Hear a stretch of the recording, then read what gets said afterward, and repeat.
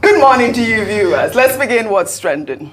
Nigeria's Vice President, Kashim Shettima, aired his views on Thursday about the ongoing prosecution of high-profile corruption cases by the Economic and Financial Crimes Commission, stating that it shows that the administration of President Bola Ahmed Tinubu is fighting corruption without interference or favoritism. Shettima made the comments during a roundtable organized by the publishers of 21st Century Chronicle in Abuja. The vice president also praised the administration's efforts in removing petrol subsidy, adding that it was the biggest elephant in the room before President Bola Ahmed Tinubu came on board, and that the federal government won't be blaming Buhari for the challenges it has encountered after taking over. And before we took charge, the biggest elephant in the room was the question of the fuel subsidy removal. It was an albatross round the neck of the nation 20 to 30 years. We understood why our predecessor made the decision to remove the subsidy, but there was no sufficient budget for it in the fiscal year. But you and I are in a position to understand how such miscalculations have played out in other countries. It's an economic death sentence. I truly wish there was a shortcut to our promised land, but the only shortcut available is to restart not by offering placebos to the nation, which I guarantee will motivate both the present and the future generation. We will start not by making a mincemeat of the Buhari administration. Governance is about continuum. He was here, he did his best, and he moved in. Our responsibility is for us to continue from where he stopped. Our promise is to wage war against corruption without interference or favoritism is being fulfilled. The ongoing high-profile cases indicate a new era of accountability. The administration's revenue drive is on track to deliver outstanding results with the continued digitization of revenue collection in all ministries, departments, and agencies. A month after the withdrawal of the fuel subsidy. All right, Ayo, I believe you dealt with this a little bit earlier on the show, but also wanted to just, allude to the fact that we had discussed this when President Bola Ahmed Tinubu attended the World Economic Forum, where he talked about, the removal of petrol subsidy. And obviously a lot of Nigerians are saying, is it really true that subsidy is really gone? But also he addressed the corruption case and the fight against, corruption, which I thought was really fair because, as we know, the Kogi State governor, who is an APC member, is facing corruption charges. But let me take some reactions from Nigerians before you speak, Ayo. This person wrote, Tinubu, I make difficult decisions. Fuel subsidy is gone. Shettima, Buhari did not get budget for fuel subsidy in 2023 budget, aka Buhari removed fuel subsidy. IMF, Tinubu paying more in subsidy now. APC is a cruise. Well, another Twitter user there goes, right now, every poor citizen is feeling the negative impact of Buhari's economic policies during his time in office as a result of his removal of subsidy and borrowing from IMF and World Bank. The poor is plunged deeper into untold suffering and searing hardship. Are we to blame who? And that's the main question. Who are we to blame if we're not going to blame Buhari?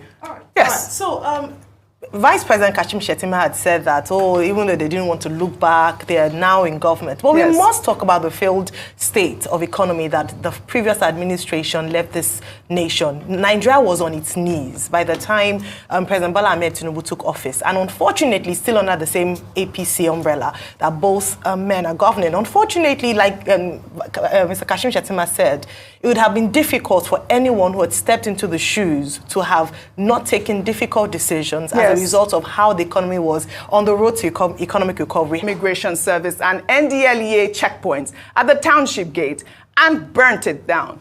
However, eyewitnesses told the Daily Trust that about 20 repentant insurgents dressed in military camouflage, wielding cutlasses, forcefully gained access into the police station and whisked away some suspects, leaving some policemen on duty, wounded. Rufai, I don't know if you did read this story, but this is the issue about repentant Boko Haram insurgents that we have been talking about for how many years now? I believe that the governor of Borno State had addressed it at one point, saying that, I believe it was in 2021, saying that, this de-radicalization program is not actually working.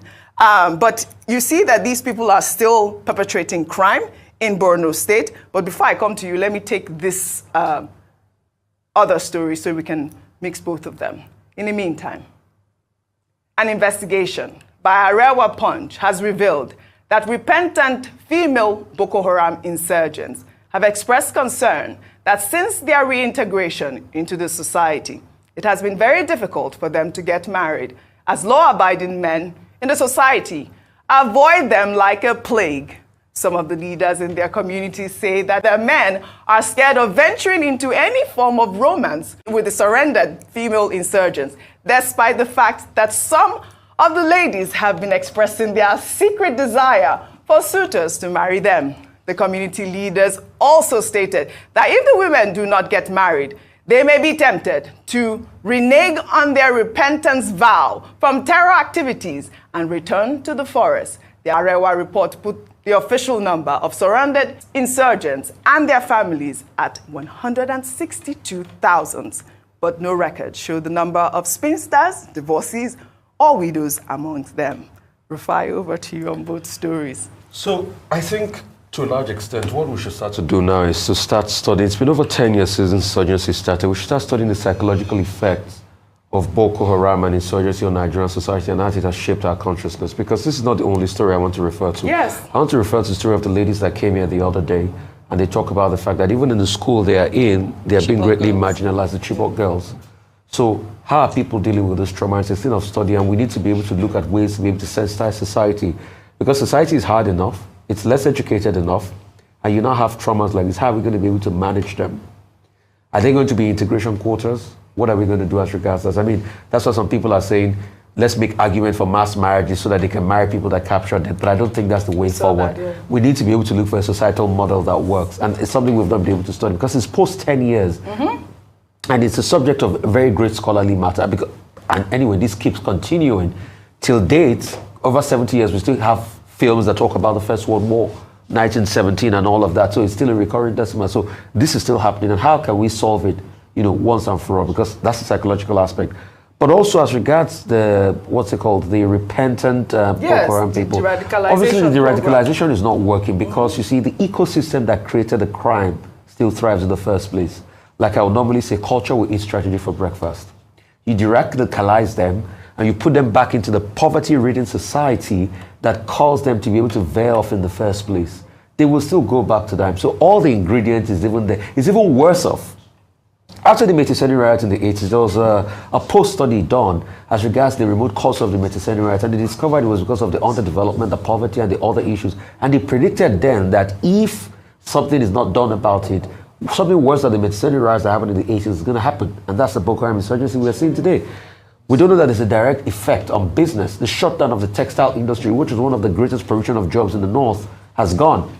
All of the business sectors, all of them have gone. And you have people that increasingly have nothing. Yes. So that's why the de-radicalization is not working. And crime pays because they make a higher markup from crime. So what do we do? Number one, the first thing we should be able to do is, apart from having the very strong approach, we also need to bring back a rehabilitation to that area and reindustrialization. We set up a Northeast Development Commission, but the question is, the North has been radically deindustrialized because of insurgency over the years and the economic situation. So how do we reindustrialize the North to be able to get a lot of jobs out? Secondly, constant education and government investment in social welfare and development, hospitals, things like that, schools and things like that. I mean, some arguments can be made for that. And lastly, we need to take these bandits and these criminals head on. Absolutely. I mean, there are some that are a hopeless case in society. There are some that will never be redeemed. Yes. So you need to be able to take on and head on and fight them, and also bolster the police system to be able to fight them. And all that thing. And most importantly, the politicians should stop giving cover to these criminals, because these are the same criminals they use for election. So it's a chain reaction in society. It's a very big topic. But you know, these repentant insurgents, I believe the Commissioner for Women Affairs in Borno State had stated that these repentant insurgents are not real terrorists. That's one of the points that she had made before. I would like to make just some quick points. Now, the newspaper said repentant yes. Boko Haram insurgents. So, well, who determines who is repentant? Correct. These are criminals. If you go and attack a police station to free people who have been arrested for engaging in drug trafficking or drug use, you are not repentant. It means you are, a criminal. However, the major point you take away from it is that this de-radicalization program put in place by President Buhari has to be addressed. Absolutely. But so far, the Tinubu administration has stayed away from it. They must not be tempted to say they are giving pepper soup and jollof rice and ashwebi to insurgents and bandits. That's that about that. Now you said repentant Boko Haram females say they are looking for husbands. Well, I understand that there is a group called the Alamein Foundation. That Alamein Foundation is preparing the data to sort them out. Absolutely. That Alamein Foundation will be hereby advised to collaborate, with other segments of society, particularly the private sector, where they have a lot of bachelors. And our rights news should be included. We have very courageous bachelors here. We have Rutus Odiri, a very courageous man. We have Rufa Hosseini, very courageous. Yeah. Let them go and demonstrate their courage. The company will support them. Who are you speaking for, Dr. No, I'm not making a recommendation.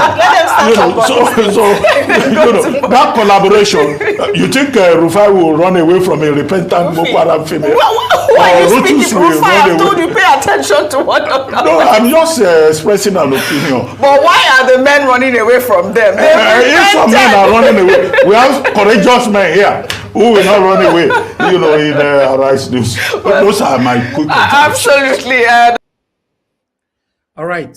Thank you, my people. I appreciate you all. Good morning, good afternoon, good evening to you all. It's good to be back here again. It's another wonderful day. Happy weekend to you all. Today's Friday, 3rd May 2024. Yes, if you're not a fine wife, if you know so you be single man, you define wife. Repentant Boko Haram women are on the street. They are looking for husband. They say they don't change, but they not agree find husband, and some of them are not, they look their face, which is very wrong. To be honest, if you be single man now, make una call into the show for connect you with one of them. Because that's what we are talking about now, because you cannot treat them this way. This is very unfair, because the government said they are repentant Boko Haram. So they deserve to have a husband. So any person that is on the comment section listening to me right now, you're part of us on the panel, and you don't have a wife yet. Reach out. More connect you to Arise. May they connect you to this repentant, beautiful Boko Haram ladies. Hi, voila, Kai. Oh, wow, this country. Hey, Nigeria. Anyway, my people, I salute to Laila. God will bless you. Thank you very much for your time with us. Mother of all Mommy Diaspora, good evening to you, Mommy. Thank you very much for all you do. Happy weekend to you. Thank you, Modi. Thank you very much. Good evening to you. Thank you, Didi Anthony, Sin TV, Nena Obona, Madam Tusabe. God bless you all. Evie Jack. Thank you, my people. Thank you, Pachai Nofe, my dear sister. Thank you, Abo Azi. Thank you, sir, for all you do. Madam Henry's Finest, Madam Martina Abasuyi TV, Madam Patricia Tagbonjomi. I appreciate you all, my wonderful people. Thank you, my people. Please help us to press on the like button and help us to share as well. I appreciate you, Mr. Johnson Emmanuel. God bless you, sir. Thank you for all you do. Nell James, Messi, Mary Gibb, Obvious Peter, Wisdom Lucky, CXL, and many, many others right there.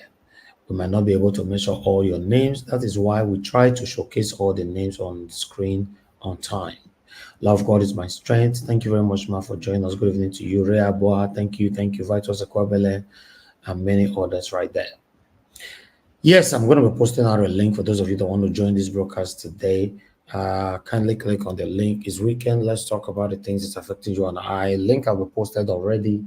Let's take this. But meanwhile, while we are waiting to do this, I would like to quickly take other. I still have one short videos for you guys here to quickly listen to. But before that, where is the video? By the way, where you did? For the found out like this, I want to see you now. Okay, I like you guys. I like you guys to listen to this youth who are protesting that EFCC is doing the wrong thing against Yaya Bello. I told you guys so many times that we have so many disgraceful youths in Nigeria who are just loyal to this satanic set of politicians. That's all. They don't care about the progress, the growth of Nigeria. They only care about themselves. Let's watch this.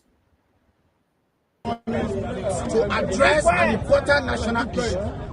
We say we have a responsibility. We have responsibility. Now they're attacking us. You can see the EFCC said we don't have right. We said they don't have right to express our... The incident occurred when about 200 protesters attempted to stage a protest at the building of the anti-graft agency, but were chased away by the officials with tear gas. The group went ahead to continue the protest at about 2 kilometers away from the headquarters, but the security personnel traced and nabbed some. It is impossible. EFCC must obey court order. EFCC must obey court order. Yes. Yaya Bello is innocent. Placards carrying protesters conveying several messages that Yaya Bello should be prosecuted and not persecuted. Earlier, an anti-Yaya Bello's group, Kogi Conscious Liberation Movement, submitted a petition to the commission calling on President Bola Tinubu to ask Governor Usman Ododo to hand over the former governor to the officials of the Anti-Graft Agency for prosecution. Compel on Yaya Bello to come. He's hiding there in Lugard House. He moves when Ododo moves. The governor convoy is not immune. It is the person that is occupying the office of the governor that has immunity. Yes. And we are saying that we shall not rest until justice is being served on those who have taken away our common patrimony. Simply what Yaya Bello to do is to answer to those charges. We are not concerned about renting crowds or getting people to speak in our favor. No. On Wednesday, the Economic and Financial Crimes Commission had served a copy of the charge sheet of alleged fraud to the tune of 80 billion naira against the immediate past governor of Kogi State through his legal team. Bello was absent from court for his arraignment on a 19-count charge of alleged money laundering to the tune of 80 billion naira. Funke?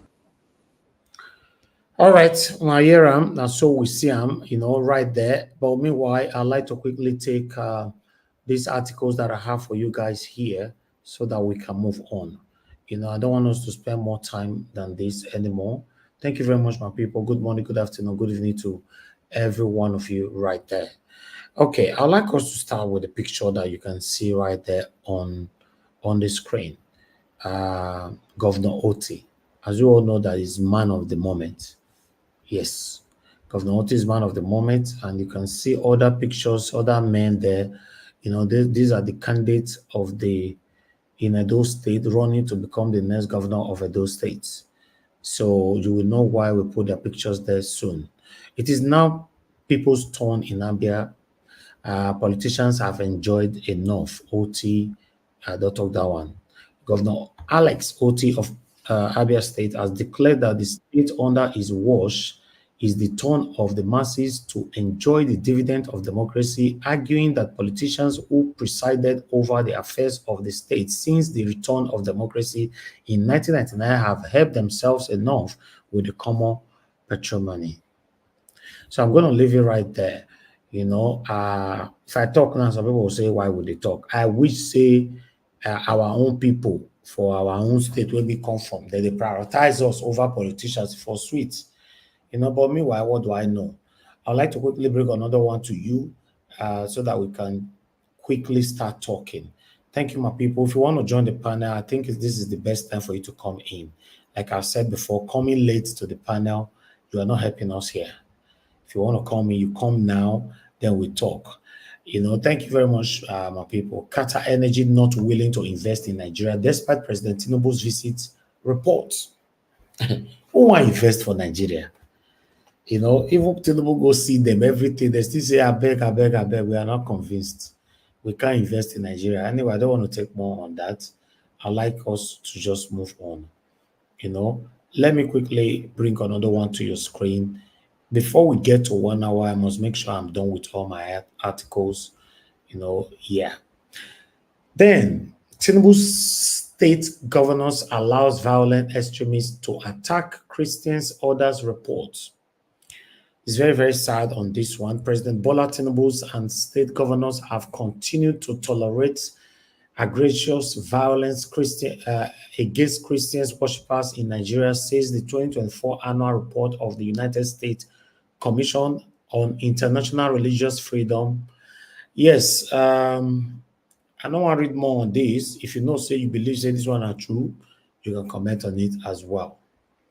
But meanwhile, we have just 2 more to go. These 2, let me bring it to your screen. EFCC said EFCC does what he passed them.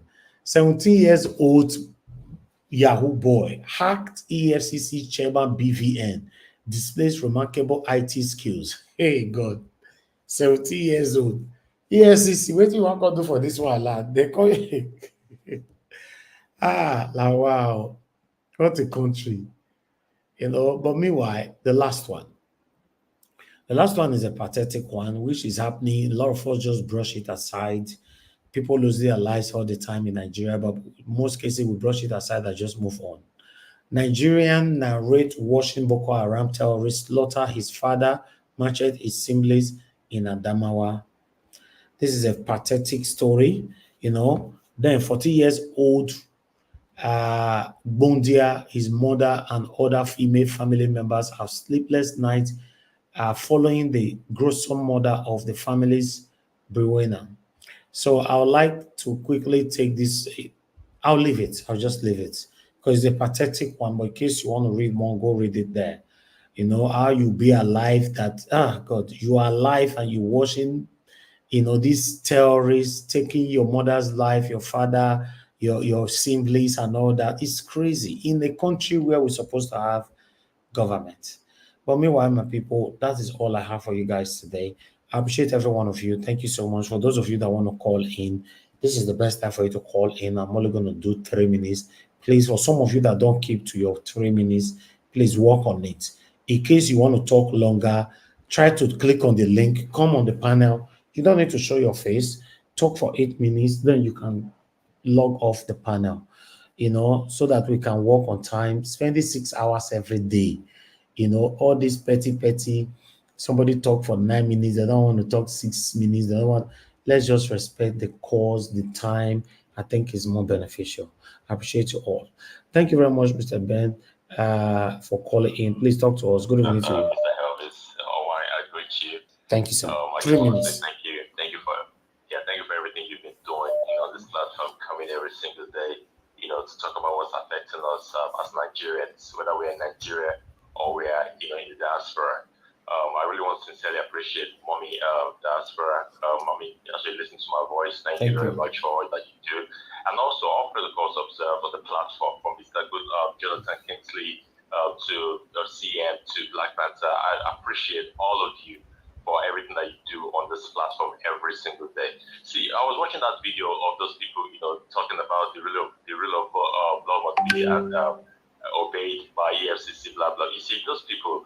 Now then be the problem of that country, and that's why the country will move forward. Because as long as we have psychopaths like that who would sabotage the companies, the country's democracy for their own personal gains and their own selfish gains, the country is not going to move. It's not going to move forward because a lot of people there are hungry, and the politicians already understand that once you give them stipends, you give them 20K, 30K, whatever amount of money you can imagine. They would pander to the yearnings of the politicians. So our politicians, they don't already know the in court.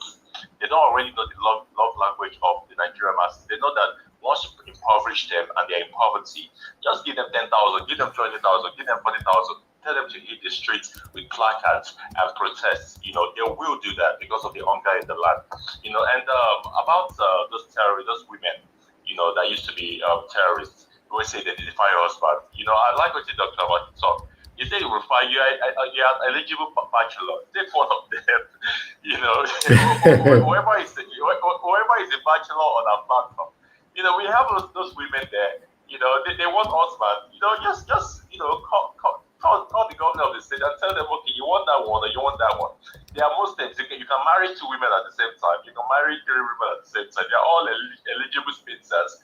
So I will encourage our platform members. If you're listening to my voice now, just call the government and say, okay, you want this person, you want that person. They will willingly give them to you. They are eligible spinsters.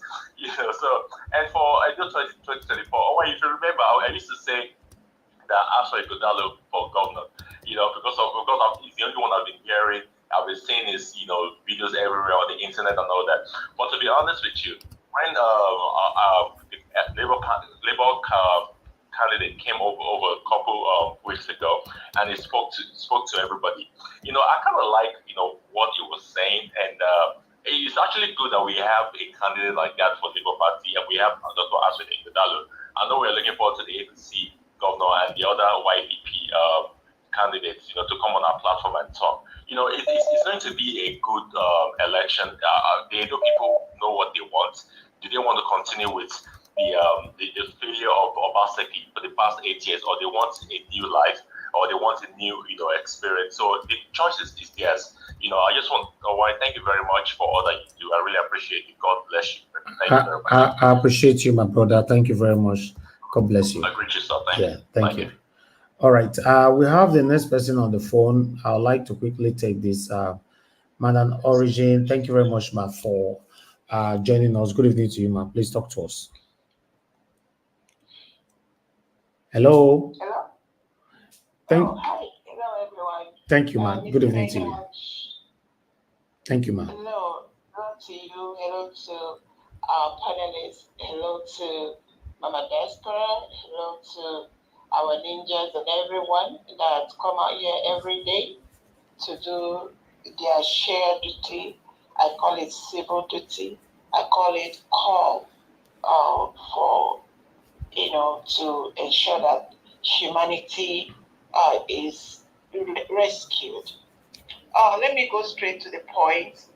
You see, this is my thought. This is what I'm seeing.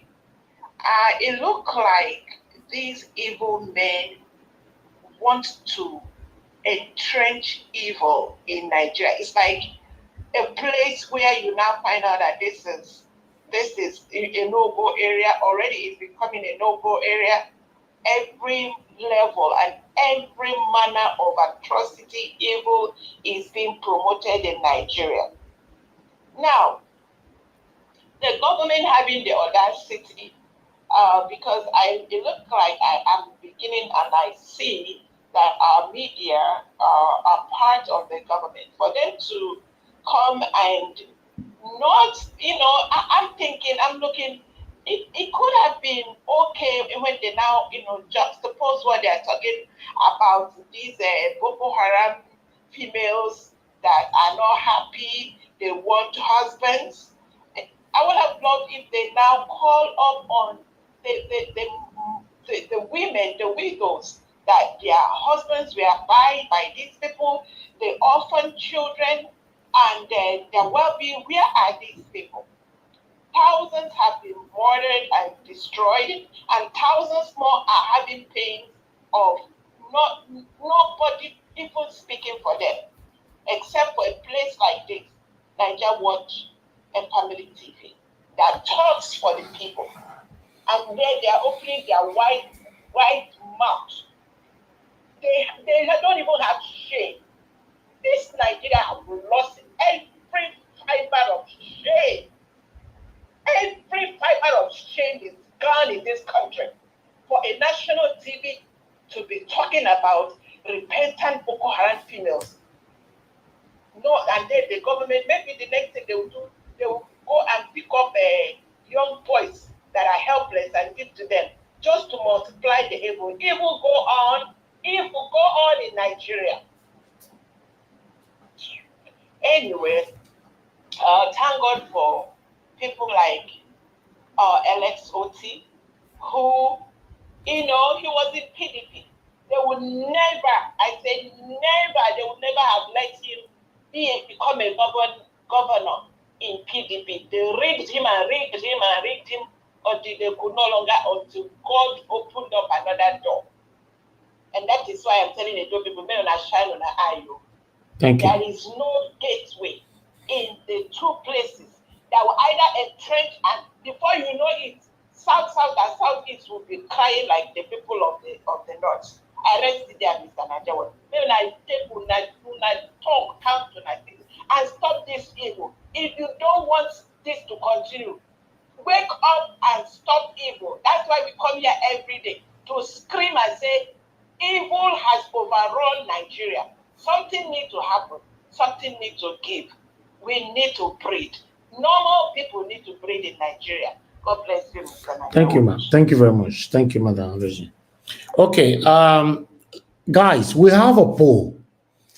I think we should be doing more of this. We have a poll right there. For those of you that are advocating for Olumide Akpata, Dr. Aswai Godaro, and Senator Monde Baolo, this is the opportunity for you to vote. At the end of the broadcast, we'll bring the vote here. Let's see if we can have our winner on this platform, repeatedly. We're not going to judge by today's vote. We are going to continue to showcase this so that we can see. The vote is right there. When they say, I swear, we want to see una vote. Because 48 people don't vote now. Wait till me they see for there. But may not understand though. 48. Now don't vote now. So we're gonna the vote. 54 don't vote now. So I'll leave it right there so that I can concentrate. I appreciate every one of you, my wonderful people. Let me come to the people on the panel. I would like to start with Jay Olisa. Jay Olisa, please tell us where you join us from. Good evening to you. And is it your first time on the panel? Unmute yourself. Yeah, this is my first time on the panel. I've actually tried to get to the panel for quite some time now. I've been watching you for the last couple of years. I'm calling from Canada, actually from Calgary, Canada, just like Jonathan is from Vancouver. Wow. Yeah. Thank you very much. Please talk to us, on what we've presented today. So, Nigeria. Trouble never ends in that country. It's been a struggle for this country, and it continues to be a struggle for this country. With the Abia State governor, I really agree with this guy. This guy is going to be one of the best people in Nigeria. And the reason I say that is the fact that it takes the people to heart. It's not about him. It's about the people. And when we talk about the Edo election coming up, I would have people in Edo State to take a look at the person that will actually represent the people the most. So saying that, if you don't mind me digressing a little bit, I've always, I've been to some platforms, I've joined a few groups and all that, and I always come to let people know what the real issue of Nigeria is.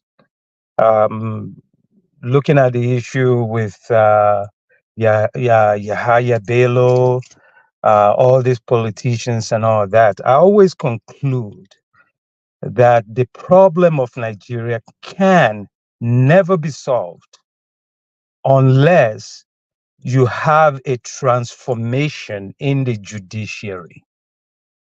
The transformation has to take place.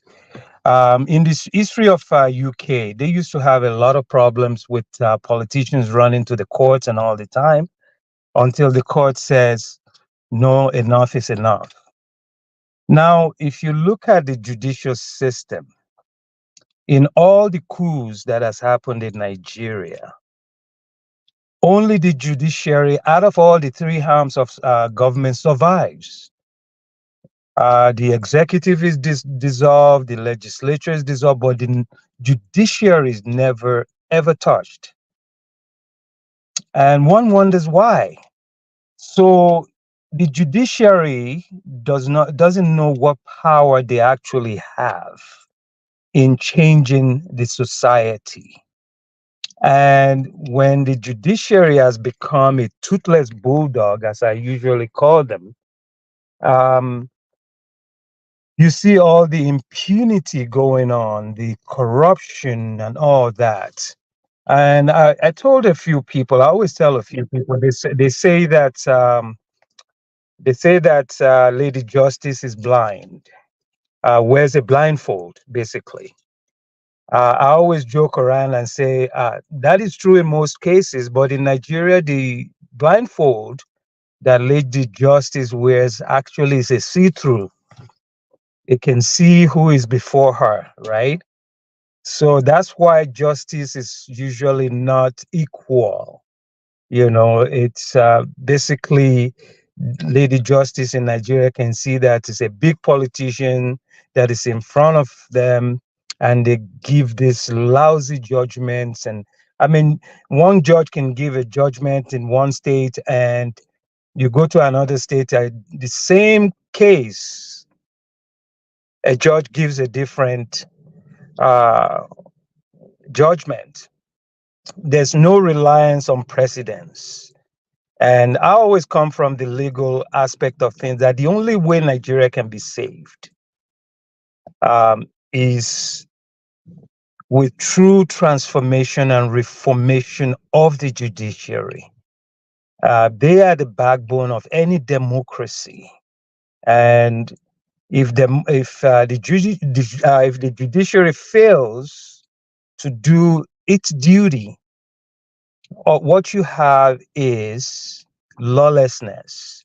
Nobody obeys the courts. Nobody obeys court orders. You see the case with Wike and all these people. They just don't have any respect for the law. So everything runs like a jungle, as Trump once said about Nigeria, you know. The SO countries, you know. So I don't know if my 8 minutes is up, but and then you have 2 minutes. Yeah, and then you see that with the police arresting a guy, keeping him for 5 years. Nobody knows where he is. Nobody knows whether he's alive or dead. The impunity, you know, and what causes the impunity? What brings about the impunity is lack of strict judicial system. Nobody gets punished for disobeying court orders. Nobody gets punished for doing wrong. You know, a guy that steals a pot of soup can get convicted before a guy that steals billions and billions of naira gets before the court. You know what I mean? And with the vice president coming out saying that they are fighting EFCC, they are fighting corruption and all that. I mean, that's just a bunch of blue la la, really, because you have a whole bunch of people in government, currently in government, that have done way worse, you know, and they.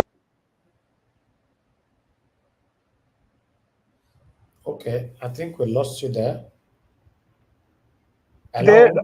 Hi, did you lose me? I'm back. Oh, yes, we lost you for a second. Oh, sorry about that. Round up now, thank you.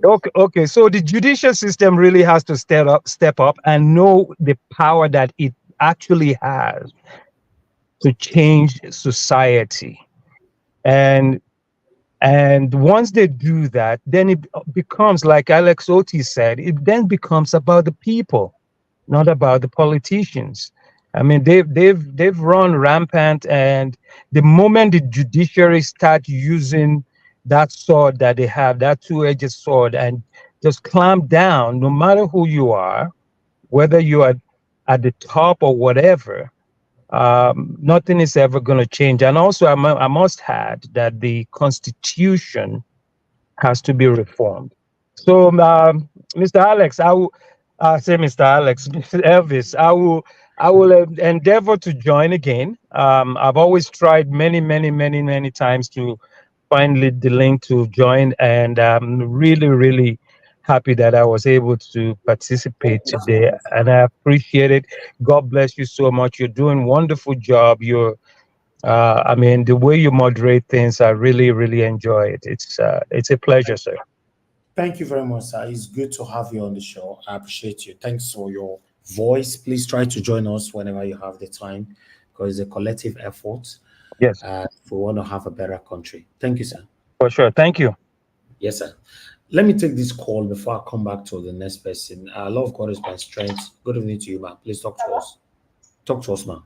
Oh, thank you, nice as much. Thank Good you. evening. Am I clear, please? Yeah, you are good. You are good. Thank you, ma'am. Thank you very much. Thank you. You see, like that was here, but anytime I'm coming back from somewhere, and I always have my ear keys on to hear, I always, I don't miss it, even if I don't call. You see, Nigeria's situation is so annoying that even as I was sitting on the train, I was hitting my leg on the ground. It's painful. What kind of a country are we in? We are talking of something serious. People are being hurt. People are losing their life,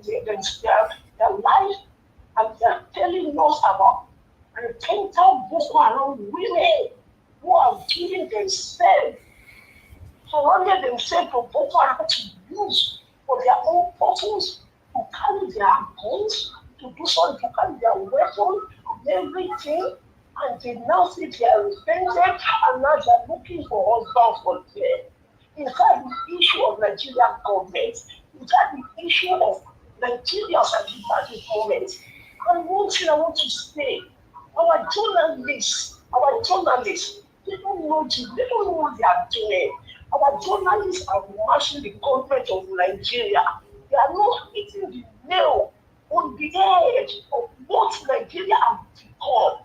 We are talking about Nigeria is going down the drain. Since Tinubu came in, they have not done anything. They do specific projects that Tinubu has done for Nigeria. The student loan has been withdrawn. Everything. Can I ask a question? And I know some of the panelists will answer me. Can anybody tell me the trouble to spend it? Can anybody tell me the trouble to ask for representative? What are they doing there? They are collecting salaries. What is the changes that we see that they have brought out? What are we doing? What are we going to do like our watch? What are we going to do by people? It is time for us to know how we are going to help ourselves out of this situation. We have to talk, we have to continue talking. We need to decide what we are going to do. This has to stop. We can't continue like this. I mean, we're tired of talking about, okay, we are going to do this. What let us look for what we are going to do as action. As we are talking, we are putting in action. Because we can't continue like this. 2027 is coming. They are still going to reach it. They are still going to take it. And they are still going to prepare. So we need to start to plan. As we are coming out, we are talking, how are we going to put these people away from our government so that we can put our own people there. It's enough that Nigeria can continue this way. We are not interested in Boko Haram women. We are not interested whether they get married or not. Let them go and sort themselves out with the Boko Haram people. Thank you. We're going to put them in the house so that one day they will all go and use them with their head. Thank you, Nigeria. Thank you, ma'am. Thank you so much. Thank you. That's a huge question that maybe some of our panelists might answer that. what are the job of the Senate and the House of Rep? If they can scrap them, I think it will be better, because normally in another country they are actually doing their job. But in our country, what is their job that is visible, that we can see? I don't know. To be honest, that's a huge question. I don't know. I don't know what's their job. And these guys are collecting lows, huge salaries every single month and allowances. So yeah. But meanwhile, I'd like us to move on. Callers, please, I'd like to come back to you guys again later on. Thank you very much, my people. I appreciate you all. Let me quickly come to the next person on the panel, which is Onsu Destiny. Then I'll come to Mr. Jonathan before give us a mandate. Onsu Destiny, it's good to have you on the show, sir. Good evening to you. Please talk to us. You have 8 minutes. Thank you, Mr. Najawad. Good evening, and good evening to everyone on the panel and the commenter and the people viewing us every day. That problem is too much. The issue is, like I always say, some of us are the problem. That's why many of these politicians, they don't take us serious.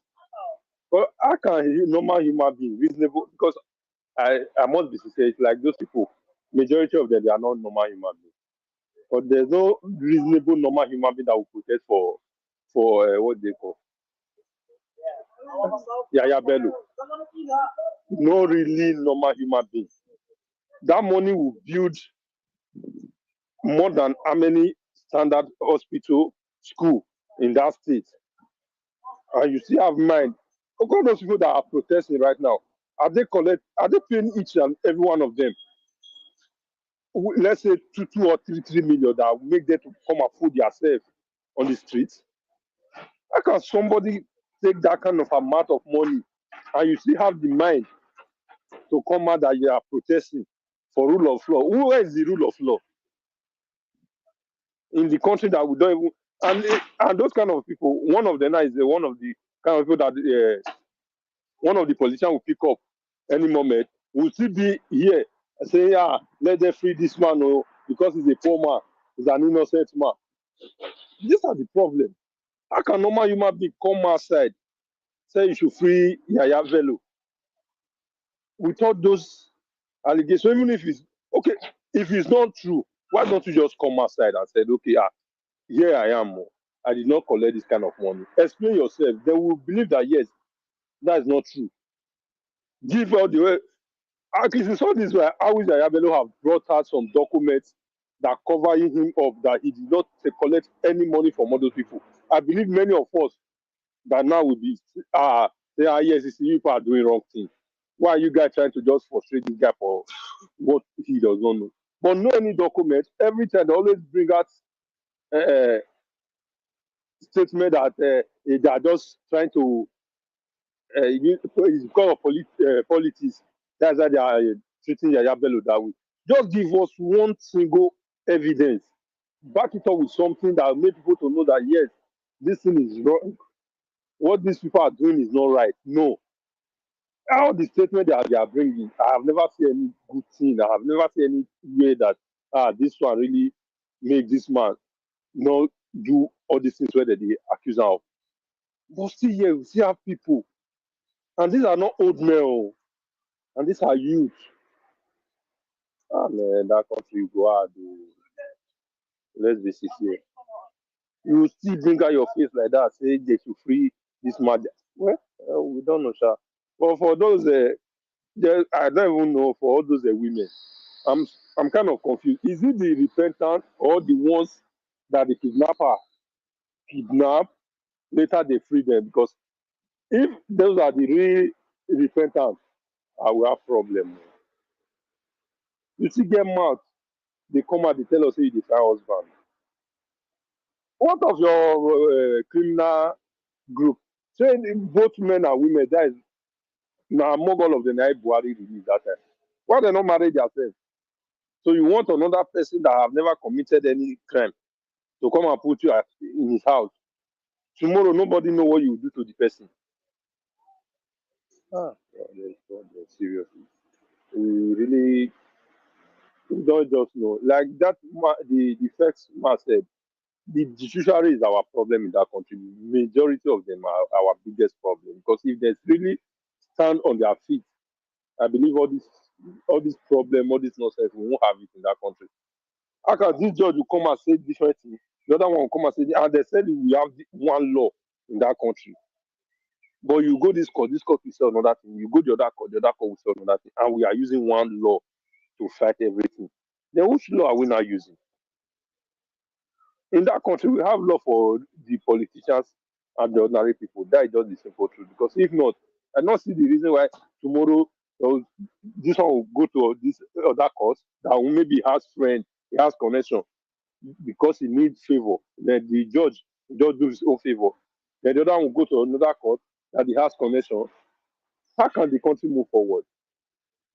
Where are we going to start from? Every day, one problem. Every day.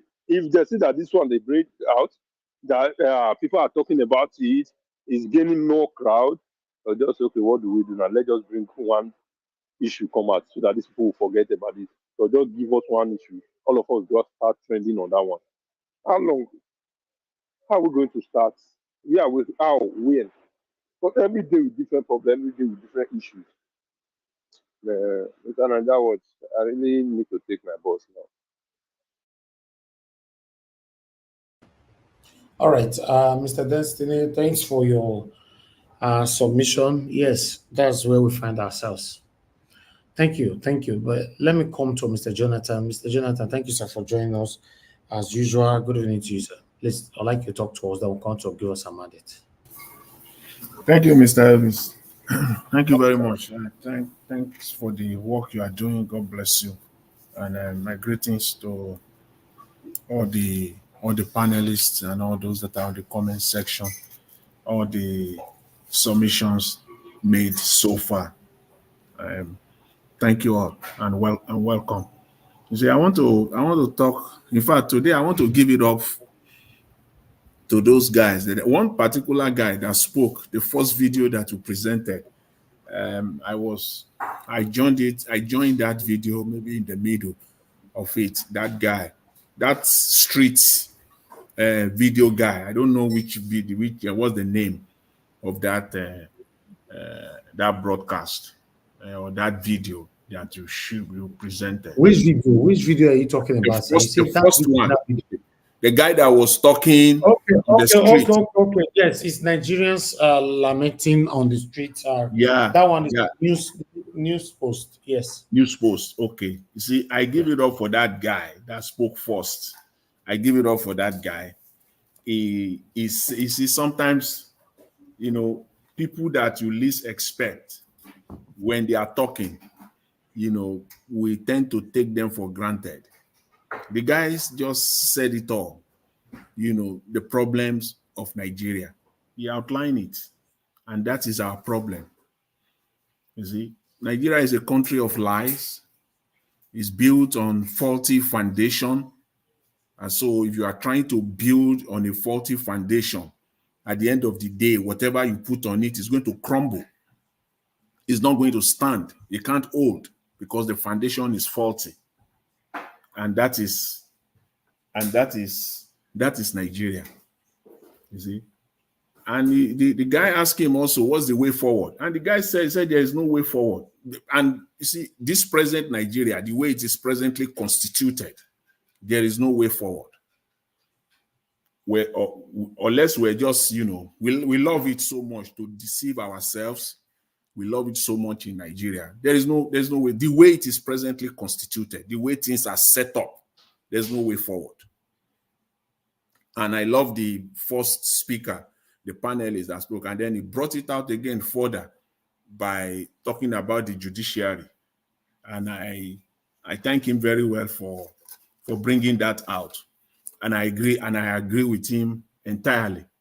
You see, there must be true transformation of our judicial system in Nigeria. And I like the word he said true. I like that 4-letter word, true. Judicial reform, judicial transform. No, true. We've had much of it in Nigeria in the past. reform this, reform that, this committee, that committee. You see, it must be true. Electoral reform, it must be true. After all, Buhari signed the Electoral Act in 2022. In February of 2022, he signed the new Electoral Act. The question is it true?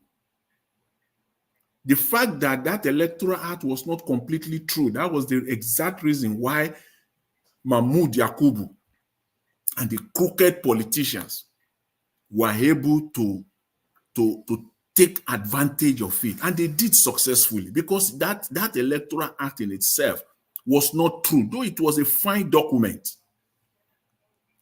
It was a fine document, but they knew exactly what they were doing, and they left those loopholes there. That is why it is not true. If you have a true electoral system with a true judicial system, see, Nigerian politicians will know for a fact, without dispute, without any doubt, that the court is not a hiding place for corrupt practices. They will get it straight. That the Nigerian court, you cannot go there and hide after you have sinned, after you have made some corrupt, commit gross misconduct. They will do it. They will go to court to hide. Until we get to that point where the Nigerian politicians will know without doubt that the court is not a hiding place for their corrupt practices, then and only then, Nigeria will start the journey of advancement and progress. Until that day, until that time. Thank you, my brother. As long as they know that they have a hiding place through the judicial system, Nigeria will not advance. Nigeria will not progress. That is why it is not negotiable. A true judicial reform, a true judicial system is not negotiable. We must have it in Nigeria. We cannot negotiate it at all. And the caller, one of the callers, I think Madam Origin, who called again, who was talking about the Senate. You know, I have to deal with all this because I have one or two things on the videos that you presented that I want to touch on. But I will quickly touch on this. She talked about the Senate and the House of Rep, the legislature, just to put it together. Why they are not doing their work. Again, we cannot expect them to do their work. We'll be naive, and we'll only be lying to ourselves if we're thinking that the way Nigeria is presently constituted, again, go back to the judiciary. The legislature system right now, they have a hiding place in the court that they can go and hide. How many of the 110 senators and over 360 House of Rep, how many of them, percentage-wise, that are truly elected?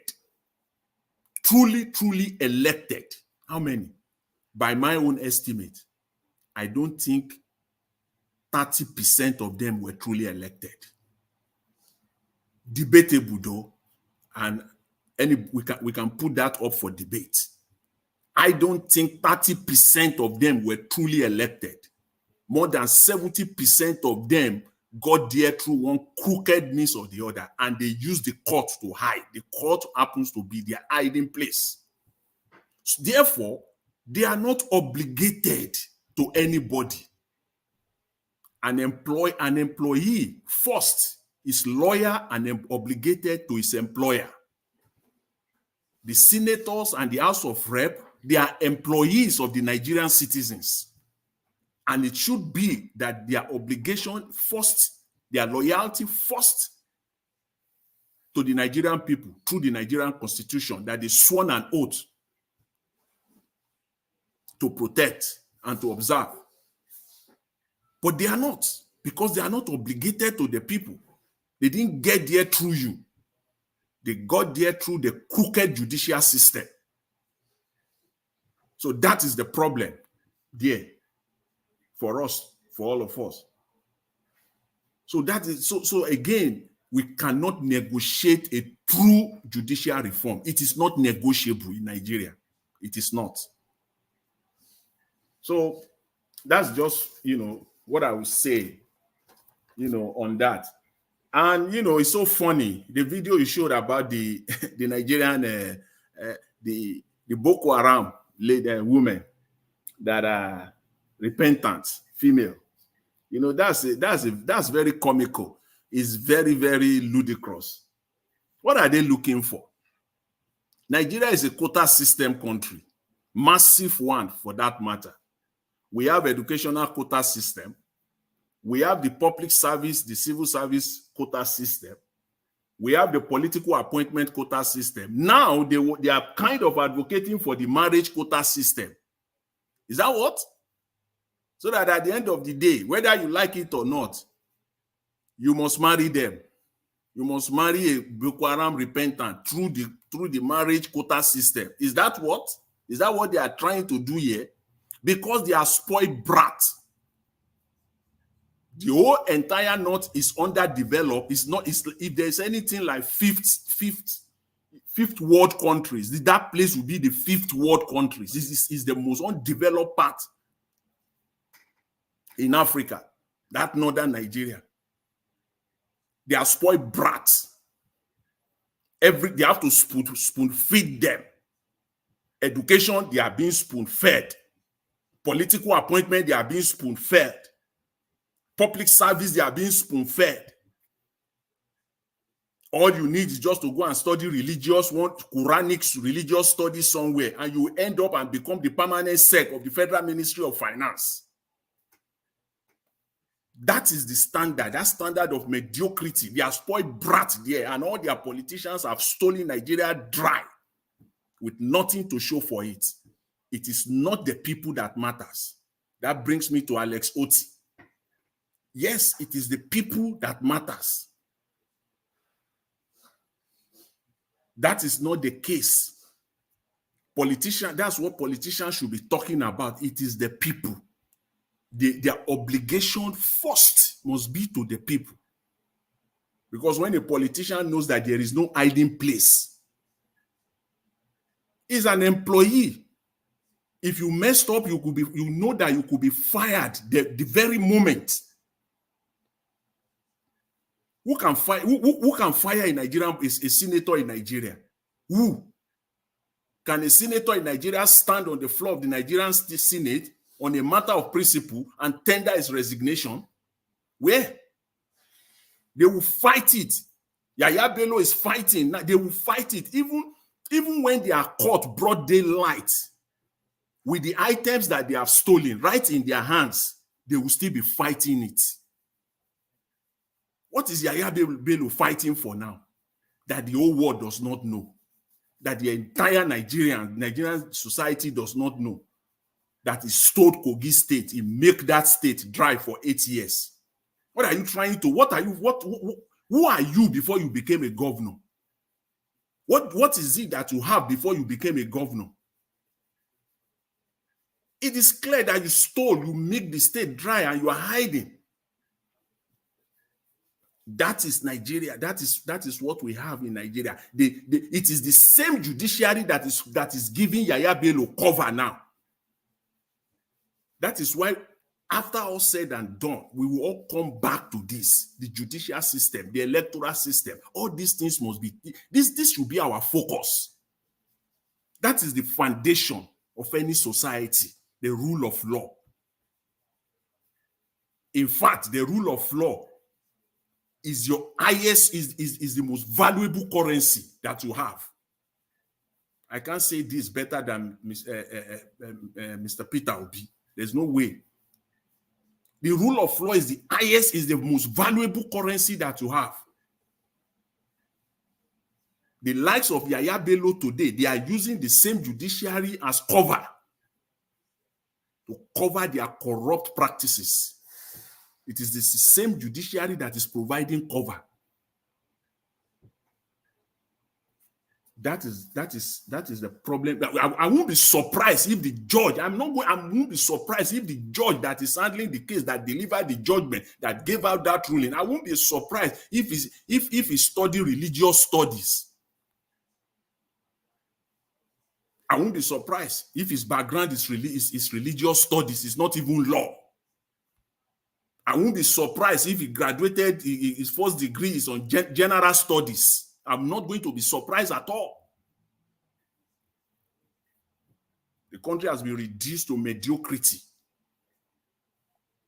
These are just the truth. And that is why you can see the government, the Nigerian government, it is always the strategy, as they say it, divide and rule. They cannot live. The Nigerian government, the Nigerian system cannot survive if the Nigerian people comes together, and they will do whatever it takes to ensure that the system does not coalesce, people does not come together.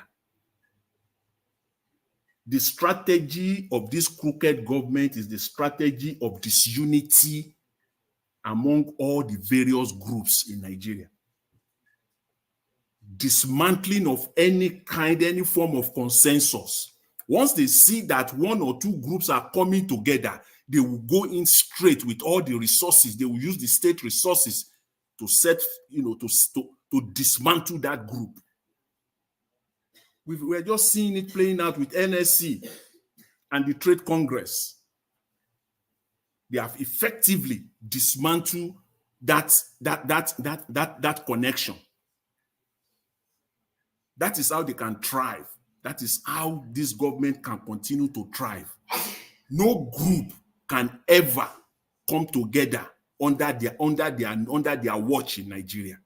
They cannot, they will never allow it, because it is a threat to them. It is a big threat. And that is exactly what the northern Nigerian wants. That is exactly what they want. They want Nigeria and Nigerians to continue to be divided. That is the only way they can thrive. If not, why will a sitting vice president, for crying out loud, a sitting vice president, Shetima, come out and say the federal government won't blame Buhari? That's a divisive statement.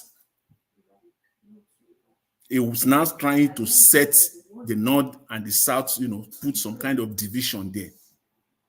Who are you going to blame if you will not blame Buhari? Is it my grandfather that you will blame? Or who? For crying out loud. Buhari is responsible. The 8 years of his government is entirely responsible for everything that was perpetrated on the Nigerian state. Is responsible for it. He was in charge. And until you bring him to book, every other thing you are doing, that you are fighting corruption, you are doing, is just a waste of time. We know. Let's just call it the way it is. We know that you are just playing the disunity card. Okay. That's the only way you can thrive. Thank you, Oga. Jonathan, please round up. So, Mr. I will leave it at that. And when you are playing that game, a president that ruled for 8 years, 8 solid years, and the country is what it is right now, and you are coming out again to say that you don't have anything against him, and you are calling for people to invest. I'm not surprised. Qatar said they are not interested in investing. Mr. Elvis, I will leave it at that for now. Thank you very much. I really appreciate it. Thanks, everyone. Thank you, Mr. Jonathan. God bless you, sir. Thank you. Okay, guys, continue to vote. We have an opinion poll out there. Click on it. Let's see what the outcome will be later on at the end of the show. I greet everyone that just joined us right now. May God bless you all. Thank you very much. Mr. Elvis. Yes, sir. Yeah, can you give me like 30 seconds to add something to what I said earlier and with what Jonathan said? With regards to the judiciary, it was Oliver Wendell Holmes that said, "A good judge makes a bad law good, and a bad judge makes a good law bad." You see, the foundation of any country is the judicial system, and it's based on the respect for the rule of law. So that's why I said that we need to have that true judicial transformation, and that's when once we have that as the foundation, that will set Nigeria on a path of recovery.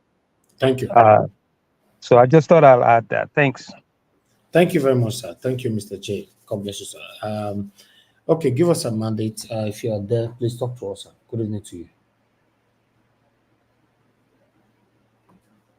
Okay, you are not there right now. Let's go to Honorable Sam. Honorable Sam, good evening to you, sir. If you are available, please talk to us, sir.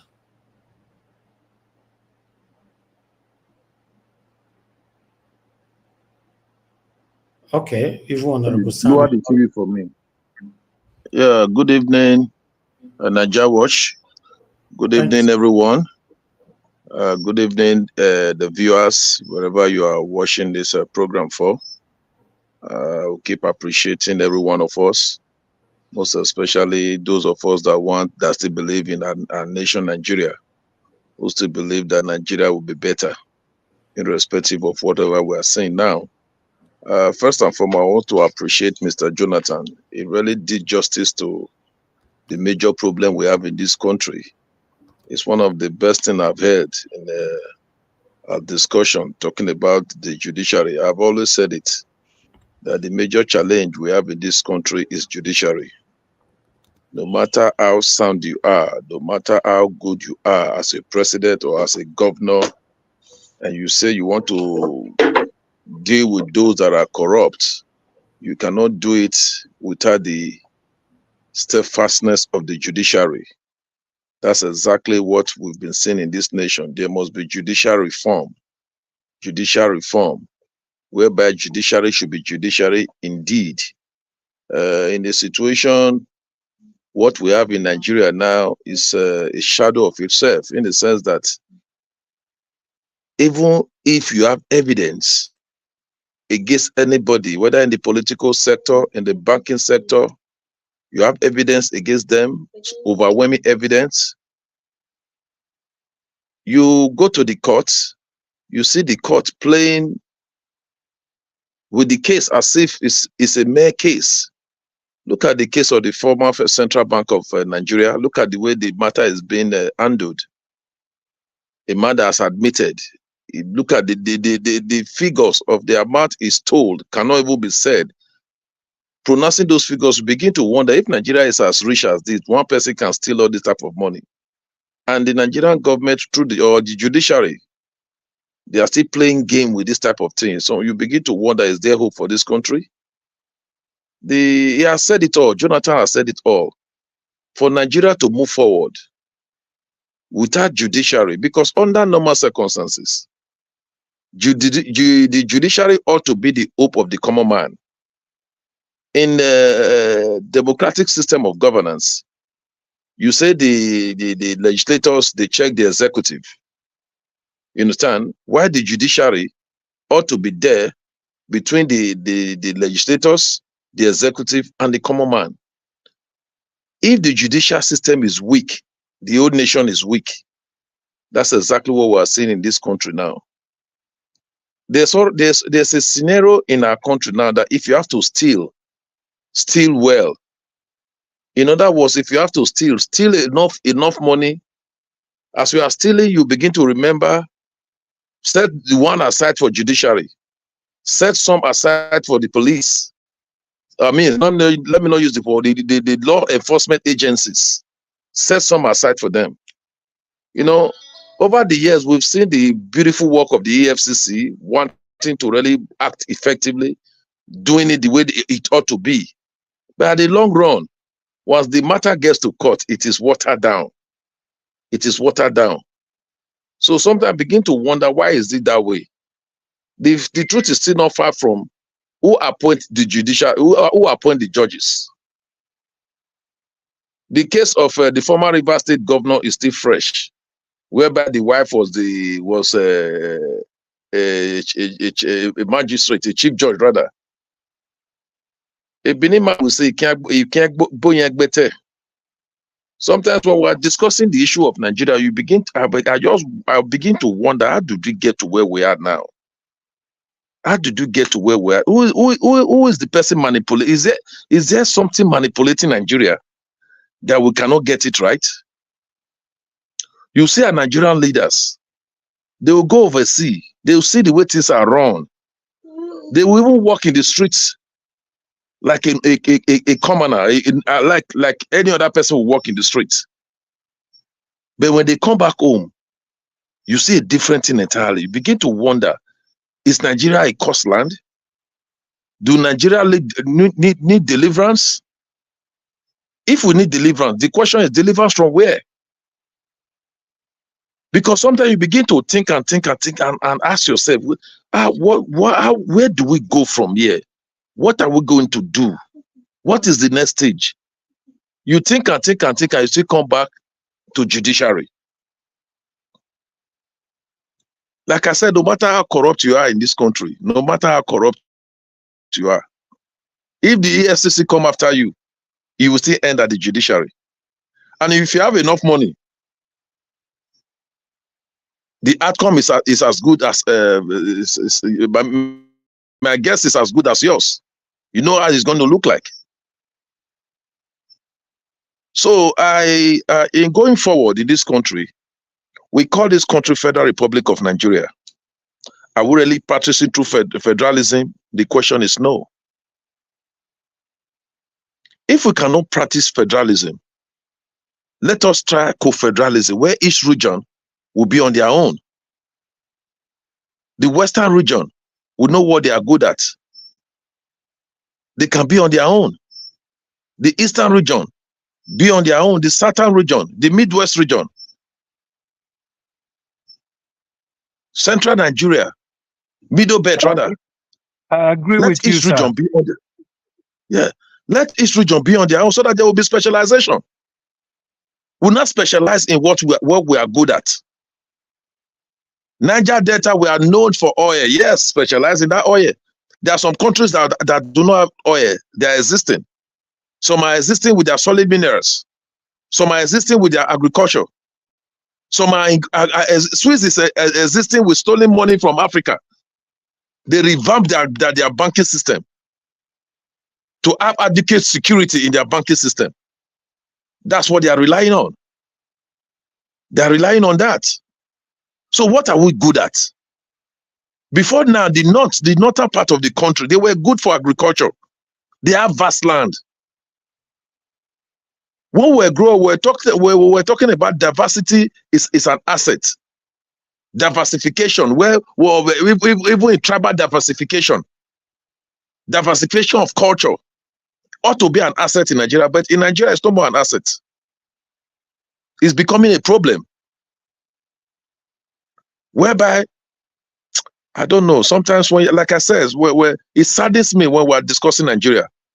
Where are the cocoa pyramids today? The Northerners, they left what they were good at.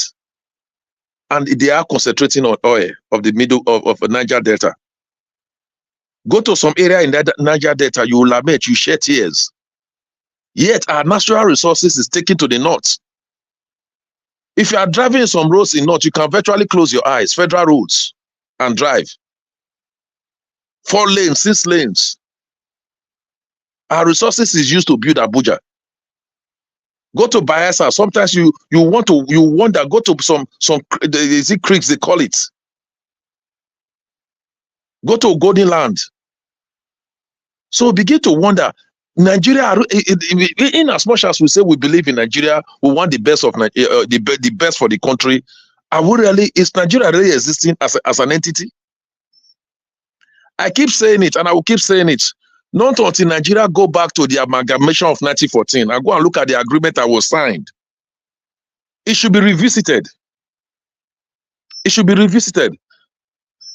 I'm sorry to say I'm on air. There are things I can't really say.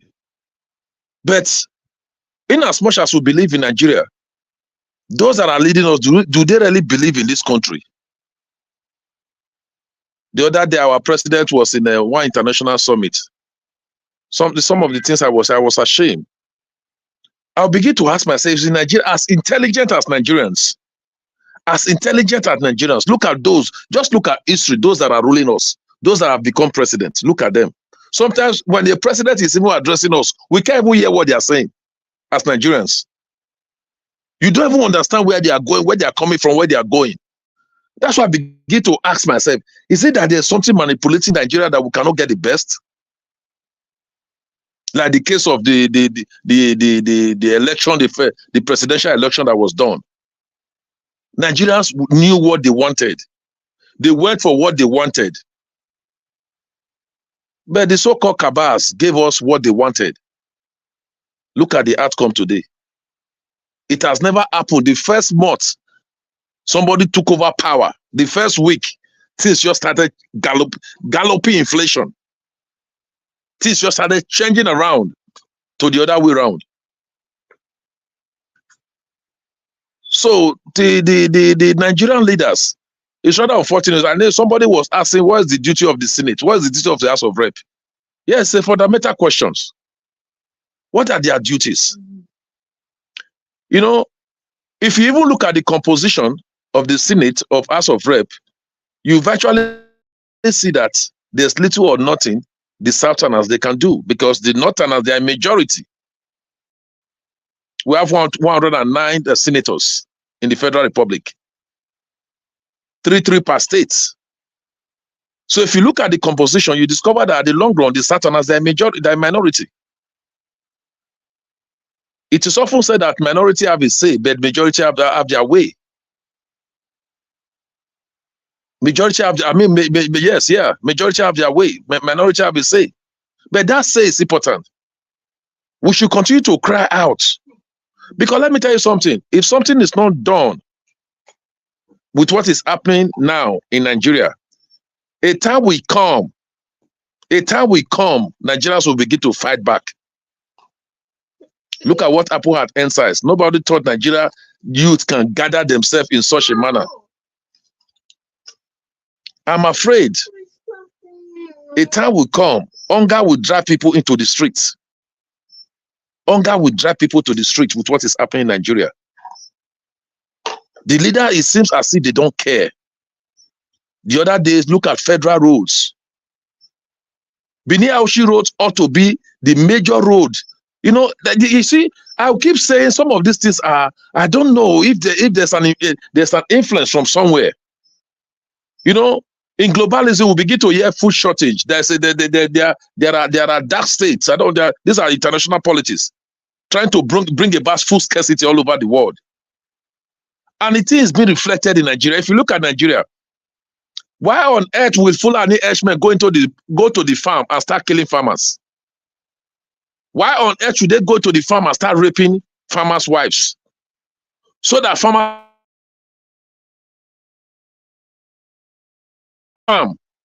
to eat up the crops, so that farmers will be discouraged. Look at what happened in Benue State. Benue State used to be the food basket of the nation. All these things were done, were planned. It's an agenda. It's an agenda. On globalism, it's an agenda. Maybe another day we'll go into all this. There are things I just want to restrict myself. Something is actually happening. There are people manipulating this country. If I say it, some of you may not believe me. There's somewhere. And some of our leaders, some of them do not even know they are dancing to their galleries. Because they help them to where they are now. They help them to where they are. Look at Jonathan. When the election that removed Jonathan, a call came to Jonathan, hand over. Jonathan did just hand over. The power that be in the world, some called him. Because they wanted somebody they know they can manipulate. Somebody they know they can manipulate. That's exactly what happened in the past presidential election, whereby somebody came that Nigeria wanted. Nigeria cried for the person. Nigeria voted. The youth mobilized the way we've never seen. I'm a politician. I've practiced politics now for over 30 years, or about 30 years, thereabouts.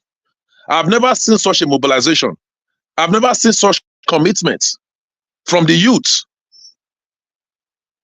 Even the election day, they mobilized themselves. Some even brought food to the polling unit. They defended their vote. They thought they defended their vote. Mahmoud assured Nigerians, beavers. They preach beavers. But what was the outcome of beavers?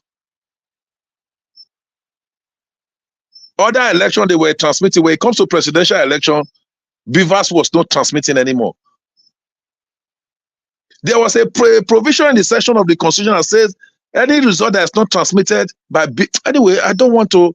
There are some cases that are produced. I don't want to go into judicial. I'm on air. But the truth is, if something is not done, these leaders that feel they are manipulating Nigeria, like I said, a time will come. Nigeria will fight back.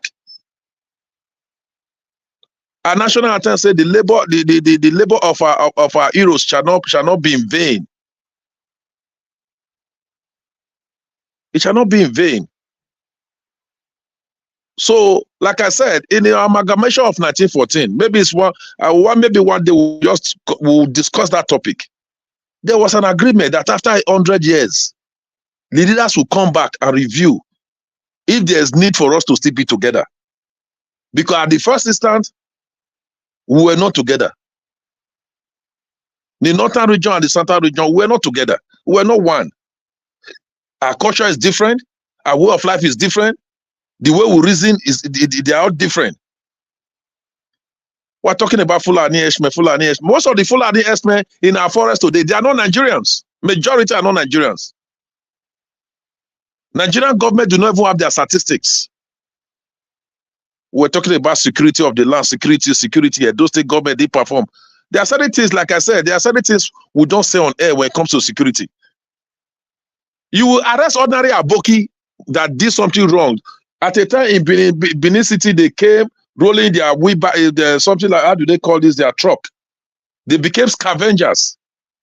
At a time, they were stealing generator from people's compound in the name of sorting for irons. There was a time they even kidnapped a child. It was the vigilante, those vigilante team that caught them. Such person, you take them to the police station. After arrest, you take them to the police station. Before you know it, you go there again. The DPO said there's an order from above that they should release. Which above? There's an order from above. So you now see that most of this head of parastatals being appointed by federal government, especially security apparatus, they were there to begin to manipulate the system. Or they were appointed to manipulate the system. But one thing is sure, one thing is certain. If things are not done rightly, like I said, I said Nigeria. I used the word Nigeria. Nigeria will fight back. Nigeria will fight back and say, when I was created, this is not what I intended to be. And when that happened, it's often said that no army in the world can stop a revolution whose time has come. I lament each time I discuss Nigeria. I lament. A country that is endowed with natural and human resources. All right, Nigerians, when they leave the shore of this country, they become genius wherever they are. Thank you. Thank you. Thank you, Honorable. Thank you very much, sir. Thanks for your submission. It's painful. It's very painful. But other thing is, if we want to have a better Nigeria, as we all are complaining right now, we should stop supporting the wrong people. To be honest, you know, you mentioned Benin Aunshi Road. You know, I would have been happy if you can tell us the role Obaseki played in calling on the federal government to make sure that Benin Aunshi Road must be sorted out. Did Obaseki come out from a national TV so many times complaining, prioritizing the people, in fact, complaining to the extent that he becomes the enemy of the government? Did he? No, he did not. So this is the problem that we have. No. You ask a question. You cannot ask a question and answer the question. Maybe I will send you some documents. I will send you some documents and video documents and the documents on what Edo State government has done or have tried to do concerning Benin-Auchi Road. There's more to what you are saying. There's more to what you are saying. Excuse me, sir. Yeah, let me finish. Let me finish. If you want to talk about the Benin-Auchi Road, the Saple Road bypass, you want to talk about all these things, sir. You're a politician, but I'll let you know that I have more details, more than you, 95%. And I can hit my chest on that because I covered all of them. We called out Governor Obaseki. We pressured him until he now came out only once on the protest that we put together on the Saple Road bypass. He now came out and he promised that this road is going to be done within the next 48 hours. There will be caterpillar here and all that, blah, blah, blah. It took us another 1 month. Obaseki could not keep to his promise. Then we put pressure on him again. You see, somebody that have done this thing, when I talk, I don't just talk here. When we come to Benin-Auchi Road, Obaseki put document together. How many people saw the document? How many people can read documents? We want to see video where Obaseki came out, pressuring the federal government to do the needful. When you talk, you see this set of people coming out to say it's not the responsibility of the state government, it's a federal road. Fine, we know. But it's the responsibility of the state government to put the federal government under pressure to do the state roads. What did Obaseki do? Show me a video, a national video, where Obaseki were lambasting on the federal government that the road of Auchi road, the dilapidated road in Auchi is killing people and destroying people's cars. We want to see that. Where is the compassion? Where is the empathy from this satanic set of people called themselves governors? This is what I'm saying. I deal with Obaseki for 4 years. I know Obaseki more than you, sir. I know Obaseki more than many of you listening to me right now.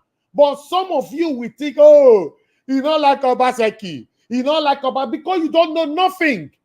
You don't know anything about governance. You don't know what is happening in your state. Nobody asks you to love anybody in power. Your responsibility and the demonstration of your of the Constitution is for you to call them out to do the right thing. You'll be loving them. They'll give you primary school. You'll be president. Secretariat will not hear word for Benin. Obaseki build secretariat. Obaseki do this thing. To be honest, every submission you gave, sir, I will give you 98% of your submission. The remaining 2% is when you mention how she rode at all. Obaseki failed woefully, spelled with capital letter when it comes to that road. They don't prioritize us. They don't care about us.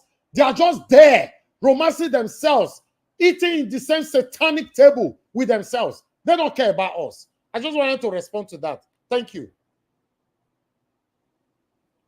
I'd like to call like I said, in due time, if you permit, I will send you some documents and some videos. I don't need documents to see the effort. Video, not documents. No, you don't expect the governor to come on air and be attacking the federal government. It's not done. It's a federal road. You can only lobby. You don't need to insult the federal government because you want federal government present. No, there are better ways.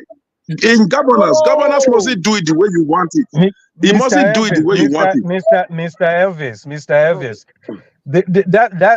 that's where the problem is. What Honorable is saying.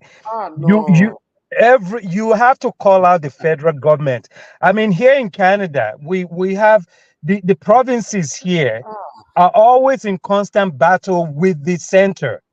They call out the center. You have to. You just can't. I just told you. I just said there are evidence. There are video evidence. There are video evidence. There are documentary evidence are better than oral evidence. I just told you documentary evidence are better than oral evidence. I told you there are evidence of what the state government how they've engaged the federal government. In the whole world will disagree with you on that, Honorable. If I were you, disagree, sir. You cannot say Hello, do you know the challenge? Do you know the challenge we are having in this country? Let us call a spade a spade. If the federal government has failed, we should tell the federal government it has failed. If the state government has failed in their responsibility, Benin-Auchi Road is a federal government responsibility. The federal government has failed in Benin-Auchi Road. You don't expect. Listen. You can only request. You can only make them see their responsibility. It's not the responsibility of the state government to do it. In budgeting, you budget. Honorable, please let me speak. If you continue to defend Satanism, I will continue to let the world know how Obaseki failed woefully. And I will prove all of them. No, please, Mr. Najawak, I take some exception to some of your language that I'm defending Satanism. Please, I take exception to that. No, that's against my belief as a Christian. I don't support Satanism, please. Obaseki is satanic. He failed woefully. He failed in capital letter. This is why Aswan Igodaro is struggling right now. Aswan Igodaro could become the best governor ever, but his hindrances right now is Obaseki. He failed because I followed Obaseki from the first year tenure to this minute. I was on ground. Anybody who know that he can challenge me on the checkmate on Obaseki, I will put 5,000 pounds. Challenge me. I have all the evidential to prove. He failed. Obaseki did road. We go back there to check the road. 2 months later, all of them were dilapidating. We labeled it a biscuit road. I have the evidence. I don't speak without listening to myself. He failed. Obaseki is a failure. If Aswan wants to win this election, he must disassociate himself from Obaseki, which I know is impossible. He failed. You cannot defend Obaseki without not getting bruises. The issue of discourse is not Obaseki. I only make reference to Benin-Auchi Road. Because I make a reference to Benin-Auchi Road to emphasize the suffering of our people. So let's not digress the issue on ground, please. No, Honorable, like I said, your submission, 98% of your submission is what Nigerians are looking forward to hear. You only destroyed that submission by mentioning Benin-Auchi Road. Obaseki failed on that road. I have my reasons. We put out a protest so many times on that road and Benin-Sapele Road bypass. Obaseki failed. Anybody call me out? I have my evidence. Tell Obaseki to sue me to court. I have my evidence. My men were on ground. We write petition upon petition. Marcus Onubu, satanic Marcus Onubu, the Speaker of Edo State House of Assembly, ignored our petitions. I did my job as a man. Please hold on, let me speak. I did my job. Let me speak now. I will forget my team. Okay, go ahead.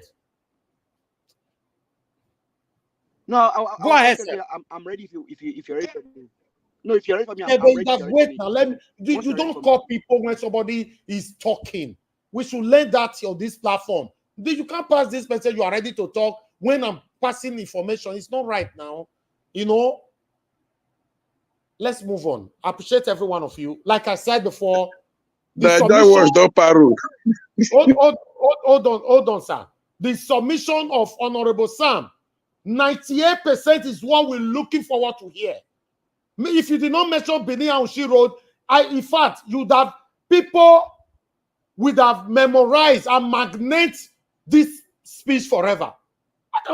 Listen, I've mentioned it before. Anybody, whosoever you are, you want to defend Obaseki, you will have bruises.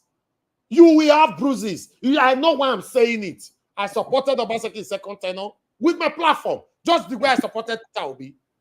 But I checkmate him from beginning to the end. Some people come to this platform, to defend Obaseki, but because they don't get to see my stand, they're not able to feel they come again because they don't have the evidences. I have it. Ladies and gentlemen, Nigerians all over the world, I have lots of evidences against Obaseki. When I say he failed, I will show you the area. Don't come here or anybody to tell us Obaseki did secretariat. Secretariat what? I can build secretariat. If you give us time, me and my panelists, we can build the building secretariat.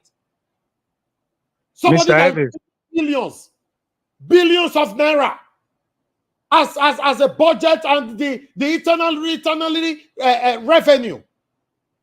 They go build one school or paint one school from red to yellow. You will be celebrating. I beg now, make una still calm down. The guy try. What a shame. The reason why I'm angry, because Honorable Sam mentioned something. He said, why is Nigeria like this? What is happening? And the reason why we are where we are, because some of us see what is wrong. We pretentiously ignore it just because it's favoring us at this moment. It's the truth. Mr. Elvis. Thank you, sir. Can I have 30 seconds to quickly? 30 seconds. Yeah. One thing that the honorable said, that it is not done to call out the federal government, is another part of what the problem is. The governors are the closest to the people. Right? They are the closest to the people. No. You said that, sir. You said that. It's not that necessary. Confronting openly, just confronting. There are better ways you can address, please. And that's the problem. And that's the problem, sir. The governors are closest to the people. If the federal government, if the governors care about their people that they are governing, right, and the federal government is not doing the right thing, they should come out publicly and call out the government. That is what a normal governor in a normal country should do, because they are the closest to the people on ground. Okay, so that's why I take exception to that, because to say that it's not done, that's the problem. It has to be done because you as a governor are the closest to the people. Okay, and what's going on, if the roads are bad and things are bad, that it's the responsibility of the federal government, and you as a governor is not calling the federal government out, that's a problem. Thank you. Thank you, Sir Jay. Thank you. I would like to put this through on that last submission there versus Honorable Sam. It is the responsibility of the state government, like I stated before, to put the federal government under pressure to do what is right in its states. If the people are speaking, there's every possibility the federal government might not want to listen to you. But when your state governor join you to speak, the federal government will accelerate. Now, my question is, what did Obaseki do to put the federal government under pressure? Must you insult them? Nobody's asking to insult anybody. What did Obaseki do? What did he do to put these people under pressure? Now, Bini and Usheru, now people, now that they showcase for our rights, evil till now they still showcase till today. When Obaseki is leaving office in 8 years, what a disgrace. What is this lady from Kogi? I forgot her name now. This lady from Kogi, she's now in senator now. Natasha. God bless you. Natasha is not from Edo State. I have the video. Natasha came all the way to Bini Aushi Road. She repaired the road with her own money, and she's not from Edo State. I have the video. I will play them on this platform. If anybody dare me, she's not from Edo State, and she lambasted on Obaseki. That Obaseki is supposed to be the one that will do this road and ask for reimbursement from the federal government. Somebody that is not from Edo State. Now we are saying that Obaseki, there's a better way you can. What better way, sir? What better way, a road that is already taking lives? What other better way do you need to communicate for this road to be fixed? It's painful though. We have a long way to go in Nigeria. All the questions that we are asking, we all know the answer. We have a long way to go because some of us don't want to speak because you will die. And you are still going to die anyway.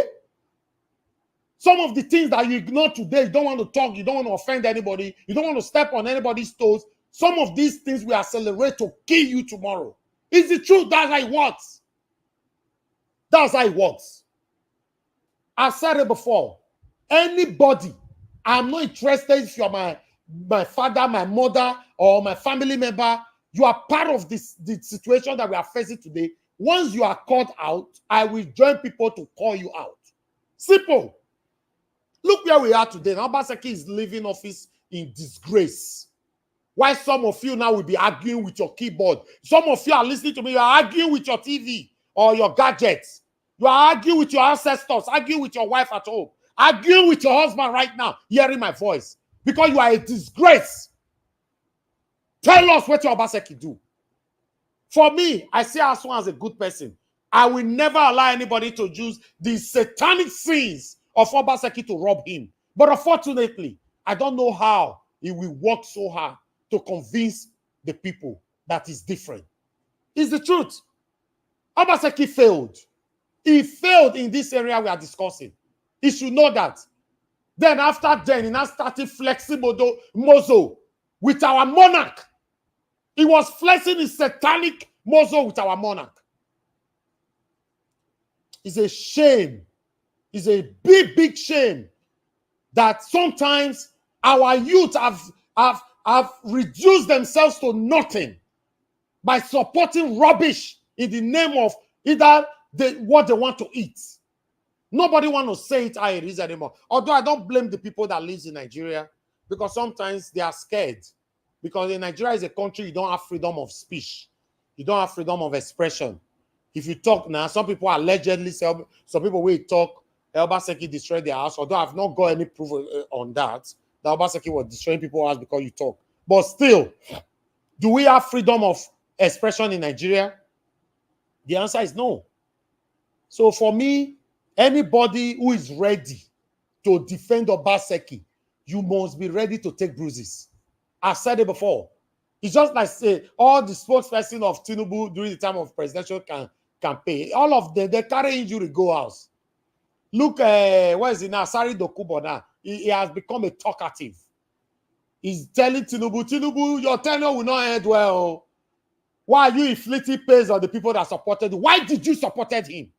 Did you actually support Tinubu because you want Nigeria to be better? Or you supported Tinubu because of a selfish satanic interest? Now, Tinubu has decided that he don't want to work with you because you are satanic. You are not telling Tinubu, your tenure will not end well. Asari Dokubo should be jailed. He should be in prison by now. With that statement alone, if not because of the continuous practices of nepotism and favoritism that we all are practicing. People like that should be picked up.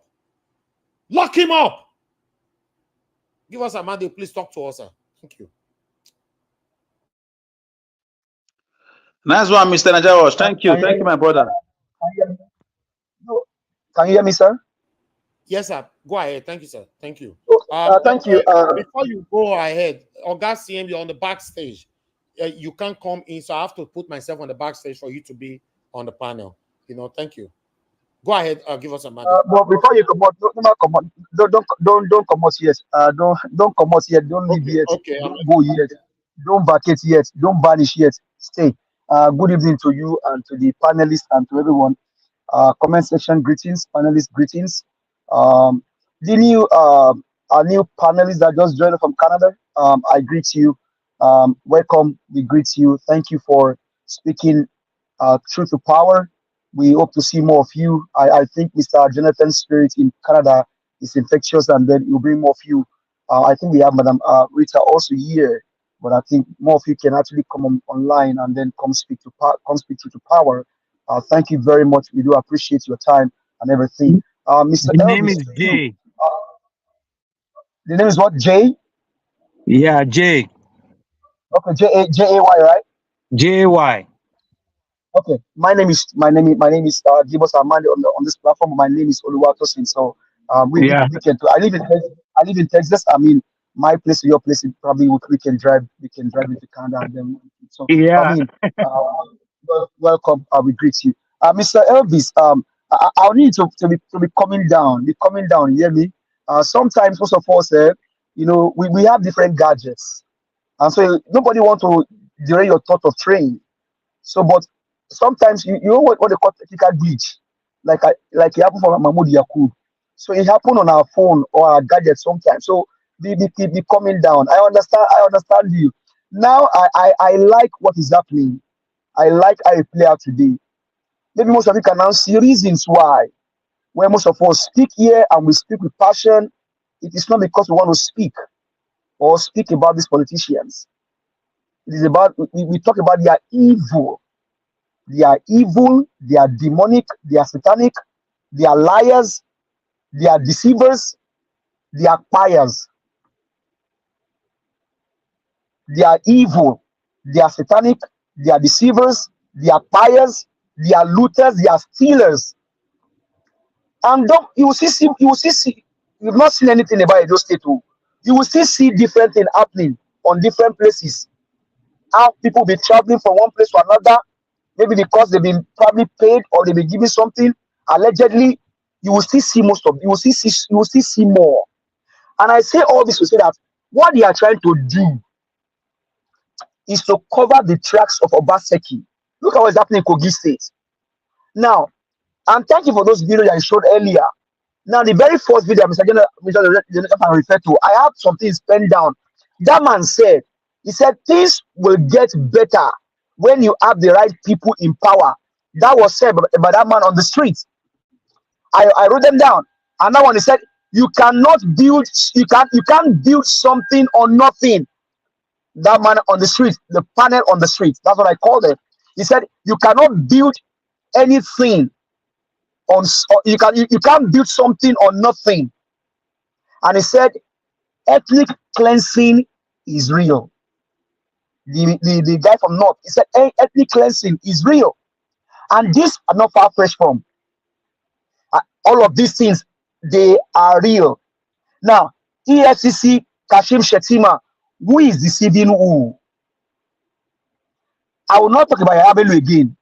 Because for me, the federal government know how to arrest Yabelu. If they care to arrest Yabelu today, they can do it.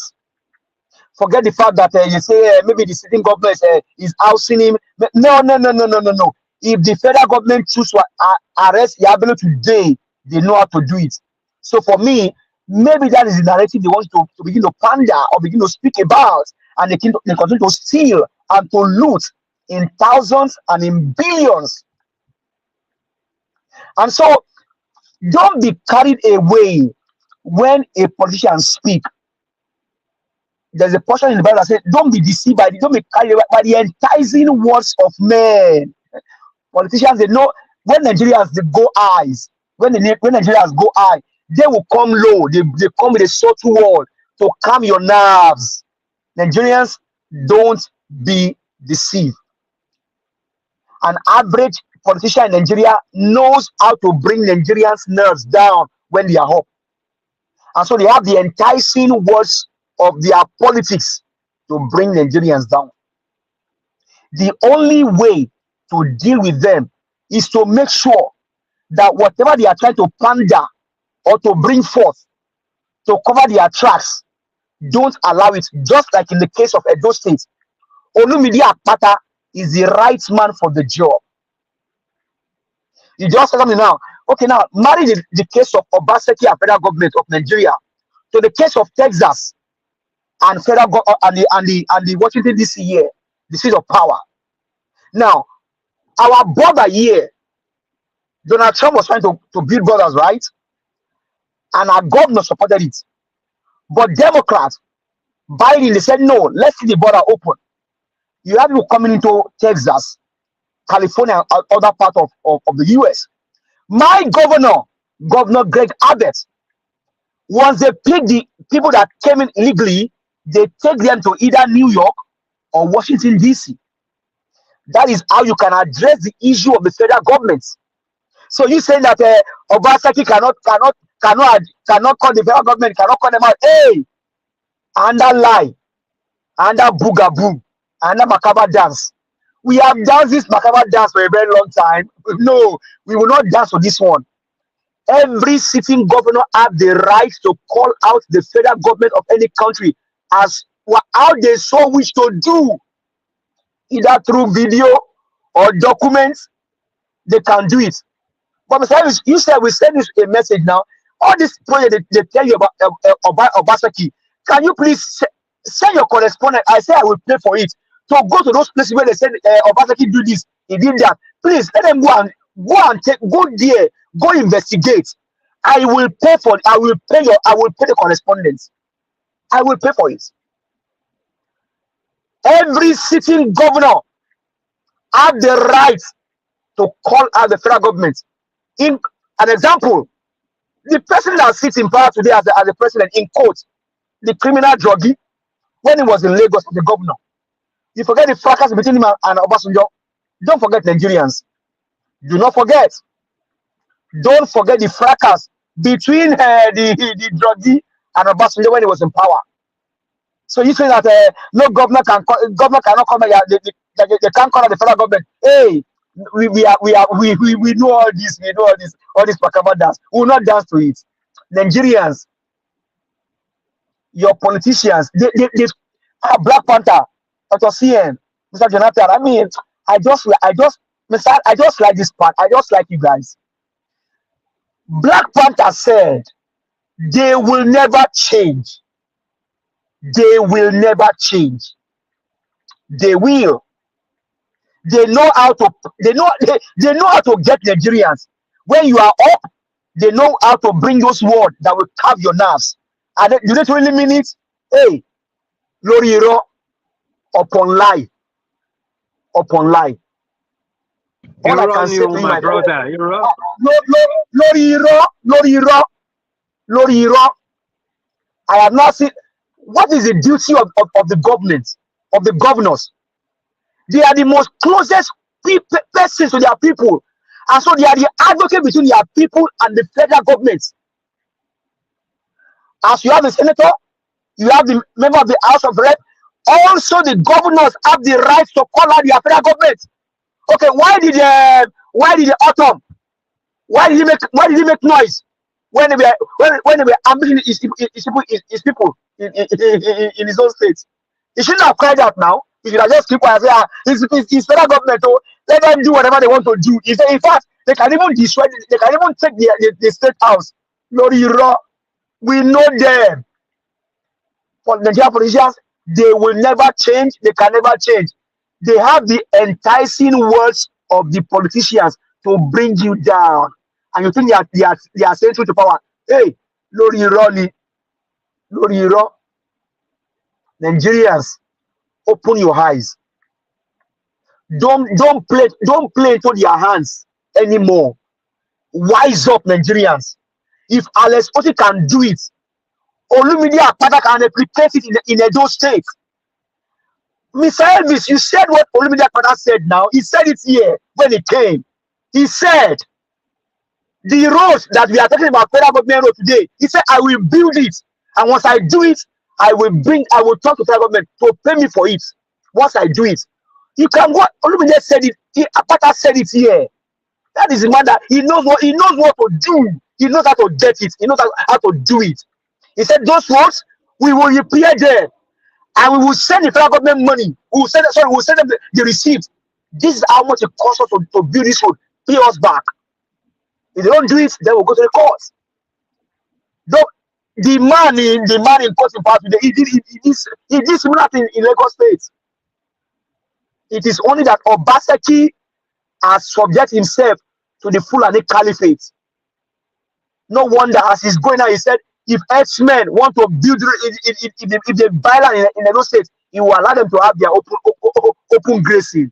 What a wickedness. Olumide Akpata said here that if you have to govern the people, you must have love, you must have empathy, you must have compassion.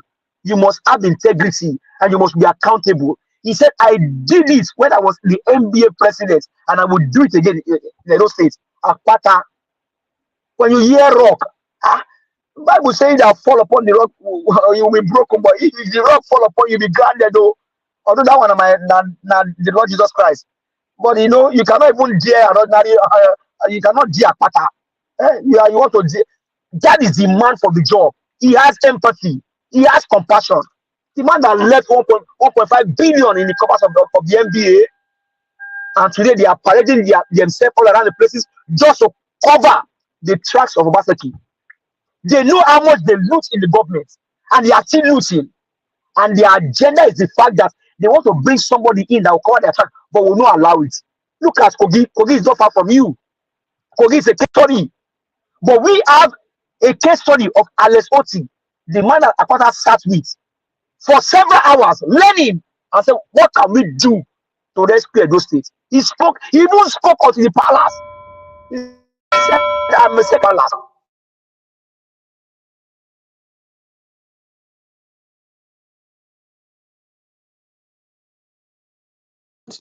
Don't let them get anybody. Don't allow them. Give us a mandate. Give us a mandate. Thank you.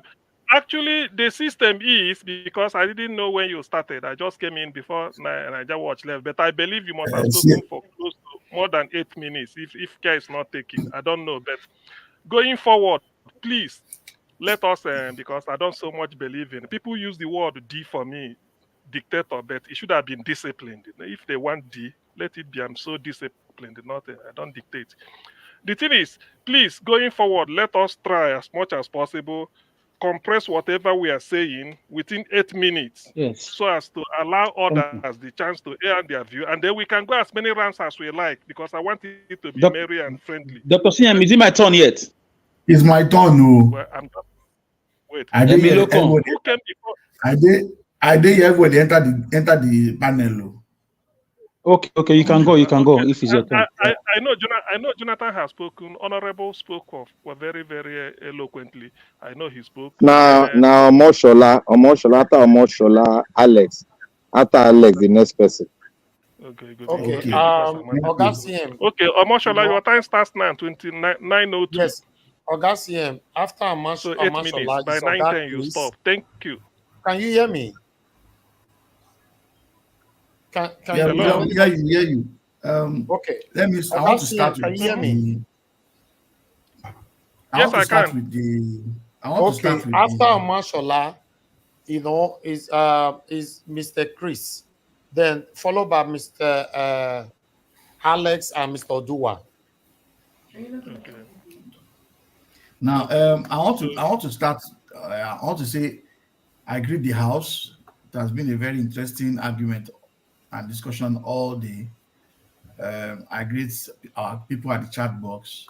Mommy Diaspora, I greet you. I hear you. Thanks for always being here. At least we know that there's a mother following us, and there is hope that our mothers are still with us. The president is saying he needs investment. Nigerians are investing, and you are destroying it, and you want a foreigner to come and invest in your country. Tinubu, it is obvious that you don't even know what you are doing there. You just wake up in the morning and just start spilling what I don't understand. Who wants to invest in Nigeria when a Nigerian is investing in your country and you are destroying it because of a road? You're talking about you're looking for investment. There's no how this information is not around the internet everywhere. People that have planned for summer this year, hoping to come to Nigeria and come to see landmark. Of course, you've destroyed that visit because you want to do a road that will be abandoned. It's a pity. Dr. Anymore-Otti, I thank you very much, because at least there's seeing you as a governor. We've seen Obi has done his own. We have him in his own Guinness Book of Record of one of the best governors in Nigeria, and we can see in just 1 year you're about breaking some records. It will be nice for you to end up very well, and your people will praise you. And now maybe by the time we now have the next set of presidents that can change this country, you will join them. I'll call it Yaya Bello or Yaya Bello. Yaya Bello or Yaya Bello. Keep hiding. Keep hiding. It is obvious that you stole 8 billion and you cannot prove how you spent the money. And now you are running left and right, trying to think this matter will die down, and then you come out. This matter will never die down. If every other governors that have ruled different states have stolen money, and you think you want to join that wagon, it won't be possible. We will make it easy on you in this panel. If you think we do this panel, the entire Nigeria is listening to us. The government is always coming here. They have their spies here. We will keep singing, even though your name is not on this discussion. We will always come here every day and talk about Yaya Bello, because you are a disgrace to our generation. We keep saying the old people, the old people. You, the our generation, you are just the biggest disgrace. And then Dino already said it. You will end up in jail after you rule. It is obvious. This jail, you must go to jail. If you don't go to jail, then we will know that yes, Nigeria is not a country again. Anything that makes you not spend time in jail, then we know we are finished in Nigeria. That there's no judgment in Nigeria. One of the new panelists was talking about the statue of the lady that wears the banner to cover the face as a judge. Sorry, the Nigerian judge, that statue that has banner over his face, that his eyes are closed. In Nigeria, our own, they removed it. She's saying everything because she's also collecting the money. In our own, she's collecting because they've bribed the judges. That statue too it's also collecting money because they cannot see any. They cannot say. She cannot say she can't see what is happening. That's why I call this see-through blindfold now. No. When you say see-through, see-through, they can get reflection. You see it well. This one, she's seeing it well, clearly. This is clearly, as maybe she's even joining them to write the law. You're right. Because no, you see, in Nigeria, it is the place that strange things happen. In every other country where human beings live, I keep saying it. We are in a country where human beings live. It's only where people don't live, because I don't see where somebody has stolen your state money and you are telling them that there's a judgment somewhere. A youth, they are stealing your future. Your unborn children, they've stolen their future from your state, and you're defending a thief. You're carrying placard for a thief in this country. I can't imagine. Just imagine it is this UK. A senator has stolen money, and then you're carrying placard. I can bet you that are carrying placard, they will stone you. It's only in Nigeria things can happen. That's why we have that's a very funny scheme to take suffering and smiling. You are suffering, you are dying, and then you will not still talk because somebody is benefiting it. If you find that very well, majority of those boys there, an average politician, if you go to their house in the morning, you must always find one youth somewhere. Oga, hello, Oga, good morning. Where would they go this morning? Jobless youths. They will always be at their gates. Graduates, because you don't have a job, you can't sit there in a house or think of something good. The best place for you to go to a governor's house or a senator's house and sit down there and wait. Everybody, even as in Nigeria, if a senator comes back from Abuja, once he's around, his gate is filled up as if it's for Christmas. And this is how all the senators, all the politicians in Nigeria behave. That's why they will never take us serious.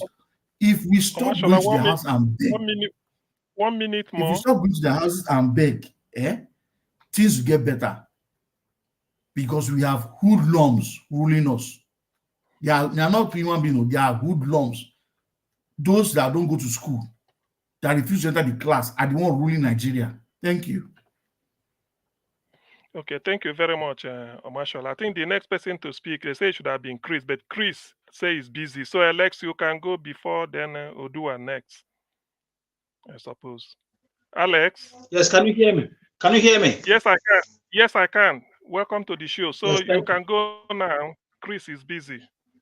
Okay, thank you. 10 Thank you, minutes everybody. past Thank you. 9. You know, I greet everybody on the panel. Thank you, Mr. Nigeria Watch, for the opportunity. I greet my fellow political gladiators, my fellow social media giants. Thank you for those that care for the voiceless. Thank you for being the Android phone of those who cannot afford Android phones in the rural areas. Thank you for being the data and the mouthpiece of those who cannot afford data. Thank you for being the help of those who cannot help themselves.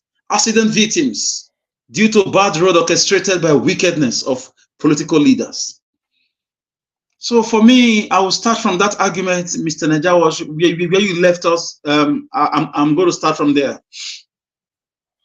Obaseki, as I know, he supervised the killing of his people through the Fulani herdsmen activities, because he had the executive power to give a press conference like Governor Otom was doing, like Governor Akeredolu was doing, like Governor Wike was doing.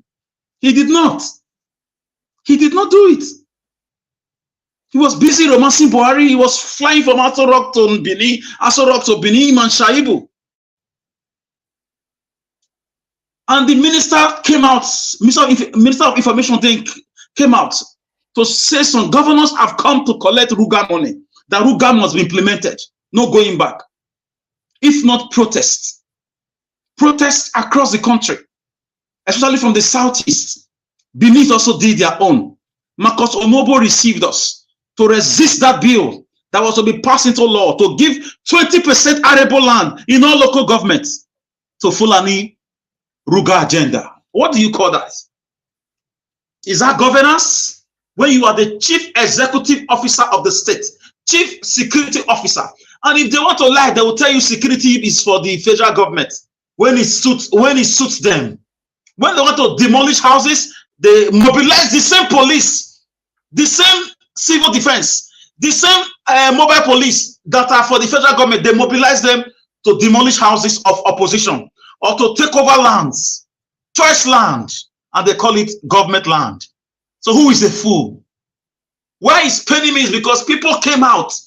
Everybody came out in 2020 for this man when he was rejected, when he was a political outcast, when the then APC threw him out.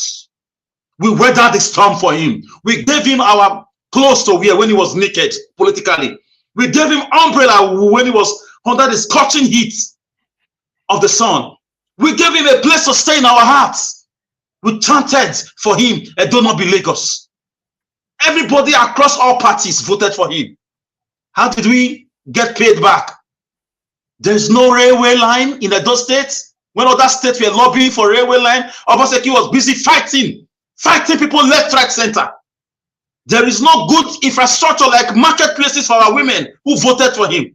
When governors were building market structures across the country, the governor of Edo State was busy fighting political opponents, demolishing houses belonging to people who brought money from the diaspora to vote for him. So what more can I say? Is it the Gele support that MOUs were signed? Now they are telling us it's still work in progress after 7 years.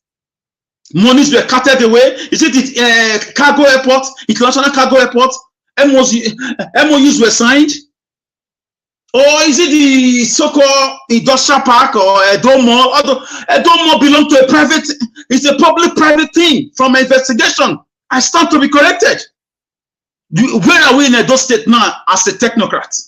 So Nigeria, I'm just trying to re-echo the failure of Obaseki. For me, they are flashing here and there some project that does not impress me anymore. When Edo's needed you, when Hesme was ravaging Edo State, you failed as a governor. You kept quiet. You were muted all through. I joined Nigeria Watch to say, if you have a video of Obaseki condemning the activities of Esme 2-3 years ago, bring it out. I will give you ₦1 million. I'm serious. There is no one video. It was only when Showery's brother was killed along Okada Benin Road. because of the person of Sowore, he came out to quickly give 1 minute and 40 something seconds press conference to say we stand with you, Sowore, this, that, just for the fear of Sowore. Because all governors were fighting back. Our governor kept quiet. As we speak, herdsmen are still everywhere right now. So because elections are coming, they are telling us they are doing something. So I just want you to know that we know, Edos are very grateful people. They are never ungrateful. When it rains, you cannot move around in Edo State. When you want to compare it, they'll tell you it's a natural disaster. Every day is not a natural disaster in Edo State. They'll tell you it's happening in Dubai, it's happening in Belgium. Anything, any small thing that happens across any Western world country, they'll tell you, it's the same thing. It's a lie. The water storm project, 30 billion that Oshomole stole. Obaseki was the head of economic team. Why has he not probed Oshomole's government or sue Oshomole to court before he even became a senator? Because he was part of the game.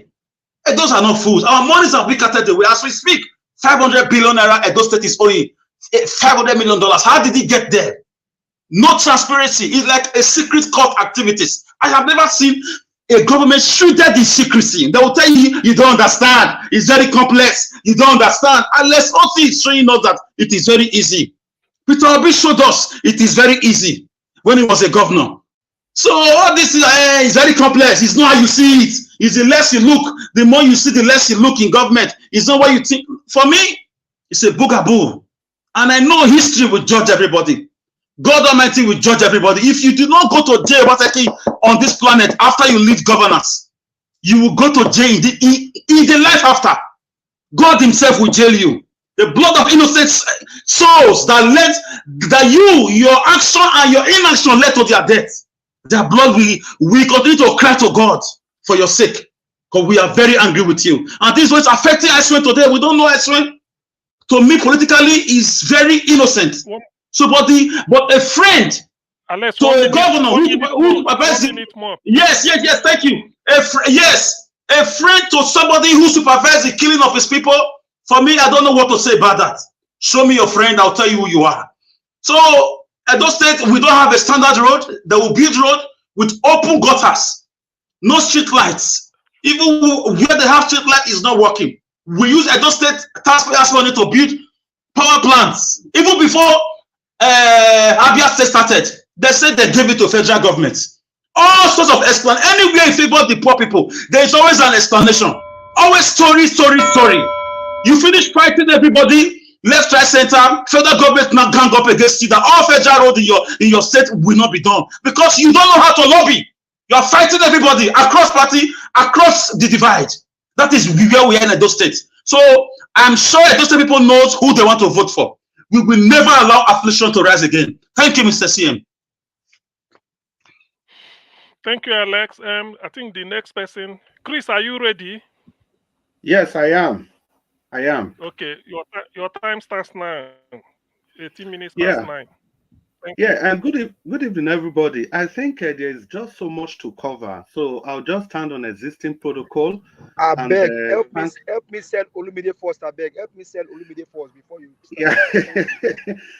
I'll stand on existing protocol and just begin giving my submission. But despite that, no matter how crunch my time is, I will always find that 10 seconds to especially thank Mommy Diaspora for all she does for this platform, and Mr. Ninja Watch for being there every time, for giving us the opportunity not only to voice our feelings, but for being completely neutral on all issues when it comes to politics, and for standing up and speaking the truth.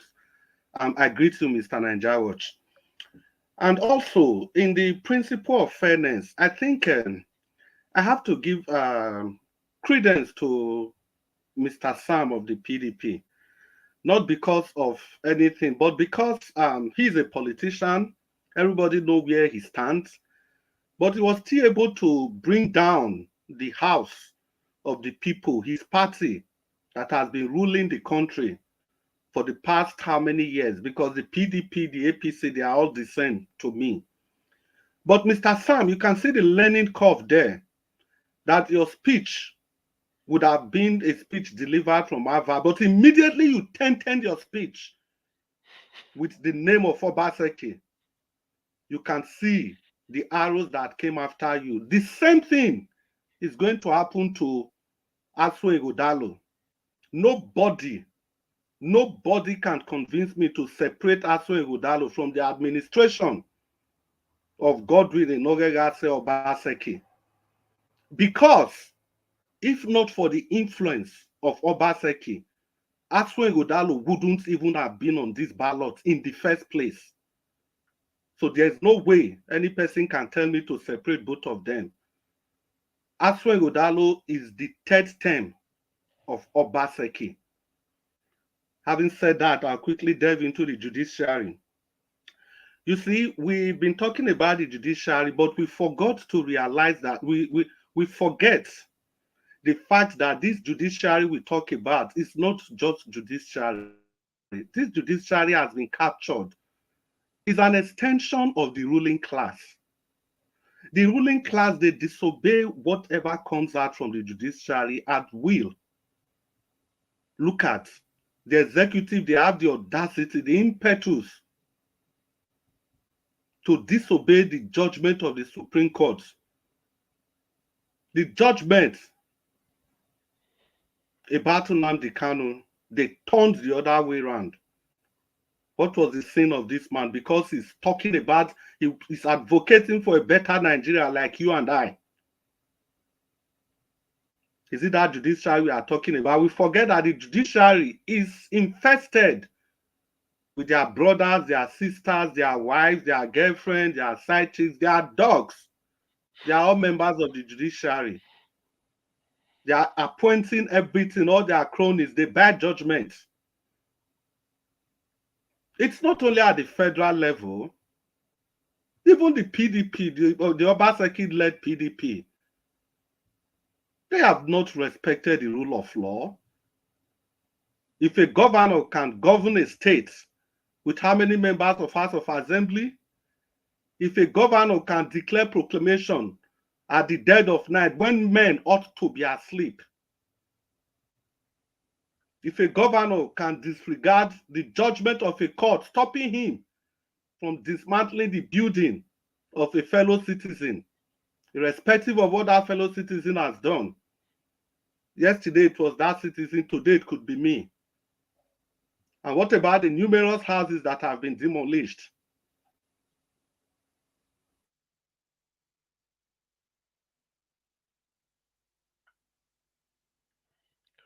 Hello, Chris. Is it me? Mr. Chris, come back, oh, please. Just try and pull back that network, please. He has to come back because he has to sell Olympia Pata. So he has to come back. Chris, are you still with us? Please, one moment. No. Please, are you Chris? Okay, maybe we move to Odua if he comes. Chris don't he hang. He network hang. Yeah, maybe when he comes back, he needs like. They are afraid of him because he's going to sell Olumide. So no worries, he's coming back. He's coming.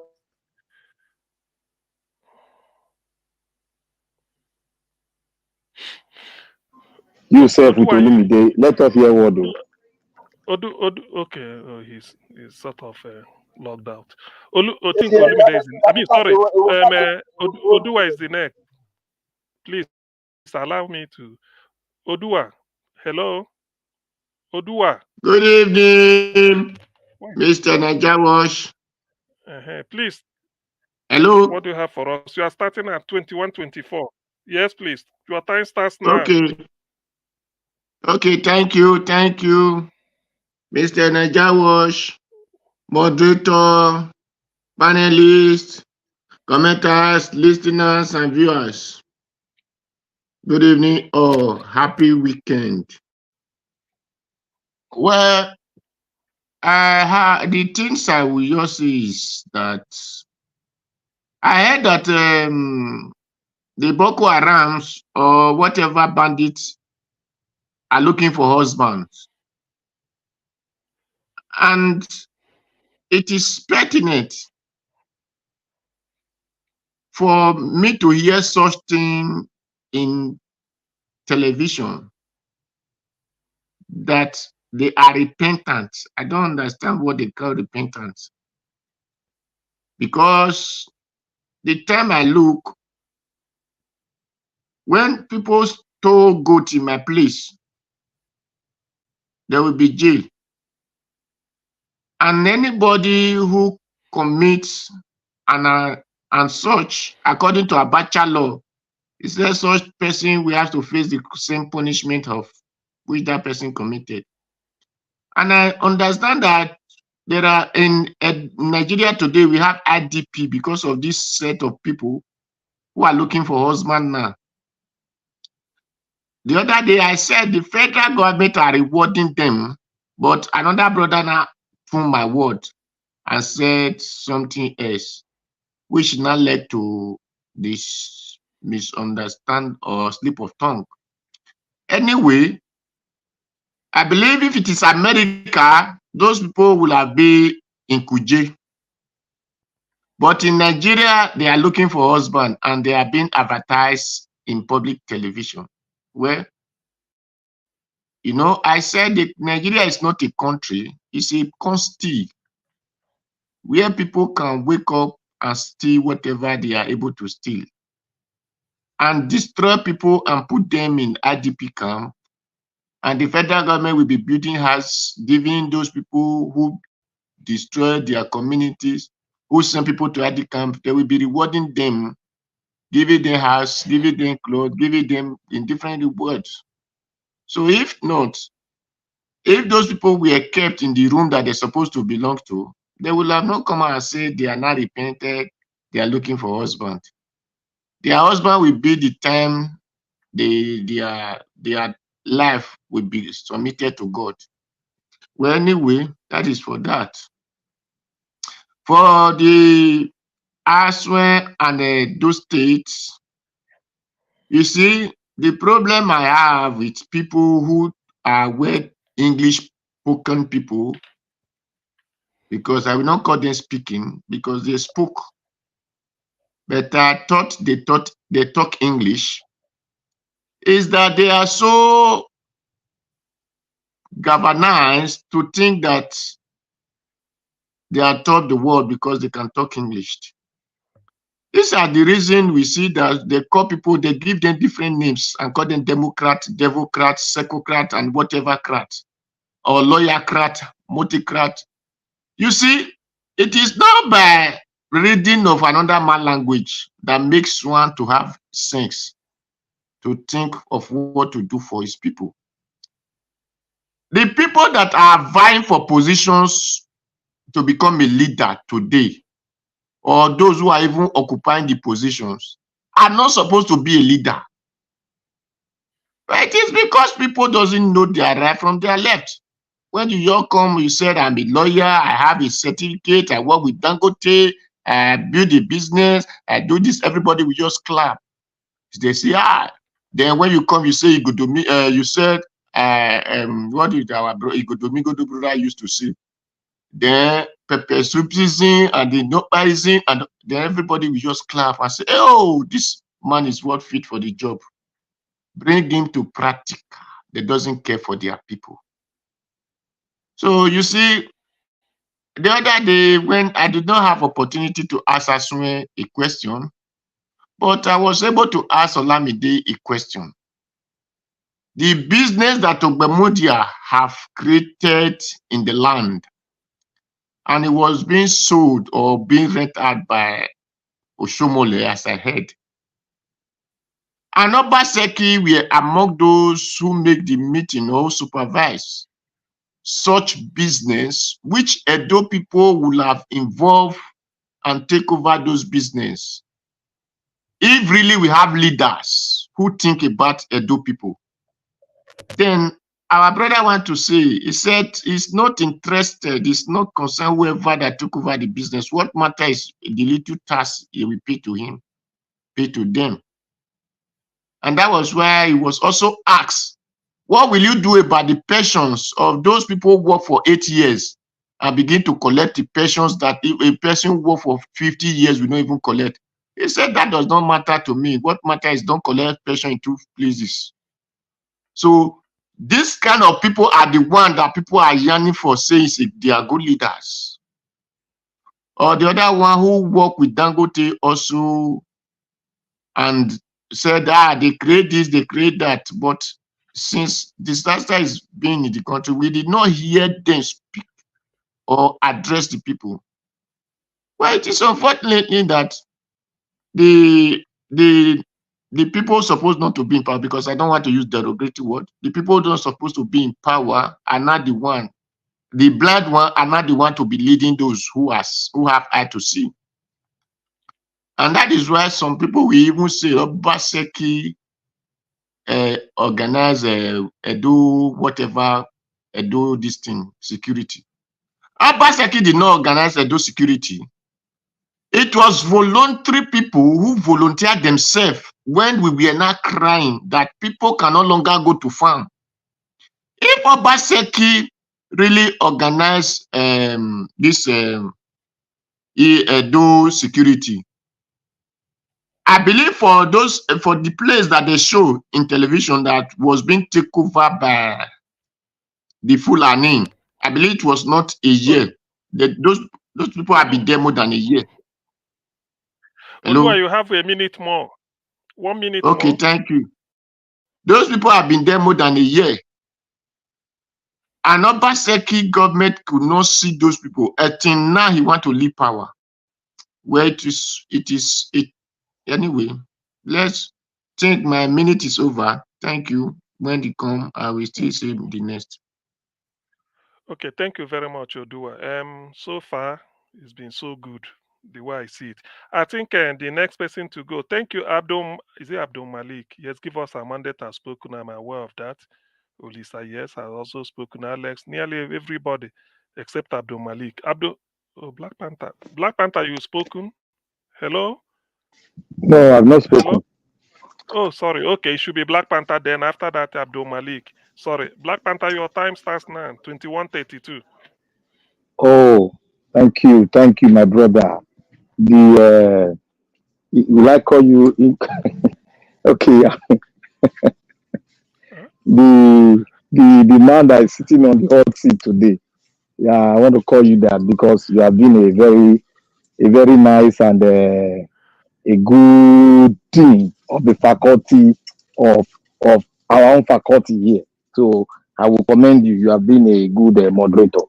I want to thank everybody that has spoken. I want to thank my Uncle Sam. Uncle Sam, I'm still your advocate today. I want to thank our new brother from Canada that came in.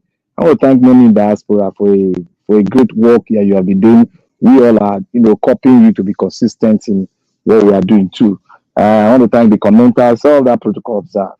I want to see here, my day is met and my day is fulfilled. I am glad that the Lord has done a great thing for every one of us.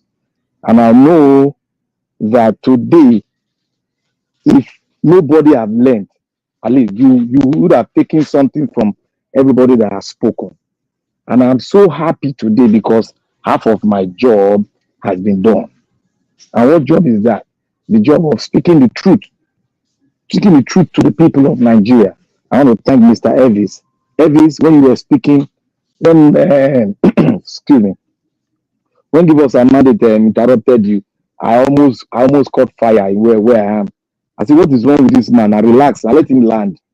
He's going somewhere. Let him take us somewhere. He's going somewhere. Let us understand what he's saying. And I want to thank God that he has spoken my mind and I have spoken the mind of the majority of the Edulite. May God bless every one of us because we know that we are going to take Edo State back. And we are going to give everybody equal opportunity to come to Nigeria to speak. And that is why I'm still holding the AP. I'm still holding on my candidate because I've been accessing my candidate. That is why I said I need to hear from the APC man because I've assessed them and I'm watching them online. They are going on and I'm watching them as they speak. And what they have spoken here has not been differ from what they are speaking outside, with a little bit of some political gimmick inside. which I tag as a lie. But I want to say this here. We all have been saying about the judicial judiciary.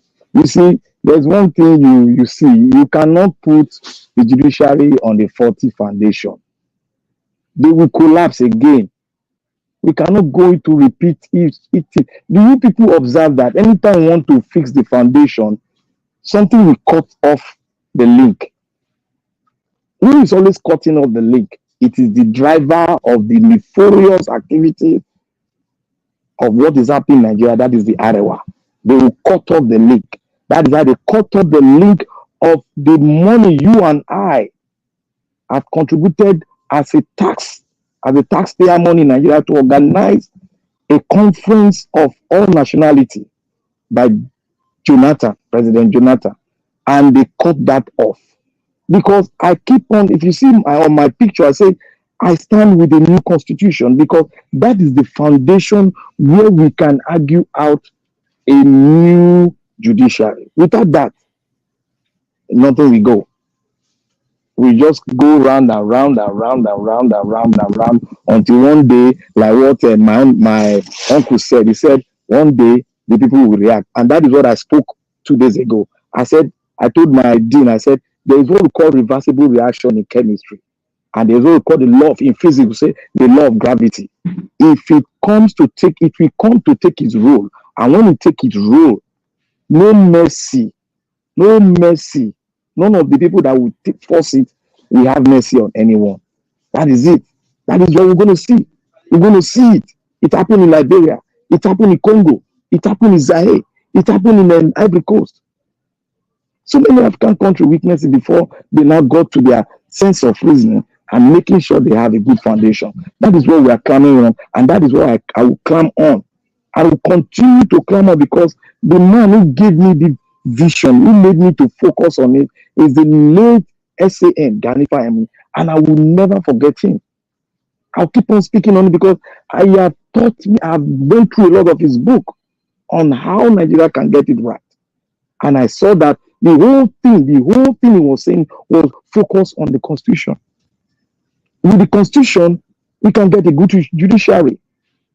Because if we get that constitution right, and we take the hands of the president off the judicial system, because the constitution we have now, their hands is still on it.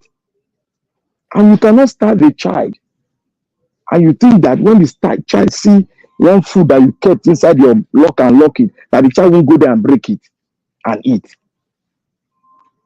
Likewise, you cannot force the Nigerians to starve them of food and you expect them not to take bribe. That is why I told you guys that corruption is a norm and it has been established. The constitution you see there, it was born out of corruption. That constitution you see we are functioning, it was born out of corruption. Who brought it out? A corrupt entity that belongs to the Arewa. That's the person that gave you the constitution. And when I talk on Edo State, people will say, oh, I'm biased. I am not biased. What my Nigeria just said now, it is the gospel truth. If he's doing, as he's doing his research, I am also going everywhere to look everything that I can make call. Like I told you guys, my brother is in this government. I will not mention his name. That is why I'm keeping mine, because I know, look, we have to speak the truth. Like I told you all, the Nigerian politician will never change. The reason why I'm saying, because I have gone through experiments. I have gone through a lot of them. I went in there, I saw them, I came out, because I was still researching. And I researched well. And I gave the tag, the Nigerian politician will never change. I am selling that message out, because that message is an embodiment of what? It's an embodiment of change when it hits the heart of every Nigerian. Nigerian politicians will never change. That will make the Nigerian people have a reversible reaction to think the world, they will never change. What will I do? That means I have to change them. That means I have to, yeah, thank you, sir. That means I have to do something to change them and fight furiously to get the election my way. because we know the device of the evil ones. We know their device is to use the INEC from the 1960 down to now. They've been using the INEC to bring us down. FEDECO happened. One other one they call it happened. The same INEC, the same electoral body they used to bring that. That means there's something wrong with our constitution. Thereby, if we have a good constitution, we will give birth to a virile and a lion. This language might not fit. A judiciary that roar like a lion, that doesn't know anybody, but roar like a lion. That is what we want. And if we have a good judiciary, and the white paper is that is the only way out. If there's no other way out, the way my Uncle Sam said, that is the only way out. Thank you, everyone. Thank you, Black Panther. Well said. I think the newcomer Abdul Malik, he's not here again. Okay, let me just put in this as per judiciary because okay, he's here. Abdul Malik, welcome to the show. Hello. Yeah, I'm hearing you, CM. I'm hearing you, CM. Okay, it's your turn to talk to us now. You are starting at 21:40 for 8 minutes, please. Okay, good evening, everybody. Good evening, Nigeria Watch. Good evening, everyone in the panel. Let me come this way. I heard somebody say that, somebody in the panel, he said that about this Auchi Edo Okene Road, Express Road. See, let me tell you, governor of the state, he has the right to lay complaint to the federal government because he's the one that secured the state, that know what is happening there. Federal government, they are not living in Auchi, they are not living in the state. Anything concerning federal government about the state is the one that will lay complaint first. After the complaint reach to the federal government, now federal government will now send delegate to go and inspect the place before anything proceed. He have the right to lay complaint because federal government are not living there.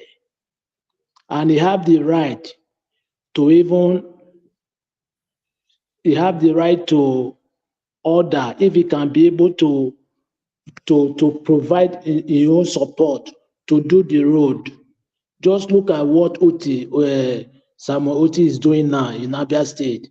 That Port Harcourt Aba road is federal government road, but now the state is doing it on behalf of federal government. Yes, he has the right to do it, but he must take permission from the federal government. He cannot just do it on his own. That is for that. I see this guy that there is one guy that I saw the arrest for 5 years, and they say the guy is missing, either in the prison or in the cell, I don't know where. You say we don't have government. How can they arrest somebody after 5 years? They cannot find the person again. I don't know how that one happened. That guy family, they need to hold up prosecutor. They need to hold him responsible because those people, they don't know what they are doing there. You arrest somebody, you don't have his data. There is no data draft. You don't have his data. How? How can it possible? But I don't even know if that country is a country. Just like now, example now, that is how criminal they fool in that country because somebody can be able to thief in Kano. He will go to Port Harcourt and thief again because when you thief, there is no figure. They cannot fingerprint you. Probably if you go to another state and thief, they will not know you thief in another. You thief before from somewhere to run to another place. Just look at European. Immediately when you commit a crime, even though it's a big crime or small crime, the first thing you must be fingerprint, so that in case And that fingerprint will be there like 10 years, so that in case you commit any crime again, immediately you put that your fingerprint there. All your data will show that this is what you did before. But in Nigeria, somebody can just do something from this state and run to another state. There is no database. The government, if they don't know how to rule the country, they should take advance from another country that is advanced. Look at a whole federal road. Look how that truck fell in the water. Imagine. In Europe, even farm road is wet tire. Farm road, nobody is going there. No car is running there. Everywhere is tar. Even in Nigeria, they do road, they will do gutter, no drillage. They say they do road. Those are not road. The country is just fraud. It's a fraud. They need to, that country, I'm telling you, every day is getting worse. There is nothing improved. It's not getting better. It's worse and worse every day. Now, what can they do now? Even the judiciary, that the common man can run to the judiciary. That is the last hope of common man. Now they compromise with the executive arm of the government. Now, what can they do now? But they are there. They are sitting down. It's not by force, it's not violence. Not just the way they did it in the NSAS. Peacefully, you can start it from your province. It's not until you go to the capital. Start it from your local government first. Peacefully. I remember those way back when early 2000, students, they used to do those things with peacefully. But now I don't know what they are doing there. It's a shame. A federal road. Abdul Malik, Yeah. you have a minute more. Okay. It's a very big shame. A federal road is not state or local government. Look at. It's a pity for our country. Thank you very much. Okay, thank you. Thank you very much, Abdul Malik. Actually, I think somebody. F.A. Emmanuel. Ooh. Okay, F.A. Emmanuel. Yeah, Dr. CF, good afternoon. Afternoon. Where are you? Where are you greeting? It's night here. Oh, good afternoon. Good afternoon. I'm calling from Texas. Dallas, Texas. All right, Dr. Live C. and direct. Oga F. Emmanuel Where they from killed Dallas, J.F. Texas. Kennedy. Okay. Can you hear me? Okay. I can hear you, sir. Yes, sir. Okay. Dr. CM, please, before Oga F. Emmanuel will speak, because of the submission of Abdul Malik, although I put him on the backstage for now because he has given a submission. Everybody on the backstage, Jay, Olisa, I understand you on the backstage as well. When you get to the time of taking your final submission, I'll bring you in because we have a full screen right now. But meanwhile, I'd like us to listen to what Natasha did in Edo State and listen to what Adiola have to say about Obaseki on this particular video quickly. Guys, listen to this.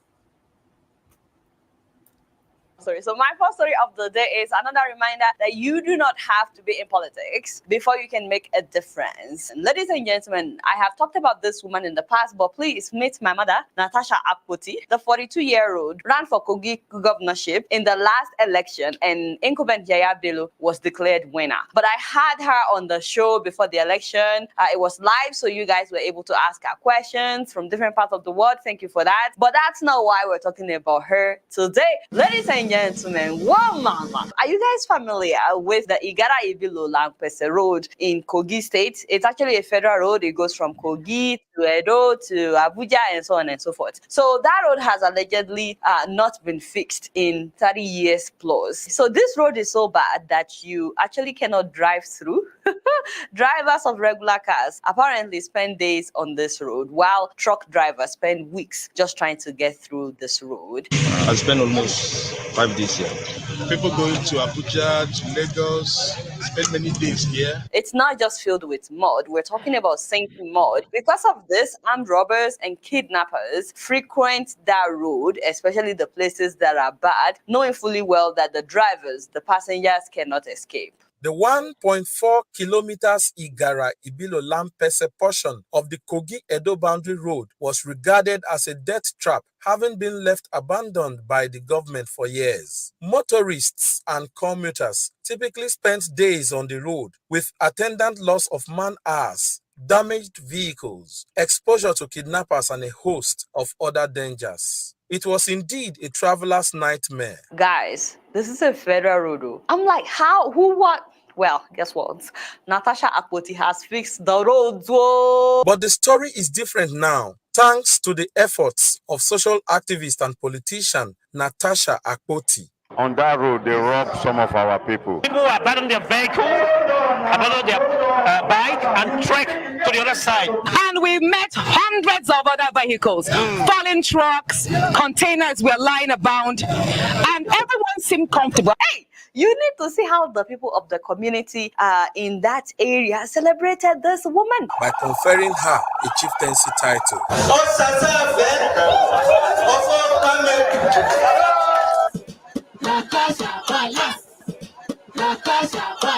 I'm like, wow. You know, I wish that I could just drop the mic right now, right there, you know. And this is not just about the failure of the Nigerian government, but even the big construction companies that we have in Nigeria, like Julius Berger, all those international companies, they could have fixed this road. So guys, I spoke with Natasha because I anticipated some of your questions. I can see some of you at the back of the TV, the back of the phone, having some questions. So I anticipated some of your questions. So I called her, I spoke with her. But now I wish that it was a live interview so that you guys could also ask her questions. But anyway, the first thing I asked her was, which I believe some of you are dying to ask her, this is a federal road. Why did you do it? Especially because the last time we spoke, you said you're no longer interested in politics. You said you're no longer interested in running. And I don't blame her because they almost killed her at that time. Remember, they burnt down her office. We talked about it. They harassed her physically in the presence of the police, the DSS, the commissioner of police. They were all there that day when they harassed her, pushed her down and all that. Nobody did anything. Nobody protected her while she was being attacked by APC thugs. She said, there comes the prostitute. Hey, but why are you not African?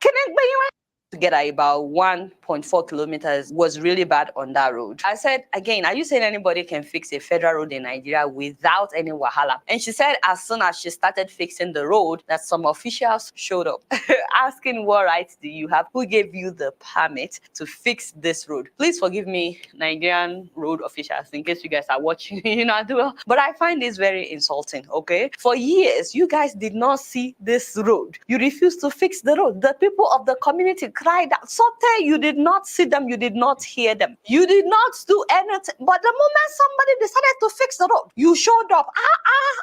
Hey, why are you not African?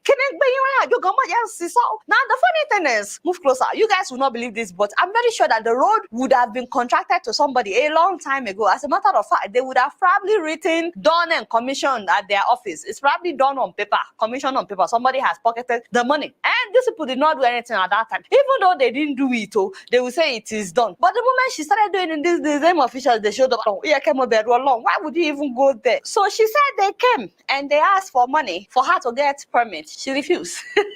She said because she refused to pay them a dime. But what helped her, according to her, is that the people of that community close to the bad part of the road, she said that the people were very supportive.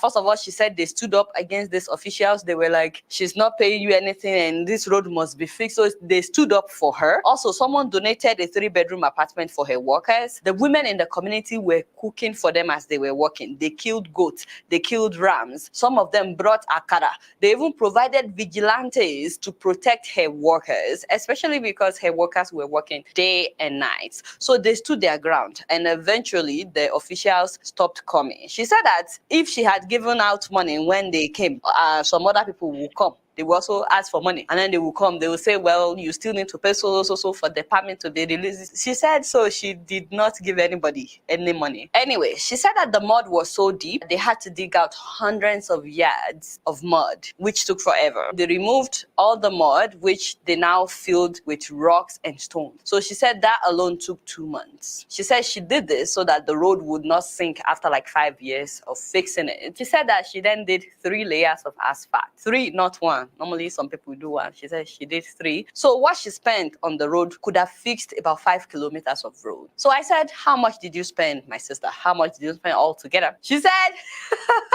she said in total, she spent about 310 million naira. I said, Jesus is Lord. What? Baba. That's about $750,000, guys.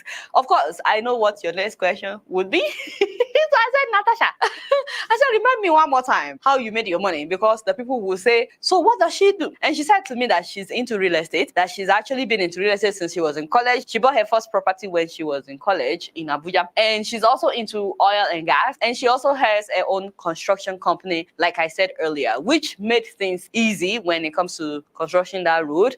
Natasha has her own equipment. She has over 30 pieces of equipment in her company, and she deployed all of them to the site. So she said to me that she wouldn't have been able to do this road.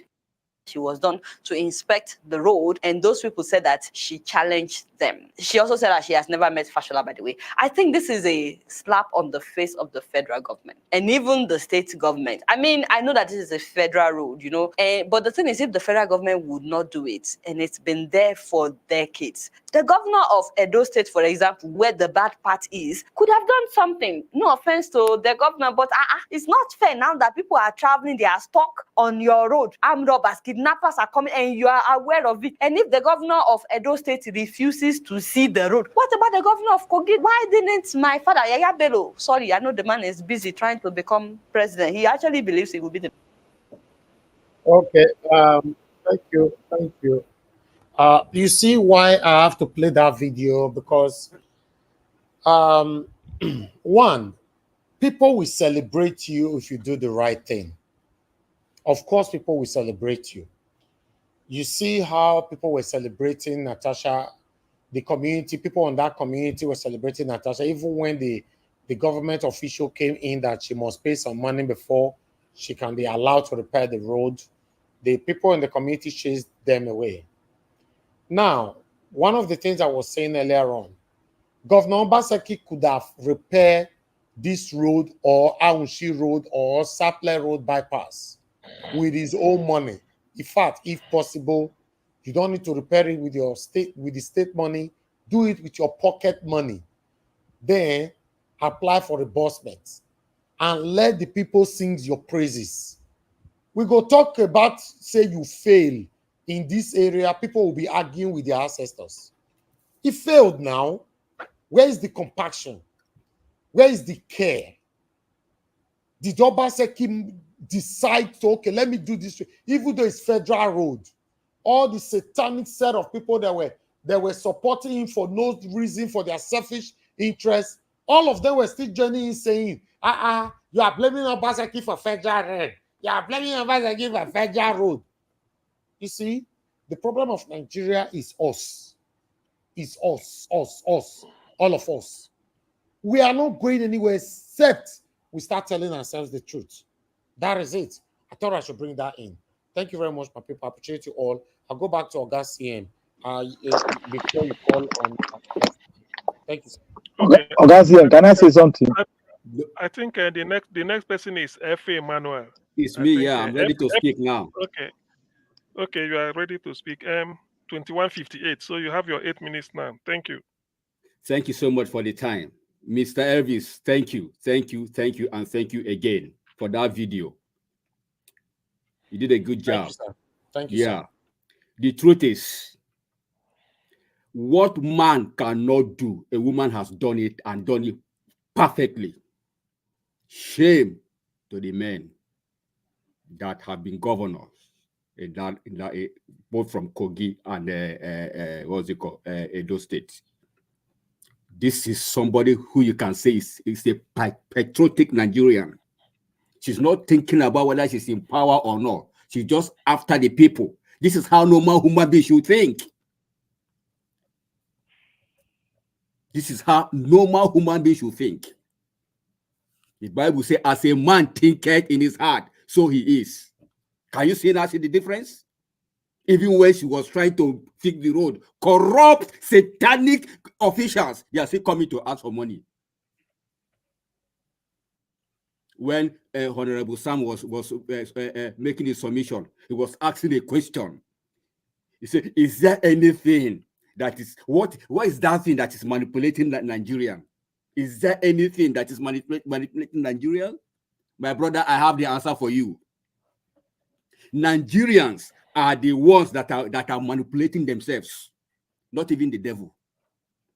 Nigerians, they are the ones manipulating themselves, buying themselves for themselves, lying to themselves for themselves, cheating themselves for themselves, killing themselves. Everything like average Nigerian is corrupt in nature. Average. The tendency to cut corner is there. The tendency to do evil is there. So Nigerians need mind revolution. That is a starting point first.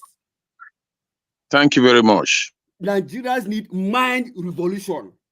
When you change your mindset, then you can begin to act right. Just look at someone who wants to be a president. Made a statement. He said, power is not served a la carte. The only way to get it is to grab it, run with it, snatch it and run with it. How he did it. That is his mindset. That is his thinking. Then in the times of Buhari, told Jonathan, I will make Nigeria ungovernable for you. That is somebody who wants to be a president.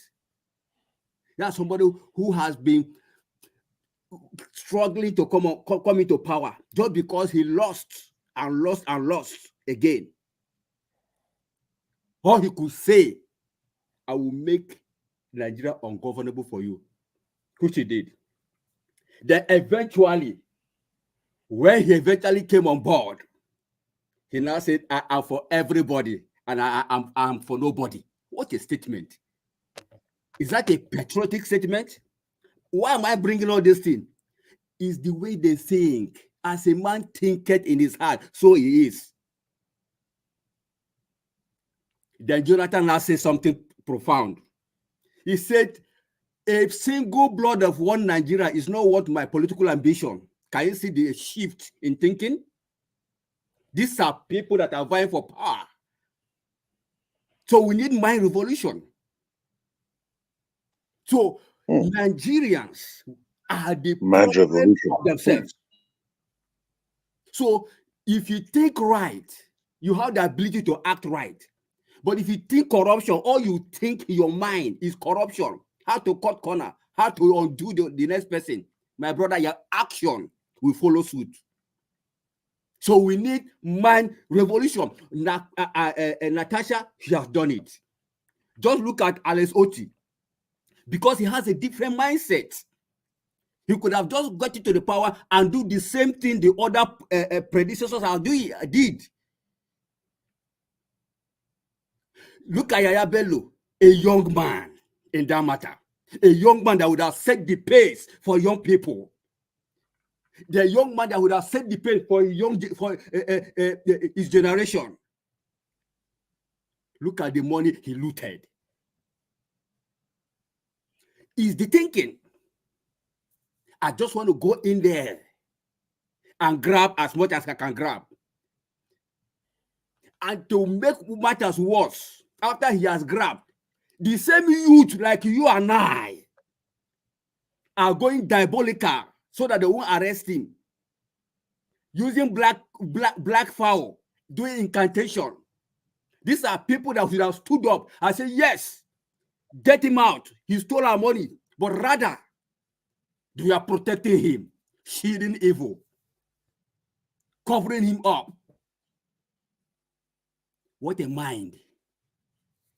What a mind. When are we going to change from our thinking, from our corruption?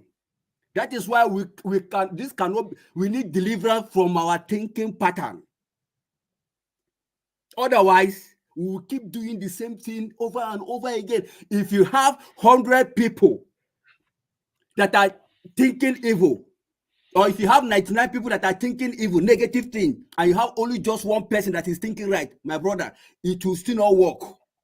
And if everybody is living in that, a minute more, please. Okay, if everybody is living in that country, 99.9% are thinking politically wrong, are thinking cutting corner, are thinking grab it, snatch it, run with it, are thinking looting. As long as you're thinking toward that direction, and it's only one person or two persons that is thinking right, it's not going to work. I raise my case, Mr. Suen. Thank you very much, F. Emmanuel. So far, so good. We've come to nearly everybody. I think everyone has spoken. Normally, I normally say I give a minute or two for rebuttals, if there is any, or maybe to debunk certain things, or if there are, or if there is any. Yeah. Who is speaking? There is a lot of Dr. rebuttals. CM. A lot of rebuttals. See, Dr. but it CM. shouldn't be. Yes, please. It shouldn't be more than a Yes. minute or two. I have the right to stop you when it is two minutes maximum, because it's just to rebut Yeah. one thing. If there is nothing, you can say, well, I don't have anything to rebut. That's all. Okay. Yeah. Can I go on? Yeah. Okay, you can go on. So, what Mr. F. Emmanuel said is really profound regarding mind revolution. What I would say is this, that mind revolution is actually started in Nigeria. And it started with the last election. We all know who majority of Nigerians came out to vote for. That's the changing of mind of the people. But now you have forces, which is the political force and the people that wants to be there at all costs, plus the judiciary now quenched that mind revolution that has started in the minds of the Nigerian people. Okay, so what Nigerians need to do is to continue with that mind revolution. What we are doing here is actually a mind revolution on its own. Okay, because we can all see the rot in the society. We can see clearly what the political class and the judicial class are doing. And if we don't stop, at some point, something would snap and something would change. That's all I need to add to that. Okay, thank you. Can I add something to what you just said now? Hold on, please. Naja, stop the clock, because it's finished. Another person will start, and then let me see. Dr. Thank CM, you. I have this. Okay, yes. Can I go ahead? Okay, go ahead. Yeah, Dr. CM, I want to, just say this on when give us, Black Panther, when he was talking about constitutional reform, and that is the as part of the necessity or one of the most important things that must be done in Nigeria. Yes, I agree, but there is something that must come before constitutional reform, and that is electoral reform. My question is, which one comes first? constitutional reform or electoral reform? For me, and I know enlightening mind, will agree with this. The only way, and I mean it, the only way you can get constitutional reform is through electoral reform. You cannot get it without electoral reform, except you want the same people, the same crooked people to do it for you. Then you will wait till eternity. That is the way to go about it. If you are open that it is these same people that we're talking about that have destroyed the country, continue to destroy the country, those are the people that will give you the same constitutional reform, you will wait till eternity. Or it has to come through revolution. You cannot eat your cake and have it. It is one of the two. It's either you will agree that I will wait for these same people to do it. These people will have to do it, or it has to be through revolution. Other than that, there must be a targeted, a well-coordinated process of electoral reform that will ensure that the right people gets there, and then we can start fixing things. Without that, it cannot happen. So for me, I stand on electoral reform before anything else can be done in Nigeria. Thank you. Thank you. So, any more I have a Black, rebuttal. who? It's Okay. me. Yeah. Yes, Thank you, can Mr. start now. Okay. Thank you, Mr. Jonathan. Yes, you're right. Electoral reform. And I want to say something here. When we did the constitutional reform, it was not these people we all are seeing, they were still alive. Look, with these people, that does not mean that we cannot do a constitutional reform. Remember, Buhari was forced by the youth to change some certain law in the Nigerian police. So if we look at ourselves and see these people are just like a god, we take them as God, we'll not be able to do anything. They are human beings like us, we can force them to do it. And I want to say something to the person that spoke last. What's his name again? I've forgotten his name. Mr. F. Emmanuel. Mr. F. Emmanuel, you said mind revolution. Look, there's nothing like mind revolution. We've already gotten mind revolution. That is why you and I have gotten a mind revolution. So when you preach mind revolution, it's as if nobody knows about that. Look, let me tell you one. You are in Port Harcourt. I don't know where you are in Port Harcourt. I was a member of people that mapped it out when we took a revolutionary march to the front of the gate of the governor. It had never been done in any Nigerian state, anywhere in Nigeria before. We did it, we mapped out, and we formed a battalion of 3. And we deceived the Nigerian police to somewhere else, while the main battalion went straight into the government gate like this. Odili came out to speak with us. That is how we do it. We have already gotten the mind revolution, and I trained myself, and I've been trained. So that's why I tell you that no money can deceive me. If I can march to the gate of the governor, where they were gassing other people, we marched in. Then I don't know how many risks I have not taken. So the Nigerian youth got to have to plan it as they planned the one they did. They have to plan it ahead.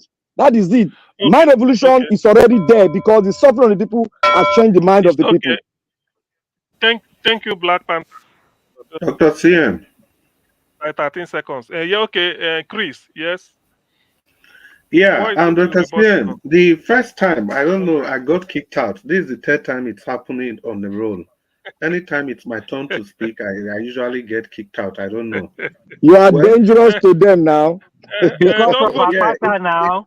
It's the 3rd time on the roll, and it's becoming worrisome. Well, let me just stick to the issue on ground. Mr. Jonathan, yeah, you see the constitutional revolution and the electoral revolution you talked about. It's like a paradox. I don't think anyone can actually come before the other, but it all depends on if we are ready to follow through. For example, Black Panther just gave an example now that there was actually a constitutional reform. Buhari was forced to sign some amendments. And one of those amendments was the 25% FCT rule. But what happened? The judiciary, they failed to uphold that constitutional reform. Then electoral reform, there was also electoral reform. And one of the electoral reforms was that you have to transmit results. You know, any result that's not transmitted by BVAS should be invalid. But somehow the people at the at INEC, they had to go around that, and they have to go around. And don't forget, there was this video, Barrister Mike Igini circulated before the election when he made it clear to the whole world that without the result that is verified by BVAX, any other thing is null and void. But yet the judiciary, they find a way to bypass this. So what I think we need is really not any of these, because we've done electoral reforms, we've done constitutional reforms, but the judiciary have neglected, jettisoned both completely. I think what we need is a revolution. And it was this understanding that Nnamdi Kanu had, because he had tried everything and he saw that the people were not ready. That was why he called for what he called for. So what we need is a revolution. Thank you. Okay. Yeah, thank you. Can I come in now, sir? And anymore? Okay, yeah, clear the screen. Yeah, you can come in now. Who is speaking? Yes. Honorable, I believe. Okay, 2 minutes.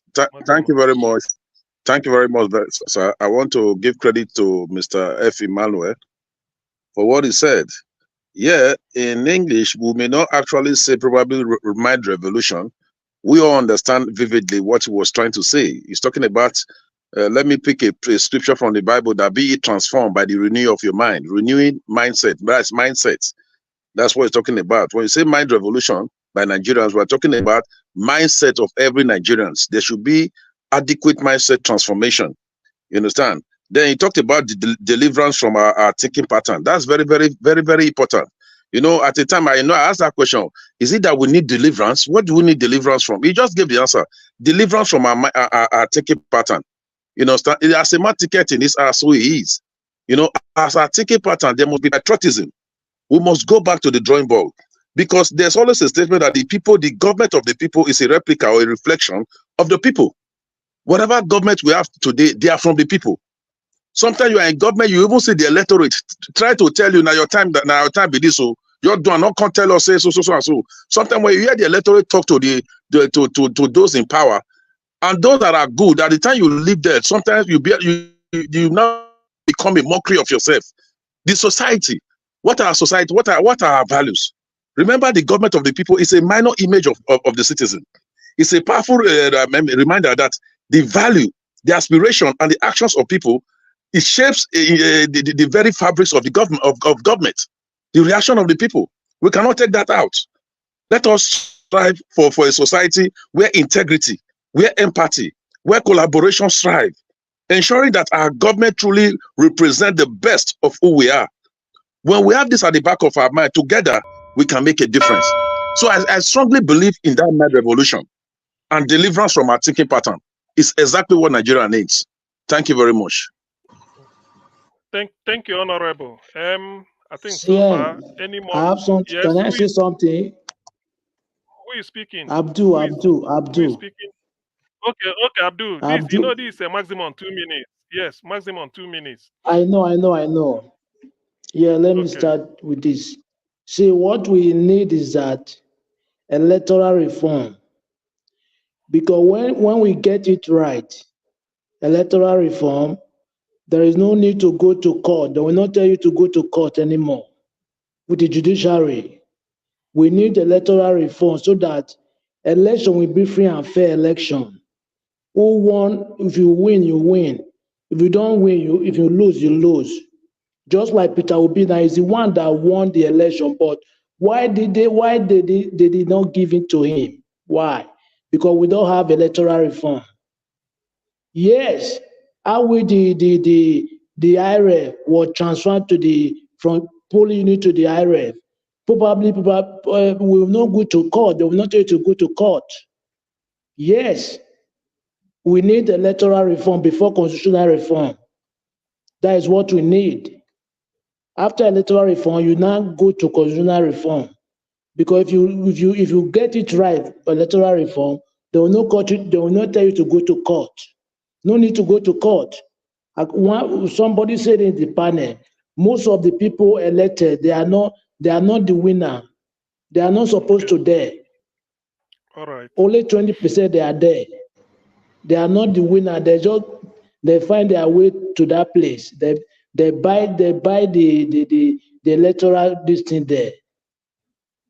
That is the problem we have. Corruption everywhere, all aspects. All right, thank you. Mr. CM. Okay, is it Repentant? I think you spoke. No, I'm not talking. I just want to throw one line in. Everybody, please. I want to say this. The Nigeria Supreme Court acted on illegality, and they've been aired on illegality because they refuse to do their job. Because their job is not to profound who wins the election, but to interpret the constitution of Nigeria to the electorate so that they will go back and do a normal thing. So the Nigeria Supreme Court is illegal in its action. Okay. Totally right. Dr. CM, one line also, please. Thank you. One line. This one line now. It will become 10 lines. Okay. Yes, okay. I think I want to completely disagree with the Honorable for saying that the people deserve the government that they have. It was obvious that Nigerians, we didn't deserve Tinubu because we knew who we voted for. Even if you look at it on the balance of probability, the number of people that voted against Tinubu is more than the number of Observation, please. Observation. I don't like being quoted wrongly, most especially where we're in a public media. I know what I said. I said the government of the people is a replica or a reflection of the people. I didn't say they deserve, it's a reflection of the people. In other words, the government came from the people. You have even deepened it. So you want to tell me that Tinubu actually... You don't worsen the thing when you talk now. You have even worsened it. How does Tinubu represent... Can I add in 2 minutes? Yes. Excuse me. Tinubu is not my... Me, I'm not talking. The number of people that voted against Tinubu is more than the people that voted for him. Like Black Panther said, the Supreme Court that refused to do what they were supposed to do. How can Tinubu be my replica? It's okay. Thank you. Me, my 2 minutes. Anyway. Wait, now don't worry. I know, please. As much as possible, I want to make here civil, peaceful. You can still speak. You can remind me if I missed you. But all I wanted was people listening, let them learn every day. I want them to take something home from what we are talking here, because we are not manufacturing news here. All these things we are discussing is in the public domain. It's just that people want to see how panelists and Niger Watch see it. If they're seeing it the same way, they say, okay, or they've learned something that, they never thought this way. That is like research, to see what everybody must have seen, but to think what nobody has thought. That gives you the edge. So thank you those that have spoken. Odu, I know this round is to rebuttal or do a pushback. Yes, it's 2 minutes. Okay, not more than. Okay, thank you. I support our honorable here. I really sad because the Nigerian people, whatever government they are seeing, is the reflect of their people. Because the government did not come from Kafashan. The government is the same people who live in the same country, who lead themselves. So the one who occupied the position is showing the character of their followers, because the character is has is what he used to enter that position. Even when matter be talking in math, but the character in heart is what they are demonstrating. A country where you don't trust, where they say trust nobody. A country that you cannot even do business with those who call themselves pastor, who call themselves imam, without signing here, signing there, signing here, signing here, signing here. So whatever government they have is the same character of the people. So that is it. That's what I wanted to put. Okay, thank you very much. Thank you very much. Hold on, please. No, please. Let's just be this. Who wanted to add something? Who is saying? Me. Who? No, your name now. F. Emmanuel, sorry. Okay, F. Emmanuel. Okay, you've not spoken. I to just want to add what Mr. Odua said and also what Honorable Sam said. You see, whether we like it or not, we are blaming the judiciary. The judiciary, they didn't come from spirit realm. They didn't fall down from sky. They are the same people that live with us. Most of them have gone to school, the same school we went. We live in the same community. They are those who represent us. The judiciary arm is still the same Nigeria. The legislative arm, the same Nigeria. The executive arm, the same Nigeria. Especially the House of Rep. The House of Rep that went there to represent the people. And yet the people are seeing them, yet they cannot recall them. But they are not the reflection of all Nigerians. Please, not that statement. Please, I don't like this. Please. Why not this? If you can say you want something, I give you. When we talk on each other, I want people listening to learn. It's like we are giving lecture here, please. That is the issue. F.A. Emmanuel, thank you very much for your intervention. It's okay. Did you hear what? Did you understand what? Did you get what I said? Doctor, I understand. Dr. CM. Hold on. It's not man by spirit. It's still man by people. It's not man by Holy Spirit. Okay. Yes. I heard you. CM. Please, Dr. everybody CM. mute first. Please, everybody mute. I know Jonathan hasn't spoken. I know those that haven't spoken. You have your time. You see, you are not talking to me, please. Whoever is saying, I want people listening to learn from us. That is the essence of all what this round I'm talking about. Rebuttal and then pushback, so that they will learn and they know why do you one panelist disagree with the other, or why you embellish what the other one said, or why you withdrew what you said before. So on that note, I think the next person should be Jonathan. Jonathan, it's not more than 2 minutes. So for any rebuttal or pushback. Thank you. Thank you. What I just want to say is that first of all, to Mr. F. Emmanuel, say, yes, we know that they are not spirits. The judiciary, from the judiciary to the legislatures to the executive, we know that they are not spirit. They are human beings like you and I. We can see them. We know them. In fact, Nigerians know where they live. They live with them. They eat with them. They are not spirit. The question is, how did these people emerge? How did they emerge? That is why Mr. Peter Obi said the process through a man, come to power is more important than the position or the office that is coming to superintend. That is the process. How did these people emerge? That is where we must pay our attention to. And if we continue to miss that, we will continue to be here and to continue to talk about this forever. Let me just say it point blank, forever. Everybody that emerged in Nigeria must be properly scrutinized. See, Anymore-Otti that we're talking about today, and that is what I'm saying with respect to Edo State. Please, most people are talking about Anymore-Otti today. How many people followed Anymore-Otti campaign in Abia State? On this platform, I will say it. Yes, I will say it with my full chest. Me, myself, on this panel, I've insisted on commitment. That is exactly what Anymore-Otti did. What we're seeing today it doesn't just come out like that. He made a commitment. Leadership without commitment cannot be accountable. Anymore-Otti did that. Go and look at his manifesto. Written. With a commitment. Thank you. Thank you. Thank you very much. I think everybody is there anybody out there still hasn't had it? Nobody. Mr. CM.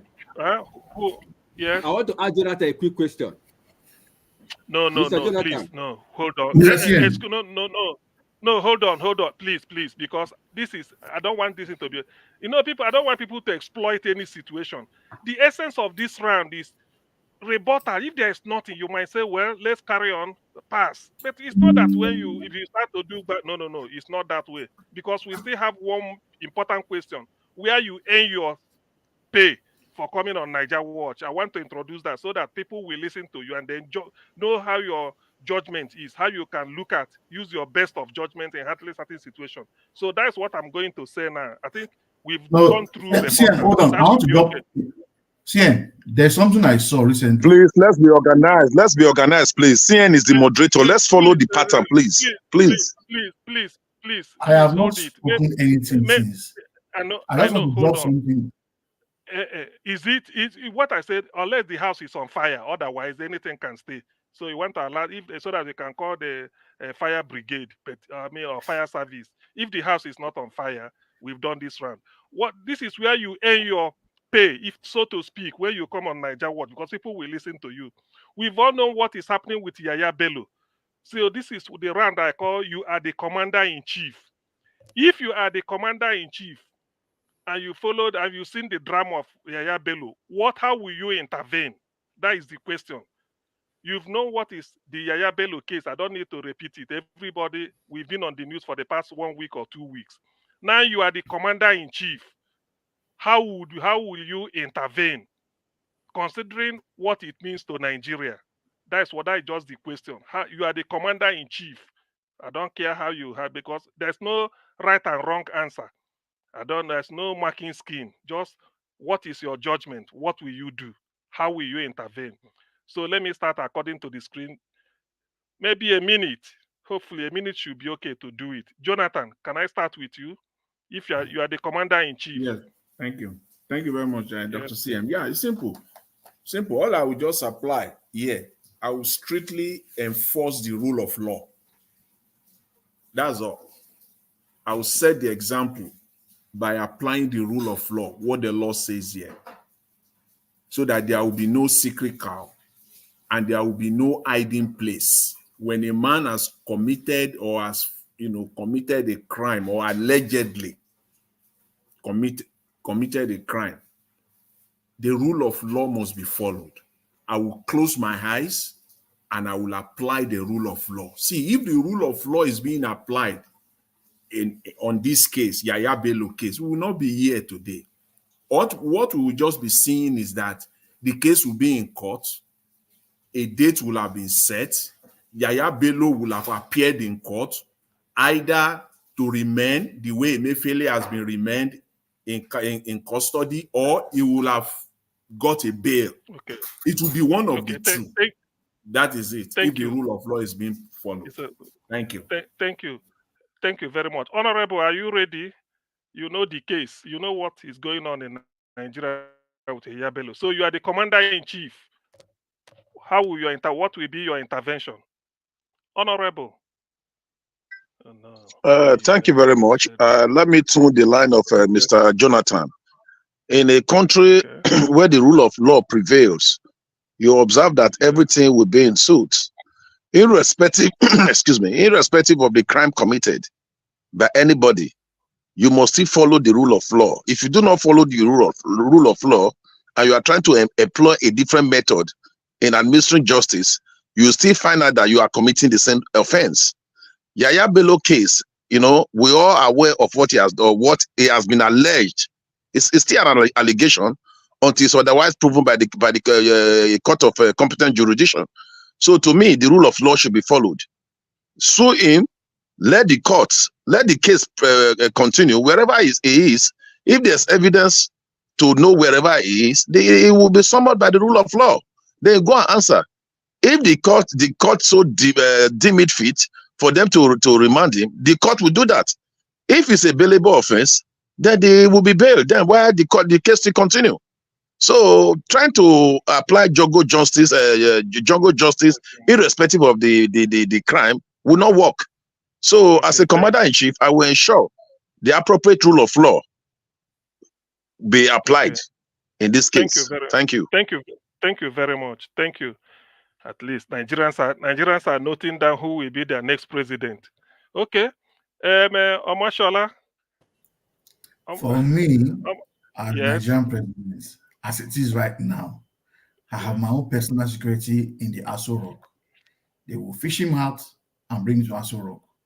From the Aso Rock, he goes to the headquarters of Nigerian police. He will be there, and then from there goes to court. That's what I will do. Thank you.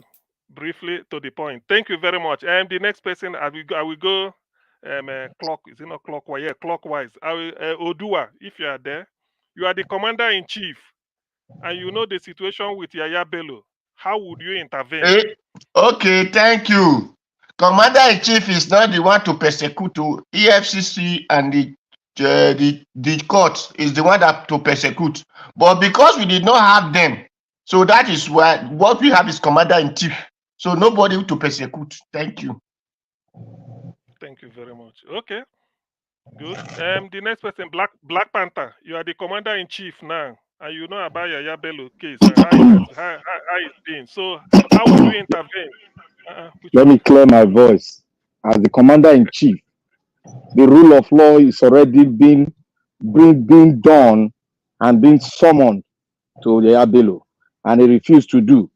Now, a contrary law contravening the rule of law came in that Yaya Bello should not be arrested. I will summon the Chief Justice and ask the Nigerian police to investigate that justice that gave that judgment.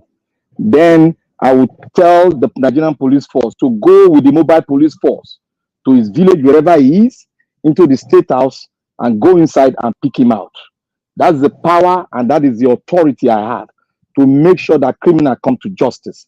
I will tell the Nigerian police with the Nigerian drug law enforcement, with Nigerian EFCC, to go into that state house and bring him out, or in his village and bring him out by force, because the rule of law has given him that power to do that, because he has been summoned and refused to come to what they said he committed and stand in front of the demanded and say what he knows about the money. So that is my own. And the rule of law has already played. He refused following it. I will make sure they pick him up wherever he is and treat him like a criminal. Thank you. Thank you very much. F. Emmanuel, if you are there, you are the commander-in-chief, and you know the situation with Yaya Bello of Kogi State, former governor of Kogi State. How will you intervene? Very simple, my brother. As the commander-in-chief, I don't need to go begin to rigmarole. I'll use all the apparatus that within the scope of the rule of law that brought him into power as a governor of Kogi State. That same rule of law that is swore an oath that is going to uphold is that same rule of law that will chase him out and fetch him. Thank you. Thank you very much. Okay, so far, not so much of a difference. Mr. J. Olisa. Okay, the new chap. Yes. Mr. J. Olisa. Yes, you are now the commander-in-chief of the Armed Forces of the Federal Republic of Nigeria and the president too. So how would you know the case of Yaya Bello? How would you intervene? Simple word, I wouldn't. And I'll tell you why. The only thing I would do is give the justice minister the power to independently operate. Okay? So I think this thing with the question you asked with being the commander-in-chief and going after Yaya Bello is a first, to be honest with you. Because then the question will be, why, if I'm going after Yaya Bello, why am I not going after Buhari? Why am I not going after the current Senate president? So what I would do is empower the Minister of Justice, who has been absent. I mean, we haven't heard a word from the Minister of Justice on this one. So I would give that independence to the Minister of Justice to do what is right. Okay. Thank you. Because it's just a minute. Thank you. The next person, give us a mandate. There's no right and wrong answer. It's just a matter of judgment, personal judgment. Give us a mandate. Okay, there. Abdul Malik. Abdul, are you there? Yeah, I'm here. Okay, you are the commander-in-chief and president of Nigeria. You know about the Yaya Bello's case. How would you intervene, if any? Yeah, the case is simple as like this. What I will do is this. After EFCC have invited him, he did not show face for 48 hours, like 2 days. For me, he's guilty. That's why he refused to present himself. He need to be arrested. He need to be searched. Understand? To be arrested with order with the judge. You take permission from the judge, so that he need to be searched anywhere he is in the country to be arrested, because after 48 hours, 2 days, he did not present himself. As when they formally as he heard that the EFCC invite him, he did not present himself. After 48 hours, he need to be arrested. Okay. Okay. Thank you. Thank you very much, Yeah, thank everybody. you. Actually, why I have to say this is that I feel that it is the image of Nigerian judiciary that is at stake, and as the commander-in-chief, people will use it against you. So under your regime, there's no rule of law operating. So why I have to ask this in response to Jay Lisa is that yes, it is possible, but the way you answered it even in the later part of your answer by saying the Attorney General. That's what I expect to hear. I mean, not that it's sorry, no right and wrong answer, just judgment. So I feel that yes, you call the Attorney General because you appointed him, he's the minister. You call him, say, look at what I'm reading in the papers. Because the president, you should be abreast of what the Daily News says. It's not that you are going to go to the court and start to talk to. No, you say, look at what I'm reading. Why is this? Why is happening? Why is somebody being summoned at the FCC? We are reading all this. You see it in television. You see it in a news analysis. Maybe Duben Abati. Because as a president, you should be watching even cartoon, even if it is a cartoon in your published everything. You should be abreast. Read everything. So when you see it, you call the Attorney General and say, look, this is unbecoming of. We shouldn't be hearing this. What is happening? So Attorney General is like the intervention you do. He will now move swiftly and then make sure he contacts maybe the person in charge of EFCC. What do you need? What legal backing do you need for this thing to happen? Because it's an embarrassment on our government. So that is just the thing anyway. But it's okay. No right and wrong answer. Mr. MC, can I tell you something? Who is speaking? Can I say something? Okay, Abdul Malik. Yes. What is it? Yes. Yeah, Hello, yes, you know what? Yeah, I'm hearing you well. It is clear that the guy is guilty. That's why he did not present himself. Because according to the law, No, when it's okay. It's okay. you It's okay. You know, okay. all those things. Hold on, Abdul. All those things we know it. Those they said a guilty conscience fears no accusation. P2B said go and verify. If you find anything on me, I stop campaigning. Means because he felt he's clean. No other person have said so. So if the FCC comes to you, EFCC came to Obi. There was a time they went searching. Obi gave the key where he was up. He said, let them search even the village where he came from. In the end, everybody kept quiet. It's not that they've not searched him, but if you are running away from the law, why are you running away? Particularly the way you are disguising and then hiding somewhere and be challenging or no, it's not done. And people know it's something billion. When Natasha put it, a road with how many? Is it not how many? Is it 310 million naira we had or 350 million naira? CM, I mean, is it not the billion. CM? Is Is it not the political will that is they are lacking? It is because the political will they are lacking. That is why he cannot be arrested. That is why political they have all the powers. Well, political. Call it political. Mr. Moderator, please. It's like we are going back to debates. Mr. Moderator, I think let's I'm follow the moving. pattern, I'm moving. please.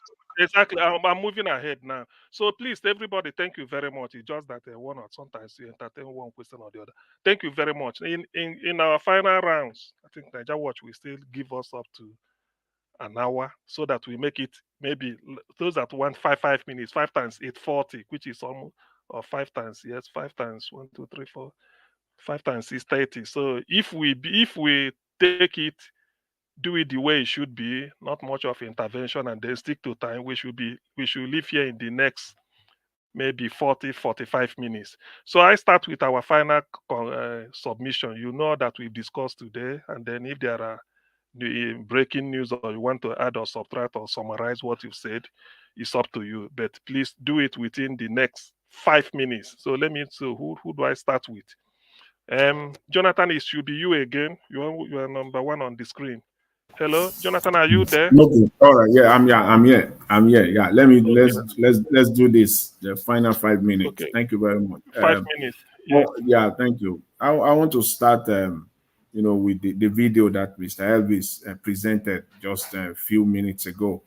Natasha Akpoti. You see, we all saw the dilapidated roads. You see, when we say that the government is shameless, this video, this story is an indication that it's even an understatement. When we say they are shameless, how do you want to square it? When you even if you have not heard that story before, you are just hearing it today for the first time.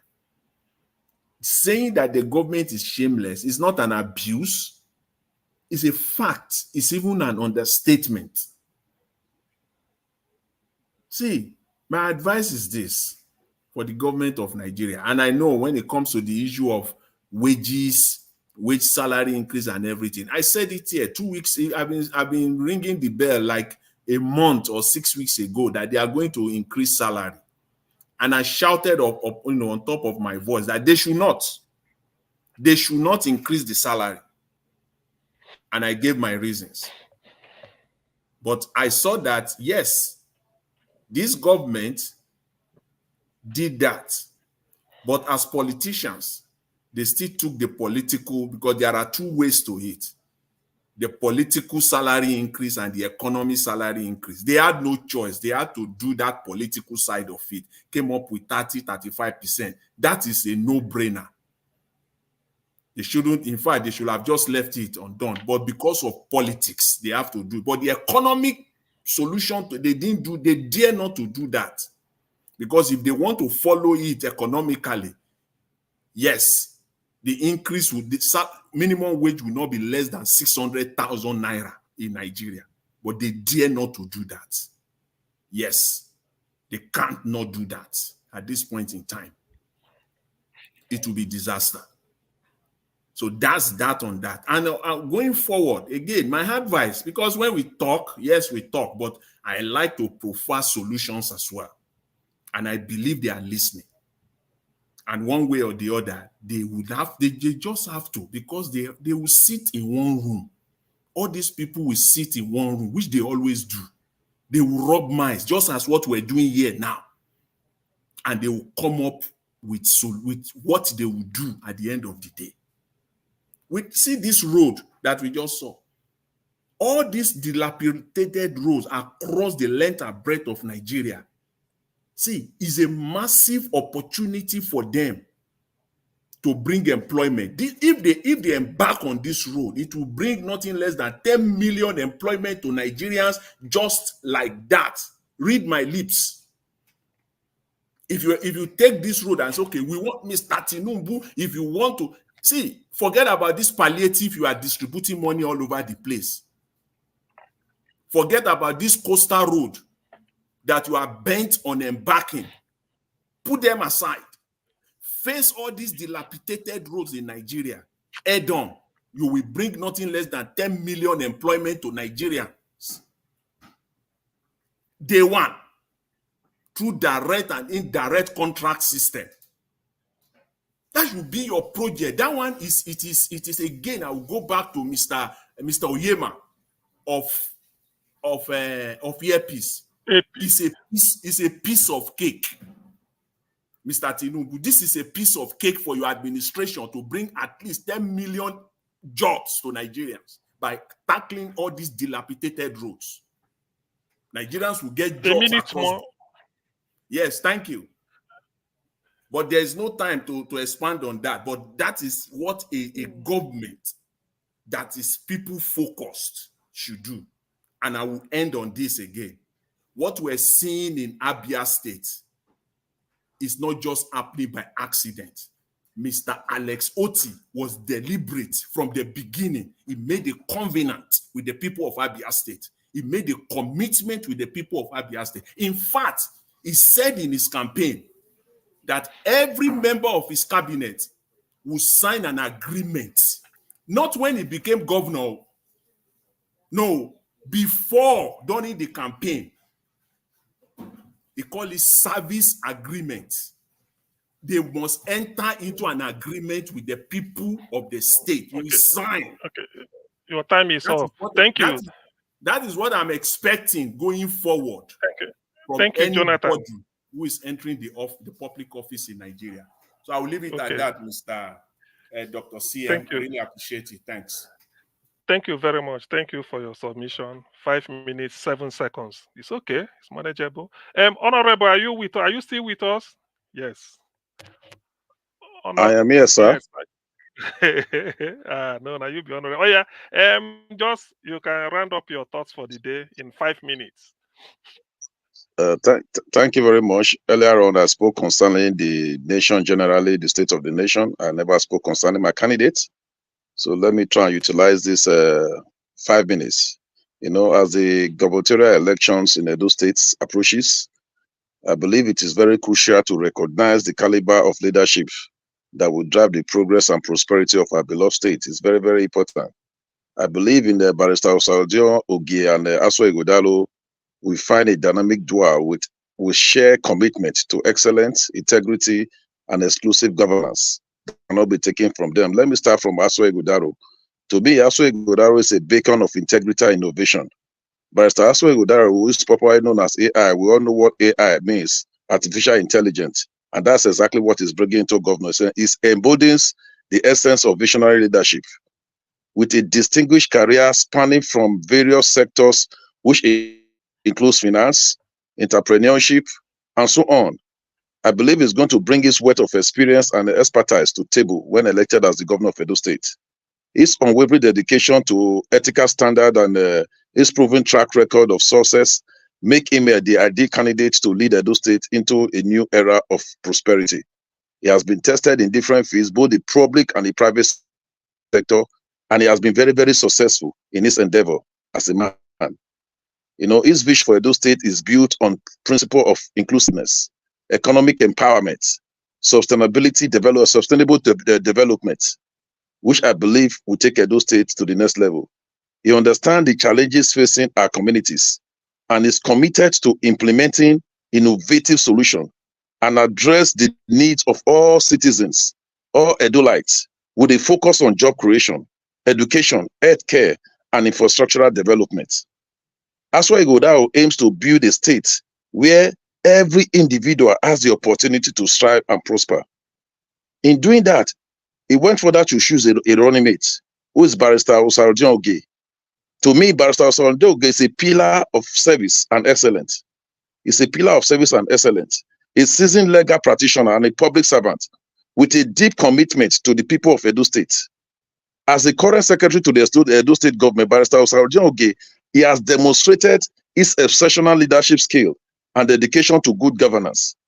He has vast knowledge of legal administrative matters, coupled with his passion for community development. That makes him a very invaluable asset to our leadership, to his leadership team. Barrister Osaldio Ogie and Aswa Ighodalo, they both share the vision for Edo State, and they are both committed to working tirelessly to ensure the realization of that vision. So to me, with a focus on transparency, accountability, effective governance, they both aim to create an enabling environment for growth and progress in every sector of the economy. So together, Aswa Ighodalo and Barrister Osaldio Ogie represent an epitome of leadership, excellence and integrity. Their combined vision, experience, and dedication make them the ideal choice to lead Edo State to a brighter future. I believe as we prepare to cast our votes, let us rally behind these two men. They are these visionary men and support their effort to build a stronger and a more prosperous Edo State. Let us not look at the antecedent of any other person in judging them. Let's look at them as an individual. Like I will always say, I will not want to miss words on this. You know, the forthcoming election, let us face facts. Some person may not like what I'm about to say. The upcoming election in Edo State, which is scheduled on until 21st of September 2024, boiled down to two contestation between PDP and APC. That is the truth. The Labour Party isn't in the equation this time around. Maybe in the time future it may come, but in this time around in Edo State, it is a contestation between APC and PDP with formidable strategy on ground. You understand? I believe strongly. We have, yeah, Barrister Aswa Ogi, Barrister Igodaro and of the PDP is poised to victory.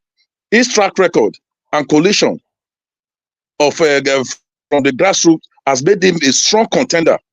We also anticipate that on the 21st, INEC will declare both. They will declare both of them as the governor-elect and the deputy governor-elect. And come May, to take note of this, come November 11th, 2024. I keep saying it. They both will be sworn in as the governor and deputy governor. Mark my word. Thank you very much. Thank you. Let's stay focused.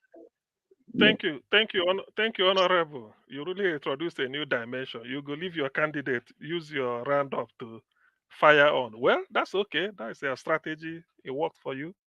Thank you very They much. read from book. They read from book. You can also read from book. Which one? Which one?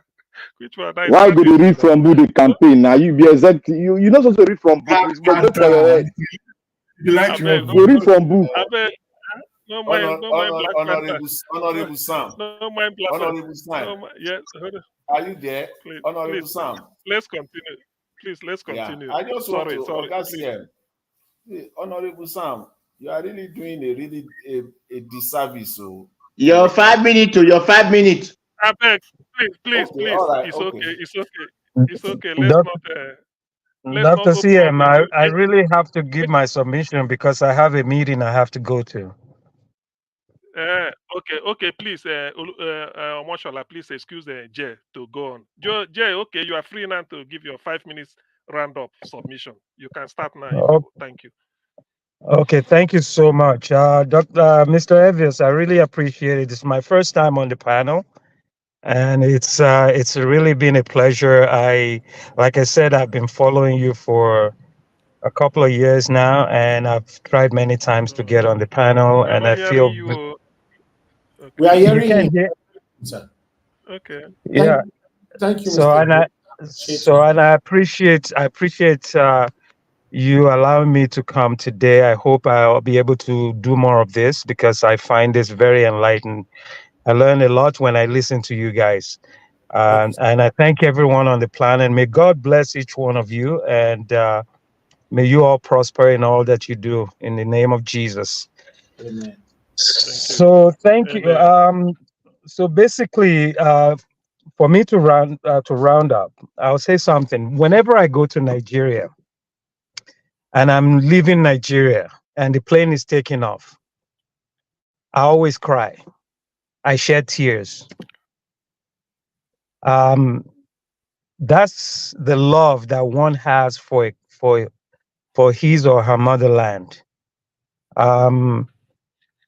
A lot of us are in diaspora. Many of us don't want to be here if Nigeria is good. I'd rather sit under a tree and drink pami, you know what I mean, and eat some suya and all that.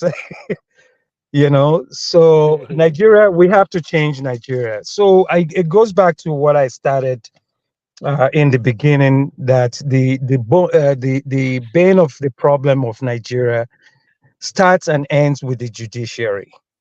And you see, when you have a judicial capture, you have a state capture, basically, no doubt about it.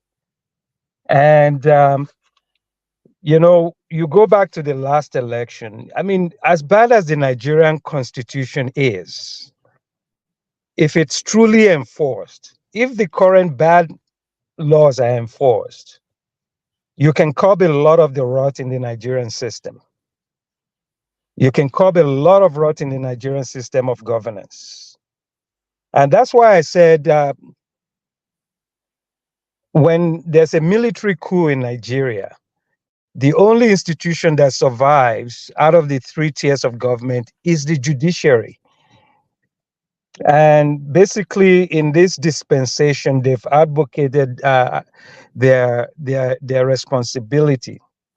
There has been a lot of profound misinterpretation of the current constitution, as bad as it is. And it's all about the highest bidder court system that we're running in Nigeria right now. I mean, for example, take the word "and" in the constitution. How a lot of the lawyers and the judiciary massacred that word "and." When you look at it, the first chapter of the Constitution, it says Nigeria shall consist of 36 states and the FCT. So it's like you go to a restaurant and you say, you order bread and butter, and the waiter or waitress comes to you and brings 2 slices of bread with no butter in it. That doesn't make bread and butter, does it? Right? It doesn't. So the word "and" is conjunctive. That's why you say husband and wife. So when you read a book, when you're reading a book, the first chapter of the book will tell you what to expect in other chapters of the book. It's like a preamble to what's going to happen in the rest of the book. So the massacre the misinterpretation of the bad law that we have actually has thrown the country into a lot of chaos. And until we go back, there has to be a judicial revolution before you can have a true revolution in Nigeria. And that's how things are going to change. That's why there's so much impunity in that country, because there's no, I always say the judiciary is a toothless bulldog, basically, because they are not enforcing what they need to do. So quickly, let me end by this. Let me end by this on the Edo stuff. I mentioned something to Honorable Sam the other time, that when he says the governor, you shouldn't do that, something to that effect. I say, look, the governor is the closest to the people. When something is going on and the federal government is is filling in their responsibilities, the governor, who is the representative of the people, must call out, must call out the federal government to task. Thank you very much, and I appreciate the time, and God bless you all. Thank you, guys. Okay, thank you, Jay Lisa. Thank you very much. Thank you. All the best. Okay, so Omashola turn now. Omashola, you have 5 minutes to tell us what your 5 minutes. thoughts. Round up. Yes. My thoughts concerning the Edo State governor towards the Ekpoma Road is Abuja did not vote for him. He campaigned in Edo State. The road is being used by Edo people. He should fix the road. He ought to have fixed the road and then go back to the federal government to collect money. Obasanjo did it and paid some governors did it. Lagos State, I think, had that kind of issues. The federal government paid them. It might be late or maybe delayed, but you get your payment. Now, during this week, I saw a video to let you know how wicked Nigerians are. I don't know if you have seen it. People living, it is just mind-boggling that people live under the bridge. They built a block of flats, apartments under Festac Bridge. When I saw it as an architect, I was like, it's nice, but the government should at least would have gone there and maybe make that place conducive for them to stay. They were paying rent there, and only God knows who they paid rent to. Over 100 people staying under bridge, and it's been demolished now.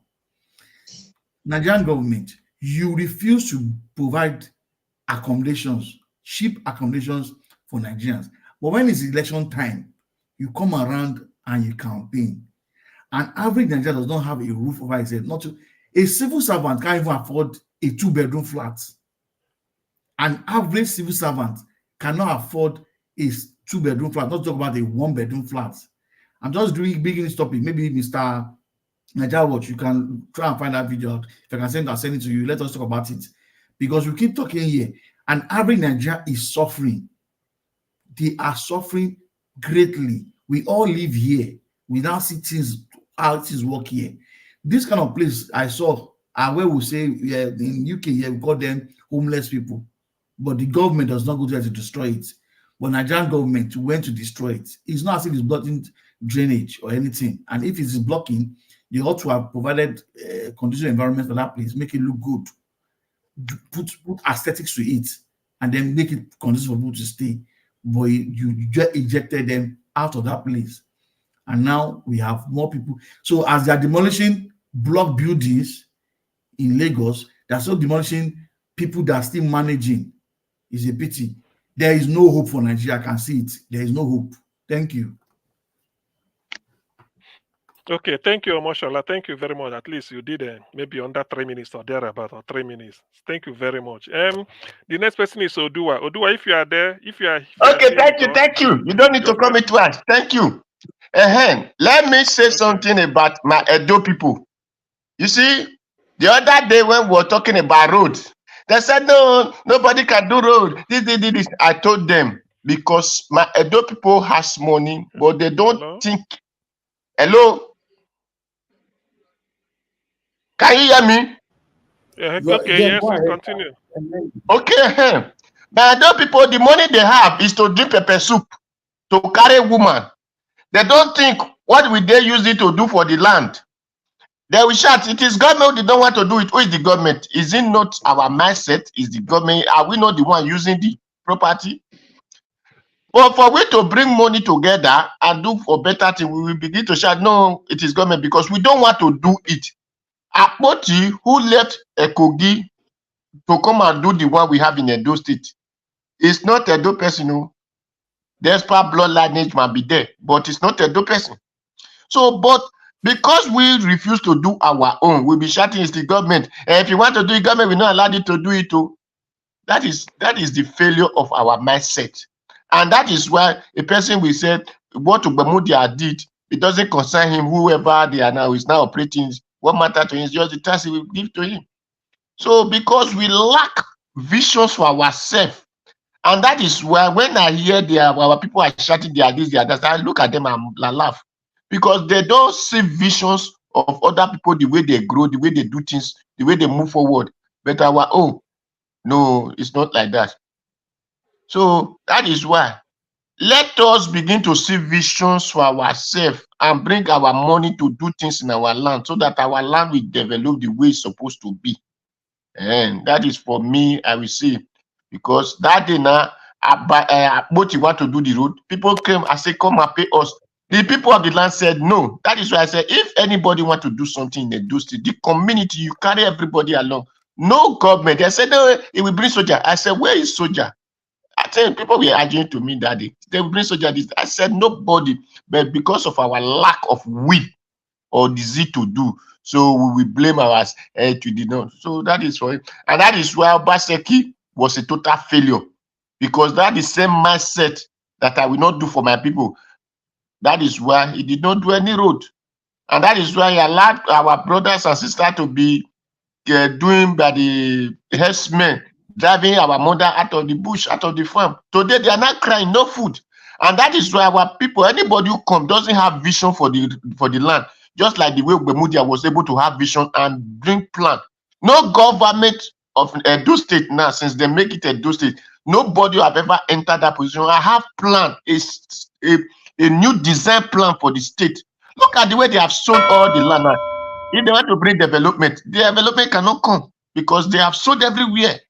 So because of lack of visions, people that are occupying the position doesn't have visions. So thank you. Thank you, Dua. Thank you very much. I think the next person is Black Panther. According to the screen, then I go to Black Panther. Are you still with us? I do can't say now. I'm going to ask that kind of question. I do can't pay. You know, you have to be very careful with me when you ask some question. I'll be very careful because I'm a blown man. Sorry, I'm just joking. I know you. I know you. Okay, you give us your 5 minutes round up. Okay, I want to thank everybody for speaking. I want to thank my last brother that is from Canada that spoke. I just want to thank you because you almost make me so I almost started feeling the kind of feeling you're feeling when you're flying out of Nigeria, and that kind of feeling, when we go out to take suya on the street of Allen Avenue, we go to the suya University of Suya, we buy suya there. We have what we call Allen Carnival. We go all out with our jeans carnival, we go all out and start playing, having fun. Allen Carnival. Yeah, celebrating it, man. That is fun, but we cannot see that fun again. When we go to Benin to celebrate our Oba, the fun is not, the cloud is no longer there anymore. We need to really do something. That is why we are converging here. I want to say one thing again. Uncle Sam, you make one statement that you are obedient, but I want to tell you that you are not obedient. I want to prove it here. You see, that is why I say the Nigerian politicians will never change. Now, I want to ask you, answer this question later, or maybe when you give it a chance. Why are you still in PDP? One, if you are obedient, and you believe in the ideal of that man that encompasses the entire country, that has a dream for the entire country, you would have stepped aside as Buhari did. I stepped aside and watched the people start eating their set on their head. You see, you made one mention of Barrister, the deputy, the one that is deputizing with the PDP aspirant, Osage something. And there was a time I heard you said he started distributing rice. You see, let me tell you, my people, why is it that Nigerian politicians, when Nigerians are hungry, that is why they will step in. They will never see a dream in one Nigeria and said, I want to pursue that your dream and make that your dream get to where you are supposed to be. But what they are thinking, if any Nigerians are hungry, they will step in and give them food. That is an interior motive. Suspicion, red flag. If you are obedient, you will clean all the debts, the thing that they've used to stain any of your ideal in you, and give it to them, because there's nothing. A man cannot make you rich. It is you that will make yourself rich. But the Lord will place a particular person that you will climb and get to your destination. So a party, Nigerian political party, especially these old ones that don't have ideals, but you saw a man and we carved out obedience from Edo State, and we all use it to bless the entire country, and the entire country follow this man. And this man said, go and verify. Now, if I tell the PDP and ADC and Barrister, whatever, who has been in government for how many years, go and verify when he graduated from university, and go and verify his business, and verify his account when he was, and now verify his account now. Tell me where he made his money. You will see. Everything will be there. Let the EFCC go into their everything will be there. Everything will be there. So that is why I'm saying that now, Natasha, the Edo State government should be ashamed of himself. Ashamed of himself. Look at that road. A single-handed person, a woman, went there and built that road. Yes, and built the road. I know. It's 1 minute now. Let me use that 1 minute finish. And build a road that is connecting Benin and Kogi. Let me use the 1 minute to answer your question. You answer. Edo State governor refused to do any road. Now he get the money where Edo State cover. Now he get them. Or now he go think for us. We say build this road. He say na state government. Use our money build that. We say na state, na federal government. Do you have that decision making? Who made you the governor? We employed you. When the people are yielding for it, you go ahead to do it with the Edo State money. Simple as ABC. Nigeria, God bless you. God bless you for what you said. Thank you. And I will continue to follow that trajectory until I found the person that I will vote for during the Edo State election. But mind you, everybody should think nobody's an obedient that he does not stay in obedience. Thank you very much, Black Panther. Your time is up. Anyway, thank you. Honorable, don't worry. At the end, I will allow you a minute or two to say what you want to say. But hold on, let everybody have their own time. Think about give us a mandate. What happened today now? Give us a mandate. Okay, Guy don't sleep. So okay. If you call I person go to once, the person is not there, you don't need to force them now. Maybe they are not available. You just move on to the next person. Okay, well, that's what I feel. The next person is Frank Emmanuel. Please, just round up in 5 minutes. Frank. Okay. Thank you very much, Mr. CM, for the opportunity again. I think I might not take up to 5 minutes. Yeah, one thing I want to say You have so much noise on your is background side. You have so much noise on your Exactly. Are you in a party? okay. Please go to the next. Go to the next person. When I come out from this place, I will speak. Okay. Abdul Malik, let's hear from you. 5 minutes to round up. Abdul. Thank you. Abdul Malik. Thank you. I'm here. Yeah, Okay, can you hear me? I'm here. Thank you. Yes. Yeah, thank you very much. I'm here. See, there is something somebody mentioned now. I was very surprised and I was shocked. Look at, it's not that we don't have the money there, but now government, they cannot bring those provisions to their cities in Nigeria. Like if somebody is working, like mortgage, they can buy a house with their working document, life contract. You can buy a car. You can borrow any money you like, which is so far you have document, you are working. Look at Nigeria. It's not that we don't have the money there, but the money is there. But one person will take the money to go and give for another man's country.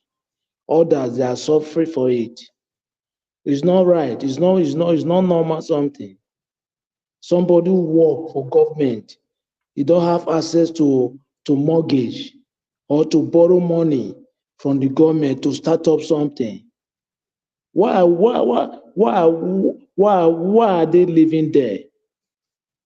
If I may ask, what are the government helping for help for the citizen? What are the help citizens are benefiting from the government? There is no help. They are not benefiting anything from the government. Okay, now what next to do? I don't really understand. I'm telling you because I'm confused. Because I see no reason why a country like Nigeria is not that everything is there, but only few individuals they are benefiting from that resources, or that they don't have anything. Look at the place that have that resources like Ogoni.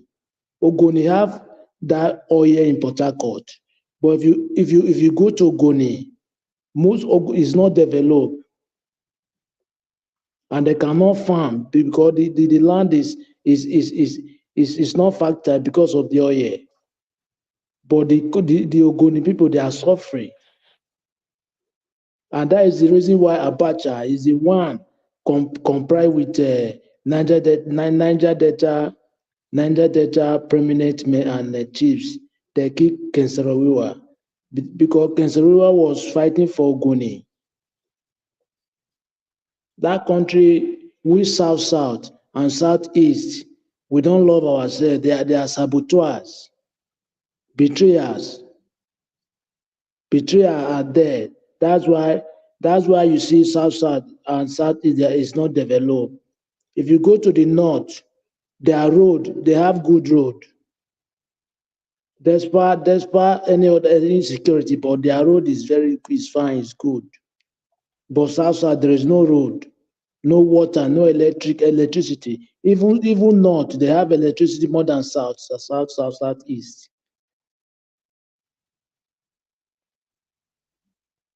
But for me, the problem is this: there is no solution. Okay, thank you very much. CM. Okay, thank you. Thank you. One See, moment. Hold on. I think we've all. Excuse me. Just hold on. We've all had our 5 minutes. I promised Honorable that because a minute or two just to say what he wanted to say. Then hold on. Is it Omoshla that was calling me? Omoshla, where yeah, are I you? want to just add to what you just finished saying. I just want to add to what you just finished saying. You see, CM, I came to the UK. It is this UK that I know that council build houses, rent it out, and you can buy. Is it that our governments have not been here before and see things happening? Because Well, sometimes, you know Mr. more. Anyway, Najawo, thank you very much for that. we need to find a day Jaconde wanted and talk to about try this. it in Lagos. I don't know I what said came out of it, one of whether these they days we allowed need you. to talk So, about this Honorable Sam, issue. please, if you Wait, have see, and wait. what you wanted to One say, of the mute reasons your why mic. people will see, one of the reasons why people will still stealing CM, money. I'm ready. I'm ready. No, wait, hold on. One of the reasons why Nigeria I will thought. keep stealing. Wait, one of the reasons why Nigeria will keep stealing is because we don't have mortgage. F. Emmanuel is And ready. an average person Who is talking can't at the afford it. background? You have not been recognized now. Okay. Hold on. Omashola, thank you very much. At least I've seen what you chipped in. Please, Honorable Sam, just hold on. I know F. Emmanuel wanted to speak because it was in a noisy place. So, F. Emmanuel, give us your 5 minutes round up now so that we can move to your time starts now. Hopefully, you are in a less noisy place. Okay. Thank you. Okay. Thank you, sir. Can you hear me now? Yes, we can. Yes. Okay. All right. Thank you again for the opportunity. Yeah, I'm not going to spend up to the last 5 minutes by God's grace. You see, the truth is, I know we are complaining about our people that are in power. These are very few people that have given them mandates to go and represent us. So my advice now is to every Nigerian that this power lies in our own hands. When you ask somebody to come to your house to fix your leaking house or leaking roof, and the person is not doing it well, yet the house is leaking, you change him. It's as simple as that. Let the person know that you brought him through your power, through your voting. You handed your power to him. You handed your mandate to him. But see, he's not fixing what he's supposed to fix. You call him out. Take, for example, those who are representing us House of Rep, from the grassroots. You see people go there and they are not performing, they are not bringing about the dividends of democracy. The reason why you send them there is just simple logic. You recall them back. I say, it appears what we sent you to do, you're not doing it. You are doing something else. Please come back. We need something. So it is time for Nigerians to rise up, to go and collect back their mandate. Call them one after the other. Whoever that is performing, be it governor, be it president, be it House of Rep, show them that the mandate belongs to you. It's as simple as that. That's how to hold them accountable. Otherwise, we will keep complaining, and they will do nothing, and they'll keep doing what they are doing, because they will do, all they know is that we will only complain. We do nothing. But until we rise up and go and take our mandate back, either the president, either the governor, either the House of Rep, every tier of the government that is representing the people, because let them know that the power is in our own hands. That's the point I'm trying to make. That is that. Then finally, Edo people, I beg on all road and all vote lead to Olumide Akpata. If you want your problem in the Edo state to be solved, Olumide Akpata will clear all this problem in the Edo state. Every problem has been in many donkey years in Edo state. Olumide will Akpata it. Please, all vote to Olumide so that we will clear all the problem in Edo state. Thank you, sir. Okay, thank you very much, Frank Emmanuel. Thank you. At least you were quite direct and very brief. I appreciate that. So I appreciate that. So Honorable Sam, are you there? Just a minute or two for what I promised you before. Honorable Sam. See, everybody thank you mute. very much. Please, everybody Thank you. mute, please. Everybody Thank you. mute. Okay. Thank you very much. I'm still laughing. When somebody said, somebody who I say is not even in contestation said it's going to clear all the do problem, pata pata. It's laughable. It's highly laughable. To say you clear all the do problem, pata pata is very, very laughable. This is the person, the only experience he has gathered is to be, the only thing I've heard all of you saying is that he's the chairman for MBA for just 2 years, one tenure. You understand? If he was as good, why didn't you go for the second tenure? You understand? Just 2 tenure. That's the only experience he had. He has said. And you, I don't know if was it Black Panther that asked me that question, or Alex, that where did Aswe Godao get his money from? It's rather ridiculous if somebody asks such a question. Well, before now, I've given his profile. I've given his profile Nah, where he has worked. I didn't ask a question about Aswe. It's you. I'm talking about you. Wait, allow. No, you asked 3 questions. I heard you vividly. You are talked about Aswe Godaro. You talked about Osarojo Ogi, about this palliative. Then you talk about whether I'm obedient. Those are the 3 issues. So let me take them one after the other, please. So on the issue of, thank God you are already stopping me. Otherwise, I would have given you the profile of Aswe Godaro so that you know his capacity. So since you are stopping me, it's like you already know his capacity. So let me not go there. On the issue of whether I'm obedient or not, I wouldn't know your concept of obedience. Remaining 1 minute. Exactly. Are you the one? Who is that? So, okay, let me use my 1 minute. You people allow me now. I know.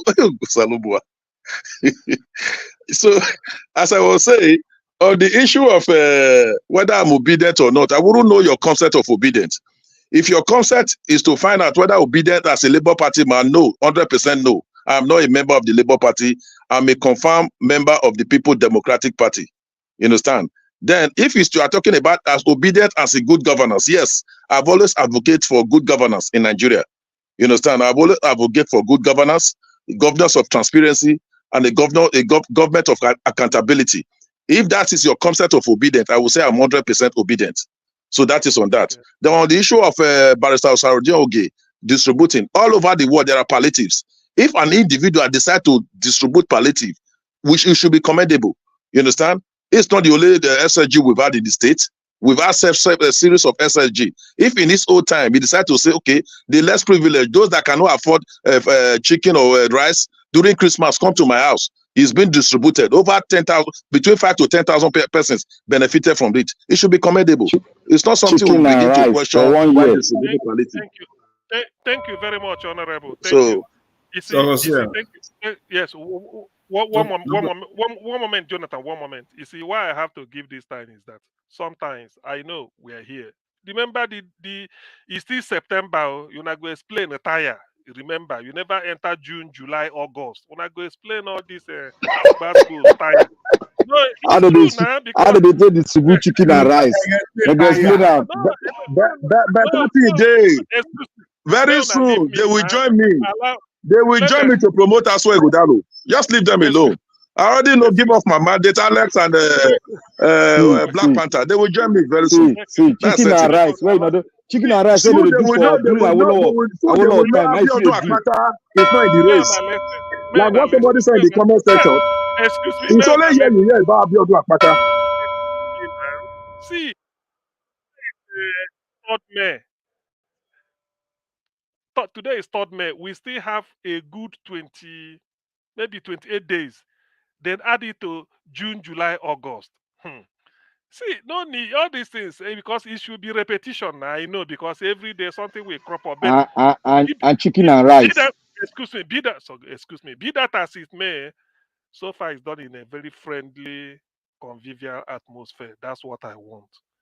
In the end, everybody wants the best. What were what is the highest common factor, the lowest common multiple among all this is that PDP said they want to give Edo the best through their party. This man saying that Labour, so it's the best. So that is the most important thing. Nobody wants an eyesore anymore. So that's why I'm saying they still very far away. So you have to put a lot of fuel in your tank. The journey is far, and then be coming every day to be rebutting. But it's okay anyway, no problem. So today, I'm really happy the way it went. So insofar as we organize ourselves, the essence of what we're doing here, because you are not campaigning for me or for, I mean, you are not trying to convince your fellow panelists. It's the people that are listening. They are the most important, because they are listening to say, I had this on Niger Watch, and because of that, I never know this type of things is like this. So it's for the people listening. They are the most important, because they are listening. You could change their mind. You don't know where they are.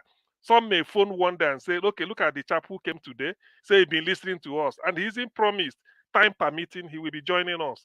So you can see, you never know what he had and all the things we've been debating. Some people say what they hear. Somebody said yesterday on the chat, he said when he's listening to Niger Watch, he feels as if he's among Nigerians or in Nigeria. So it's like bringing him home or her home. I don't know whether it's a he or she. But be that as it may, I thank everybody. This is the type of discussion I want, something intellectually stimulating. That is what I want. If you want to disagree on principle, on point, enlighten people, bring what we didn't know, or interpret it another way so that we can have a look at it and they help us. Who knows? All the candidates are listening to us. You never know who they will give a phone call one day, say, Niger Watch, please, can you link me to so and so person? Might give you an appointment or pick your brain and ask you, oh, I do listen to what you said. What do you think about this? Or what is this? So it's a good thing that we have this to discuss. And from the testimony we've had so far, we are not doing badly, because the people were a repository of their knowledge. They like listening to us. So it's quite good. Today, I thank Black Panther. Before I hand over to Niger Watch, I thank Black Panther. I thank Give Us Our Mandate. Dr. CM, please let me say something before you round Okay, up, please. Yeah, okay. please. I just want to say this, that I was listening to Honorable Sam. You see, for me, you are doing a much of the marketing. See, for Aswa Igodalo to even go that far to select the current secretary to Edo State government as his deputy is an indictment on him. And it says a lot that he's not ready to listen. And it says further that this you cannot, there is no way you can say it with your full face that this is not the third term of Obaseki in the process. It is. He cannot even pretend to deviate, pretend to dissociate himself. He's saying it with his full chest that yes, this is the third term of Obaseki. It is as big as Edo State is. It is the secretary to Obaseki's government that is nominated as his deputy. That's an indictment. Anyway. See, there's only one saving face. There's only one saving face. That is in your own personal opinion. To date, the candidate of Labour, the deputy governorship candidate is not known. To date, nobody has mentioned this, even in Edo State. Make you the explorer now. The research on that. The research on that. The indict himself. Go bring the Secretary of State for Edo State. Make him become deputy. September is still far. September is far away. I know so many things will crop up. Thank you very much. I wanted to thank everybody so that Niger Watch can. I bet numbers. Thank you. Please. Okay. Yes. Thank you. Thank you, Dua. Thank you, Omoshola. Thank you, Honorable, for showing up today. Thank you. Please keep it up, Jonathan, Frank Emmanuel. Give Us Our Mandate, Black Panther. I thank everybody. At least my job today wasn't that difficult because people cooperated. Yesterday it was hell, so today is better. Hopefully tomorrow it will be silly well, like they say, very easy going. Niger Watch, thank you very much for the opportunity. Over to you now. All right. Thank you very much, my people. Please, everybody stay mute. Thank you. I appreciate every one of you. Now, God bless you. Now, I've been listening to everybody here, doing my underground job here as well. Yes, we agree with Augustine. We are not sure who's listening to us. Some of you that come here to pass your information or rather submission, on this panel, you might think, okay, you are talking to Niger Watch. You don't know who will be in the next, you don't know the next government that might choose you, listening to you, or say, I want this person to be part of my government tomorrow. I really like that part from Augustine. You are not sure. I'll be listening to you and say, if I need somebody in diaspora to work with me, or I want to put somebody as a commissioner, or any position that will be beneficial to his government, he will come here, call me or whatever. I want this person to work with me. Yeah, because these people that you are looking like gold, they don't know it all. You know, they are also learning, they are doing a try and look to give you a better country, you know. So with your voice, they can do better. I appreciate you all, Ogasian. Thank you very much, sir, for all you do. I really do appreciate this. To be honest, from my heart, I appreciate this. It's a big relief. Listening, being on the background listening is a great thing. And we all are learning from each other on this platform. So thank you very much, everyone on the panel. I want to appreciate you, Augustine, once more, Mr. Jonathan, God Black Panther, Mr. Oduwa, Amashola, give us a mandate, Mr. Frank Emmanuel, Honorable Sam, many others that came in that already left. I appreciate every one of you. Thank you very much. I'd like to also appreciate Mr. J. Olisa, all the way from Canada. Is a wonderful thing to have you on our panel today. We are looking forward to having you more, because it's a collective effort here. All our voices needs to be put together to call out this government to do the right thing. You know, we cannot continue to pretend over what is affecting us in Nigeria anymore. Let's just say it how it is, because it's not working. You are getting old, I'm getting old, we all are getting old. We can't continue to be pretending and, you know, pretentiously ignoring the things that's affecting us just because you don't want to talk or step on people's toes. No, we got to say it how it is. So I appreciate every one of you that's coming here to put your voice out there. Thank you very much. Now, God bless you now. Edo State election is around the corner. You know, everybody on this platform have the right to campaign or speak about their candidates. So like I've said before, for anybody to be attacking anybody that is speaking about their candidate, I believe you that use your minutes given to you to talk about your own candidate. Yes, talk about your own candidate. Then if you are given 8 minutes, you use 7 minutes to talk about other person's candidate, and not use 1 minute or 30 seconds to talk about your candidate. That's a setback. You know, and for anybody supporting Aswa Godaro, this is my advice. You don't want to take. You don't have to take it. If you're supporting Aswa Godaro, and at the same time you are trying to defend Obaseki while you're supporting Aswa Godaro, you are demarketing Aswa Godaro in that aspect. You know, it might not make sense to any of you, but I'm telling you, you know, so if I were you, you put your energy, promote your candidate. Defending the indefensible is like a waste of time. 8 years is a long years, so I don't know what anybody want to defend. Somebody that spent almost 8 years in office, you are defending him. I don't know. All of us were none of us were blind. We saw what happened from the year one to this particular moment. So for me, it's a waste of energy, waste of time, you know, and it might also affect and tarnish your own reputation, you know, whoever, you know. But as for Godaro, unfortunately, you know. Please, Naija Wash, please. There are some statements you make. I don't really. I take exception to some of those statements. This is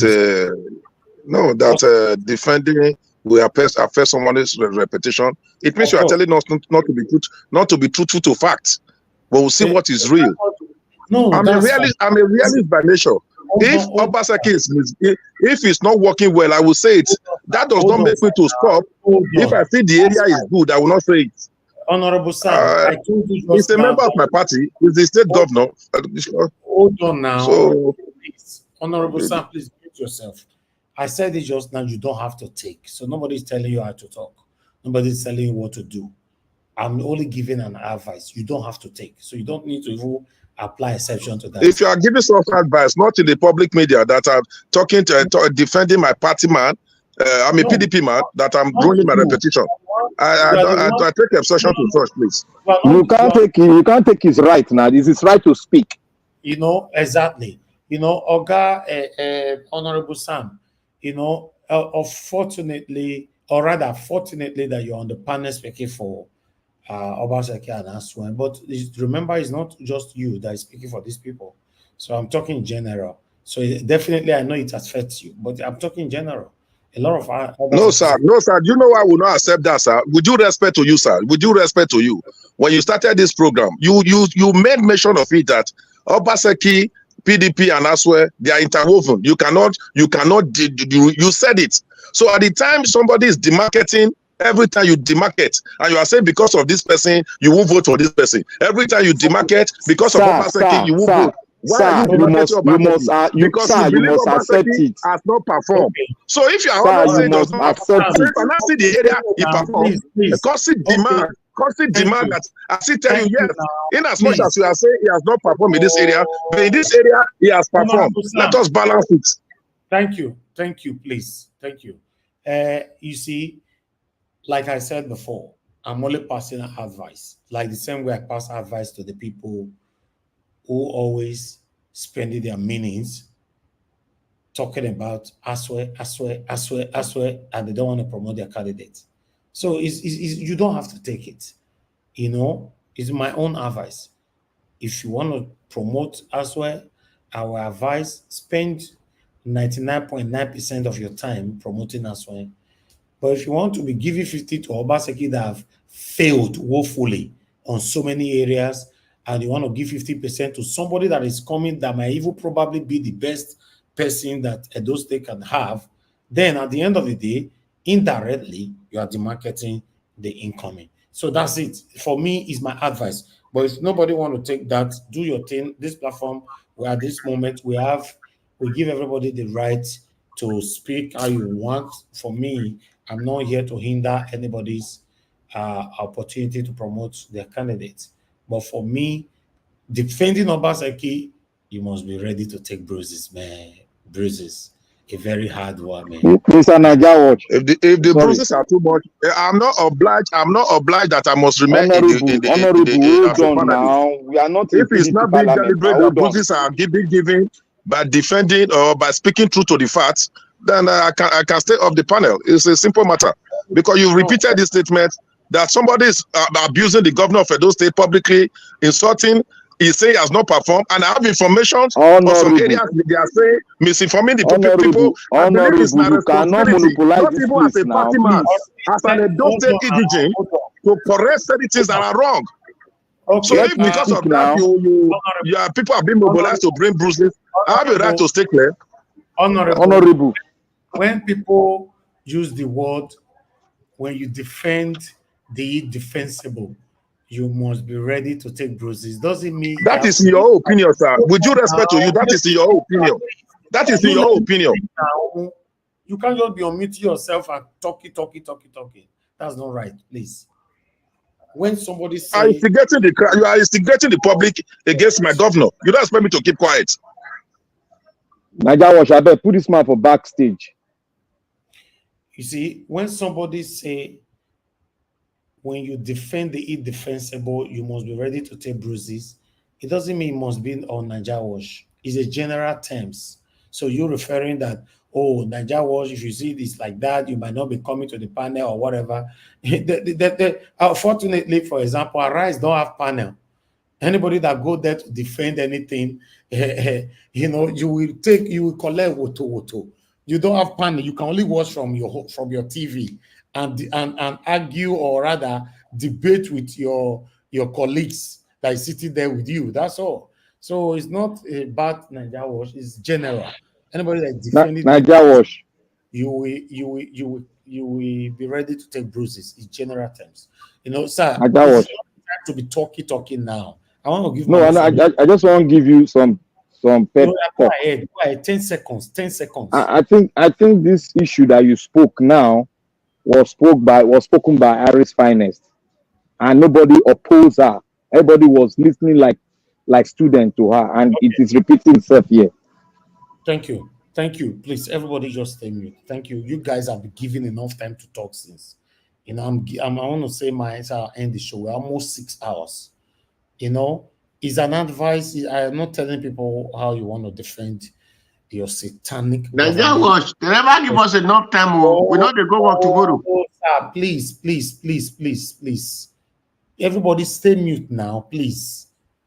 You know, it's not a joking time or any kind of thing. Just stay mute. You guys don't. Augustine gave everybody a lot of time that I will not even give. Moko, just understand, please. You know, if you are defending the satanic government that have impoverished every one of us to the situation that we are today, you must be ready to take bruises. That's it. It doesn't have to be on Nigeria Watch. Anywhere you go to defend them. You know, Onakpasa went to arise to defend Tinubu. Rufai deal with a woto. You know, he said Rufai was not brought up well. That is a spoiled child. Is this and all that. Rufai give him again woto. So it's a normal thing. It's not when you defend all this satanic set of people. Don't worry, Nigerians will deal with you. That's it. It doesn't have to be here. You know, you don't even need to be here to defend them. Anywhere you go to defend them, people will answer you from there. That's how it works. You know, so the truth of the matter is, you know, you can't talk now. God give us a mandate. We don't finish. We don't close. Tomorrow we talk, sir. Please. You can't talk now. But if you allow me now. No. But they've been calling you since now. We are not here. This thing you guys are doing, putting people on. I don't like it. No, please. It's not nice. They called you more than 50 times here. You did not answer. Now, I want to end the show. You say we should allow you. Please, keep all you want to say for tomorrow, please. Let's just respect So that. it wasn't intentional. I know you were busy. That's fine. It's acceptable. But just as you cannot finish from what you were doing and not decide to talk whenever you want to talk. We have a time limit to Go ahead. Exactly. Thank you. Please, let's understand. Thank you, sir.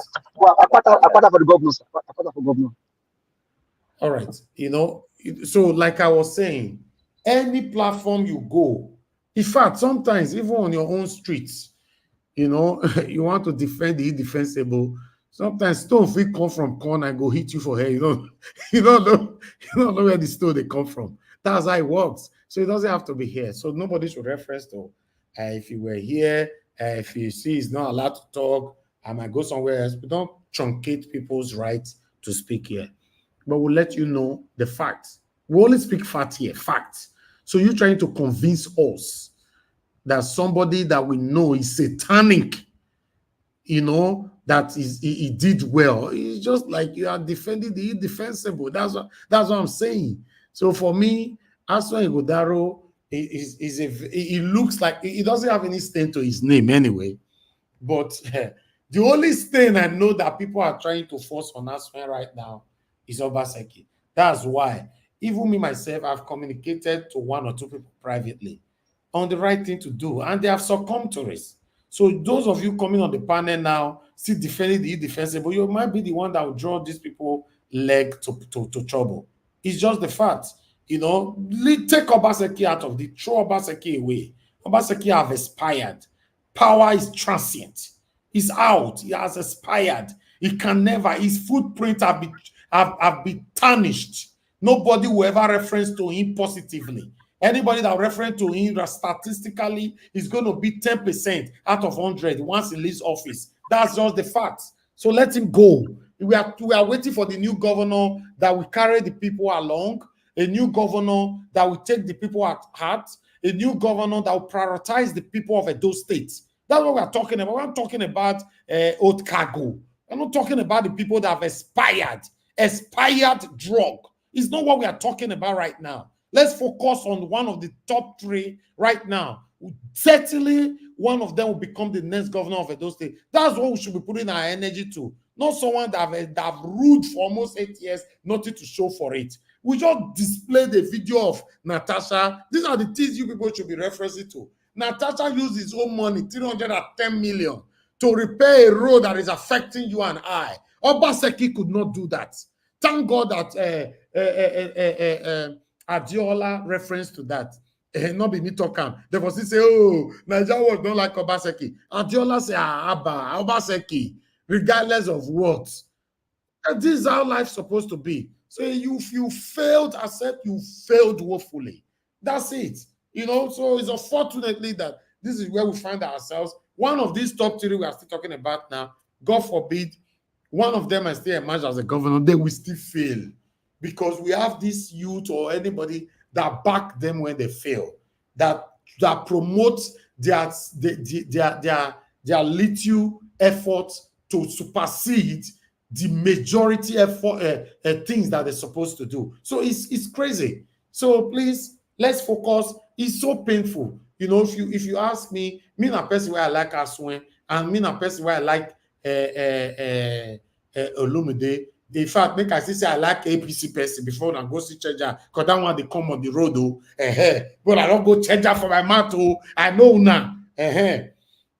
But the truth of the matter, I don't challenge one or two persons on this platform. Please don't use the sins of Obaseki to rob Aswe Ighodaro. Many of you will testify to that. No, you cannot.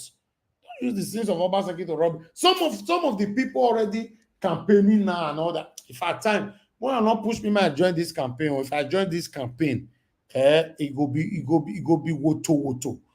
If me myself join this campaign, una know the work we do for Peter Obi. Una know the work where I do for Obaseki. Where show more like they raise the shoulder, like say, now you get the whole world for this same platform. Not be today. Nigeria will not be today. So if we decide to choose somebody and support the person, you just know I be. Except say they ring am. If you don't ring am, person who support must win. Now say they be. Go find out. Anybody who does support, he go win. Except say you turn your hand, go back. You know, you take what belongs to them. That's what they work now.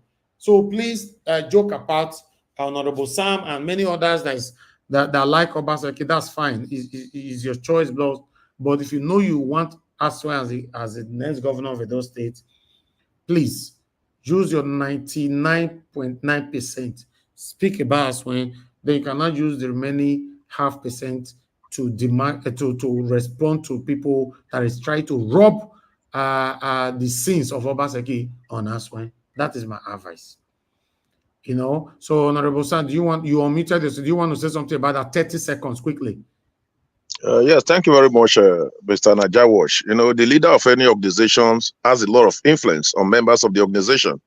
You are the BO, the CEO, or the man behind the scene in Najawash. You understand? So whatever you say to a very large extent has a lot of influence. So you've said it, and I believe it. I remember vividly when I was speaking at the beginning of this program, I said a lot of things, and I made mention of the deplorable state of Benin-Awushi Road and other federal roads, not only in Edo State. I used that to say how painful the pain Nigerians are passing through. That was the only thing I said. I never mentioned any other person's name.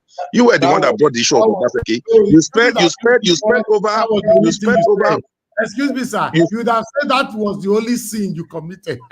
It wasn't a sin, sir. It wasn't a sin. It wasn't a sin. I spoke from my heart because looking at that road, one would lament, irrespective of the government. Uncle Sam, always accept something. Now sin. Hello, please. Najawash gave me the room to speak, please. So you were the one, sir. People, so we can interject you too. Okay, go ahead. Start interjecting. Go ahead. When you are done, you stop yourself. So you are the one that brought in the issue of Obaseki. You spent over 15-20 minutes to talk about Obaseki, and you set up that template. With that template, every other person that was speaking was building on that template. When they are through with Obaseki, they used to attack my candidate. Through with Obaseki, you to attack my candidate. As if Obaseki didn't even perform, didn't even do anything in Edo State. Let's be factual. In as much as some of you have hatred or bitterness against Obaseki, it's not enough reason. I don't wear so when I war be. I will attack my me or my me no Obaseki will do. Uncle Sam, let me tell you now. I don't like Obaseki. Period. I don't like him. Take that now. And I'm not quoting you for it. It's your choice. If you don't like Obaseki, it's your choice. But that does not mean that they are not Edo people that still like him. It's your choice. The video we saw yesterday of that road is a shame for anybody as a governor. So me as a person, I can't come. I've said it repeatedly. I said for us to have a healthy discussion here, let's look at the three candidates on their merit. Not trying to, even if Obaseki, even if you feel Obaseki is the devil of Edo State, why are you always bringing You cannot stereotype us, Mr. Uncle Sam. You cannot stereotype us. Okay, why is Niger Wash trying to stereotype us from talking about him? So it's both ways. It's both ways. Honorable Sam, we put people on backstage here, and most people that we put on the backstage always pick offense. Some of them don't come back anymore. Some of them we even block them. So, and I don't use that button. When we say stop, please, anybody just stop. You cannot just be talking. When we put you on backstage, you won't like it. You know, we have all the power to mute you or to just stop you for not to talk for the next one. We have this, but I'm the only person that doesn't use this power. You know, because I don't come here to exercise my power. I come here for all of us to learn. We cannot just be talking. It's only advice that I gave. If you like, take. You don't want to take, that's fine. It's up to you. But for me, you know, if anybody, let me put it not generally, anybody like Aswen Ighodaro, and you want Aswen Ighodaro to become the next governor of Edo State, please speak for Aswen Ighodaro. But trying to campaign for Aswen Ighodaro and be bringing Obaseki in, you have a lot of job to do. To be honest, you have a lot of job to do, you know, but you don't have to take it. And for those of you also that want to speak here, sort of you to speak about your candidate, you are talking about Aswe, you know, when I know my reaction the other day, then it might also look like you yourself, you are not serious because we don't know your candidates. You refuse to tell us your candidates, whoever you are. No, so Mr. Evans, so why would someone support a candidate just for the sake of supporting a candidate? If those candidate does not meet my principle, so why should I just have to support? But at the end of the day, one of them must be your governor. Yeah, I know that is the but at the end of the day also, at the end of the day, we also want a good Nigeria. That's no, you can't want a good no. Oga Jonathan, now you they talk this thing. The pace have been set. One of these people will become your governor. I know. I'm not disputing that.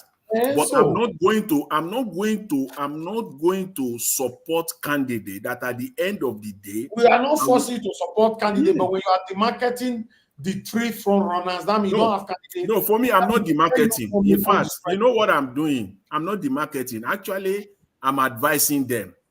And I will use this opportunity to advise Honorable Sam. Honorable Sam, see, your candidate, I swear. Please, sir, please. Keep that advice, please. Please. With due respect to you, please. Thank you. Okay, please. But at the same time, too. Let me close now, please. Okay. Please. Thank you, everybody. Thank you. You people leave Aswe Ighodaro alone. You are not supporting Aswe. Why do you want to give advice to Aswe? Aswe don't need your advice. No, Mr. Elvis, see. At the end of the day, I might end up supporting him you first support him first. No. He has to align with my principle now. He was here the other day. You'd have give him the advice. You know, you give me sending the honorable. I did now. Mr. Naija Watch, no stereotype anybody. Now they are right. Let them exercise it. If they want to do it stupidly, let them do it stupidly. So one person ain't going to win now. See, my brother, no, I will not support that. I'm sorry. I'm talking about my state here. Nobody can be coming here every day and criticize the top three.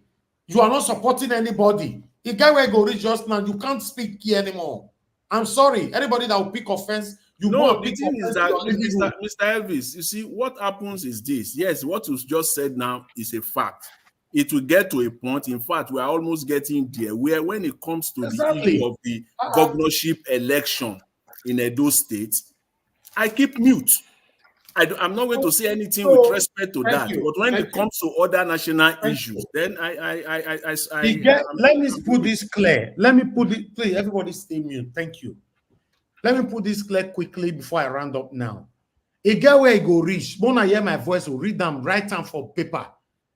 If you don't have your candidate, you are not allowed to come here to criticize any of the top three. Criticize them for your living room.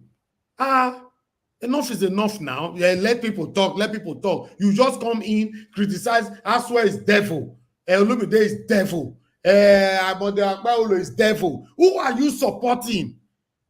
One of these people will still be our governor, for Christ's sake. Promote one. Tell people why you are promoting this person so that everybody will stand behind you to promote the person. Now some people they talk. Mr. Elvis, politics is not done that way. Politics is not done that way.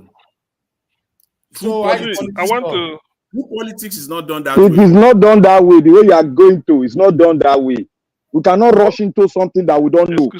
That's what I'm saying. Now make me talk and say, get time where go reach. So that means, okay, let me ask you, Black Panther, are you part, do you support the people that is saying that, no, me, I'm not the photo, I don't like to See, before you, Mr. Najawa, before you go make that statement, if you don't want to bring the third candidate, talk on, so that we'll go decide. Mr. Elvis, why do countries abstain in the United Nations when it comes to a matter of vote? These are issues of international consequences. You have the right to abstain. Yes, you will make your comment, but you will abstain. I have right to abstain. I say, okay, I'm not yes, I'm not no, but I abstain. That is the case here. All right. Okay. That's fine. Anyway, for me, anybody want to insulting all the candidates, if you think that makes you happy, want to continue. Whether I like it or not, one of them will become the next governor of those states. CM, please say something. Mr. Najawa, you bring the last one. Everybody will decide. Black Panther, please. I'm not listening to you, please. What I want to say is this will guide. I want this principle, not by force. So I'm just suggesting to guide Edo elections. If it is not Panadol, it can never be Panadol. What this is, people should go and reason with. Secondly, a thief, person where you know send a thief, in the live for a Kenwa road. He decide to pack and go to live for Akpakpava area. When he go Akpakpava, he say he no be thief again. But the person where there Akpakpava come a Kenwa, he say na thief. It doesn't work that way. This is a principle. So when people just they talk, if the thing no be Panadol, it can never be Panadol. If the person no be thief, it can never be thief. If the person na clean person, it's a clean person. So when people no go overreach themselves, that is my principle in this Edo election. Right. By the time the APC candidate comes and they interact with us or converse after the conversation, I will come out and make my own candidate known, and I will give reasons, because I'm still compiling reasons on each one. If anyone why I choose, I go do them. Thank you. Thank you. By next week, latest Friday, I will let you guys know when or if Okpewolo is coming and when next week.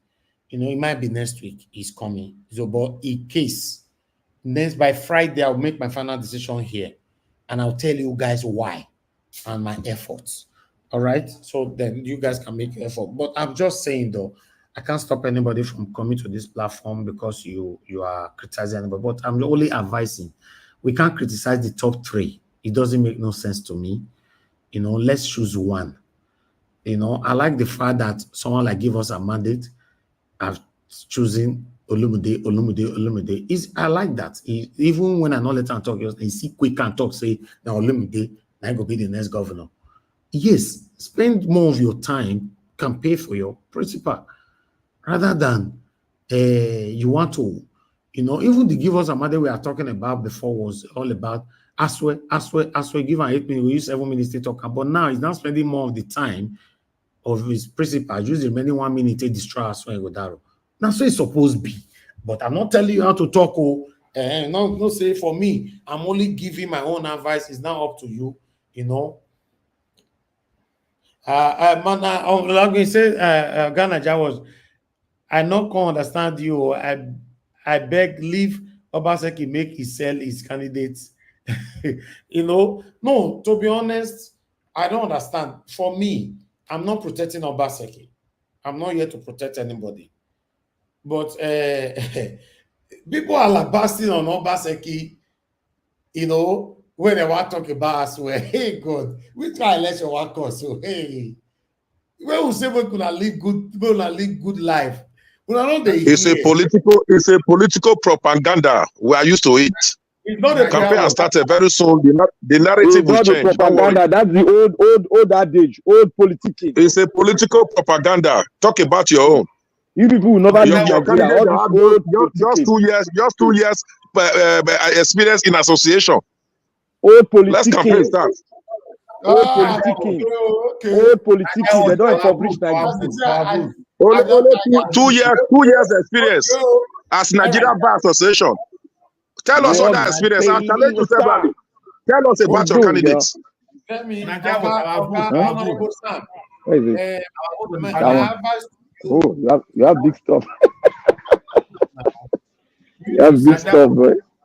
Let's talk about issues. Let's talk about issues. Issue-based politics.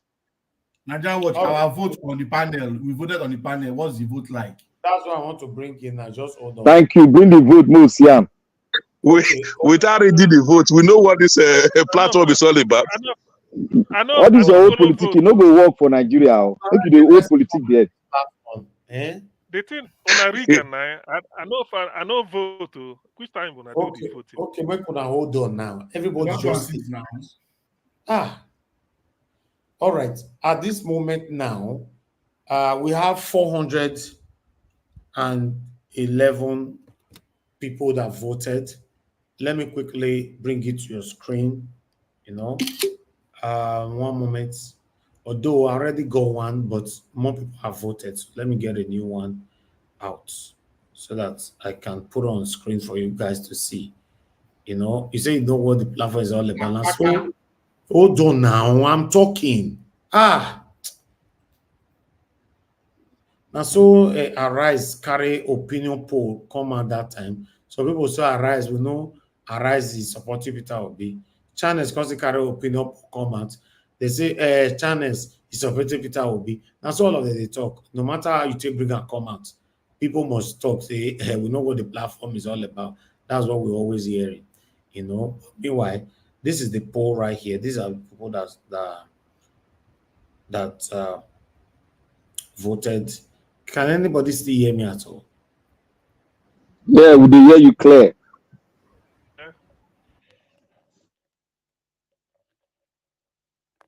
I hear you. I want to see my vote too. I vote too. The thing is taking time to load. When I take vote, the vote they don't go far for battle. Now who win this one? I win the election. No. All these Apata people say, Bukuna keep quiet now. How can it be? How can you say person will win this, win the election? Now for online you go vote. Nah, juju. They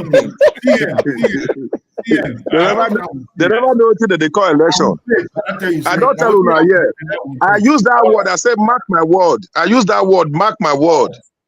Right. The next governor of Edo State is Aswe Godalo. Right. Mark my word. After rigging. Oh. Now you the West Time. Load the thing now. Where are you there? Okay, this is it there. That gap, me myself, I don't know where that gap. I don't see the gaps this morning. Okay. I don't understand, you know, because this is an opinion poll we are going to continue to do here. Okay. But unfortunately, everybody that voted here, 70% of the people that voted here are not in Benin. Okay. 70% of people that voted, you are not in Benin. So that means Mr.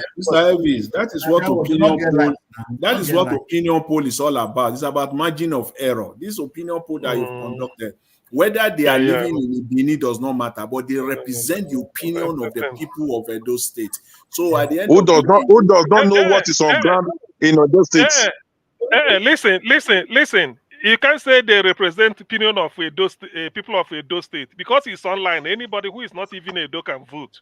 If who is interested, you are right. You are very right. Because if I voted, I'm not from Edo State. I can vote. I voted. And you are not from Edo State. So It's just that people that But participated you are expressing online. your opinion. You have a very strong opinion about Edo State. Each and everybody that voted, I'm assuming, each and everybody that voted there have a strong opinion All right, about thank Edo you. State. Thank you, ladies and gentlemen. That is it right there. Naija Watch. Oh God. No, I want to advise something. Is it possible this vote you have here, every day you do it, you keep it, and then let's take an I've average. just said it that I'll be doing it every day. Yes. So I will take an average later on. Okay. Thank you, sir. Okay. We'll be doing that. So please, as you all can see right there, the 2024, who is your candidate? Barrister Olumide Akpata, LP, 82%. Dr. Aso Ngodaro, PDP, 14%. Senator Monde Obeolo, APC, 3%. You see, in the country where you and I came from, if, for example, this result here is reality, they go change them with pen and eraser. They will change them. They don't agree. I mean, they asked Olumide the other day, say, these things, so if they use the radar change them for your eye, you say, I'm aware. Okay. No wahala. These PDP and APC will never know these people. Hey, God. That 82 will become 28. 14 of PDP will become 41. I never know these people. They go just change that for you. They never know what they call election. They say that now structure. What structure do Olumide have on ground? It's of people to advise Olumide to come and pick tent with Aso Ngodaro. Why the king? Oh, you are here. Why the king? Let's continue from where we stop. Sorry, I didn't know I muted. Sorry. All right, thank you. Let's continue from where we stop tomorrow. I appreciate every one of you once again. Oga CM, thank you very much, Mr. Jonathan, Oga Black Panther, Mr. Dua, Oga Mashallah, give us a mandate, Honorable Sam, Frank Emmanuel, Abdul Malik, thank you, and every one of you that came in and God bless you now. Thank you very much, wonderful people. Those of you that supported the channel today, starting with Oscar Blackbone. Thank you very much. Thank you very much, AY for real. Thank you, Didi Anthony, Peggy Modi. Thank you very much. God bless you. Or Martin Benjamin. God bless you now. And those of you that called into the show, Madam Origin, my love, God, my strength, Mr. Ben, and many others, and God will bless you now. I appreciate you all. Thank you very much, Mother of all Mommy Diaspora. I appreciate you, Mommy, for all you do. Mute yourself, please. Augustine, mute yourself. Thank you very much, Mommy Diaspora. Thank you, Mommy, for all you do. I appreciate you. Thank you, everyone right there. Stella, myself, Edoije, Dima, Rea Boa. Thank you, Mr. Johnson, Emmanuel Aboazi. Thank you, sir, for all you do. Thank you, the Grace King. God bless every one of you. I appreciate you all, my wonderful people. Thank you very much, Oegianjo, Igbenandolo. Thank you very much. I appreciate you, Mother Iris Finance. Thank you very much. Thank you, Mone Lagbeya. Thank you very much, Madam. I appreciate you, Mother Tusabi, and many others. Yes, people, God bless you. Now we have come to the end. Thank you very much, the Grace King. Thanks for becoming a member of Naija Watch platform. Thank you for joining. I appreciate you, sir, for your encouragement. Thank you so much. All right, we come to the end of the broadcast. You know, it's beautiful. It was a wonderful session. I enjoyed everybody. But I beg you, make una take my advice.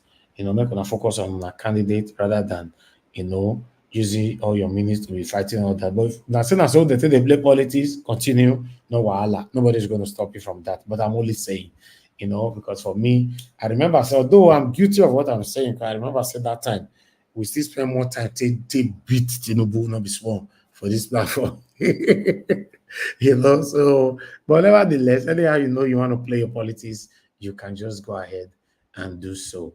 You know, thank you. I appreciate every one of you right there. God bless you now. Thank you very much, Madam Iris Finance. You quick come, Madam Iris Finance. Now you first come this panel today. You are number one on this panel. Madam Luke, I don't see Madam Luke sees, but I don't see her comment again. I don't see I cite her comment earlier on. Madam Luke, thank you very much for joining us. Good evening to you, man. But I know see your comment again, but I know I cite them earlier on. And God bless you, my people. We come to the end of the broadcast. Please join us again tomorrow, 6 p.m. We are here talking about the things that's affecting us every day. If it's your first time with on this panel, just know that you are in the right place. Come here, put your voice in there.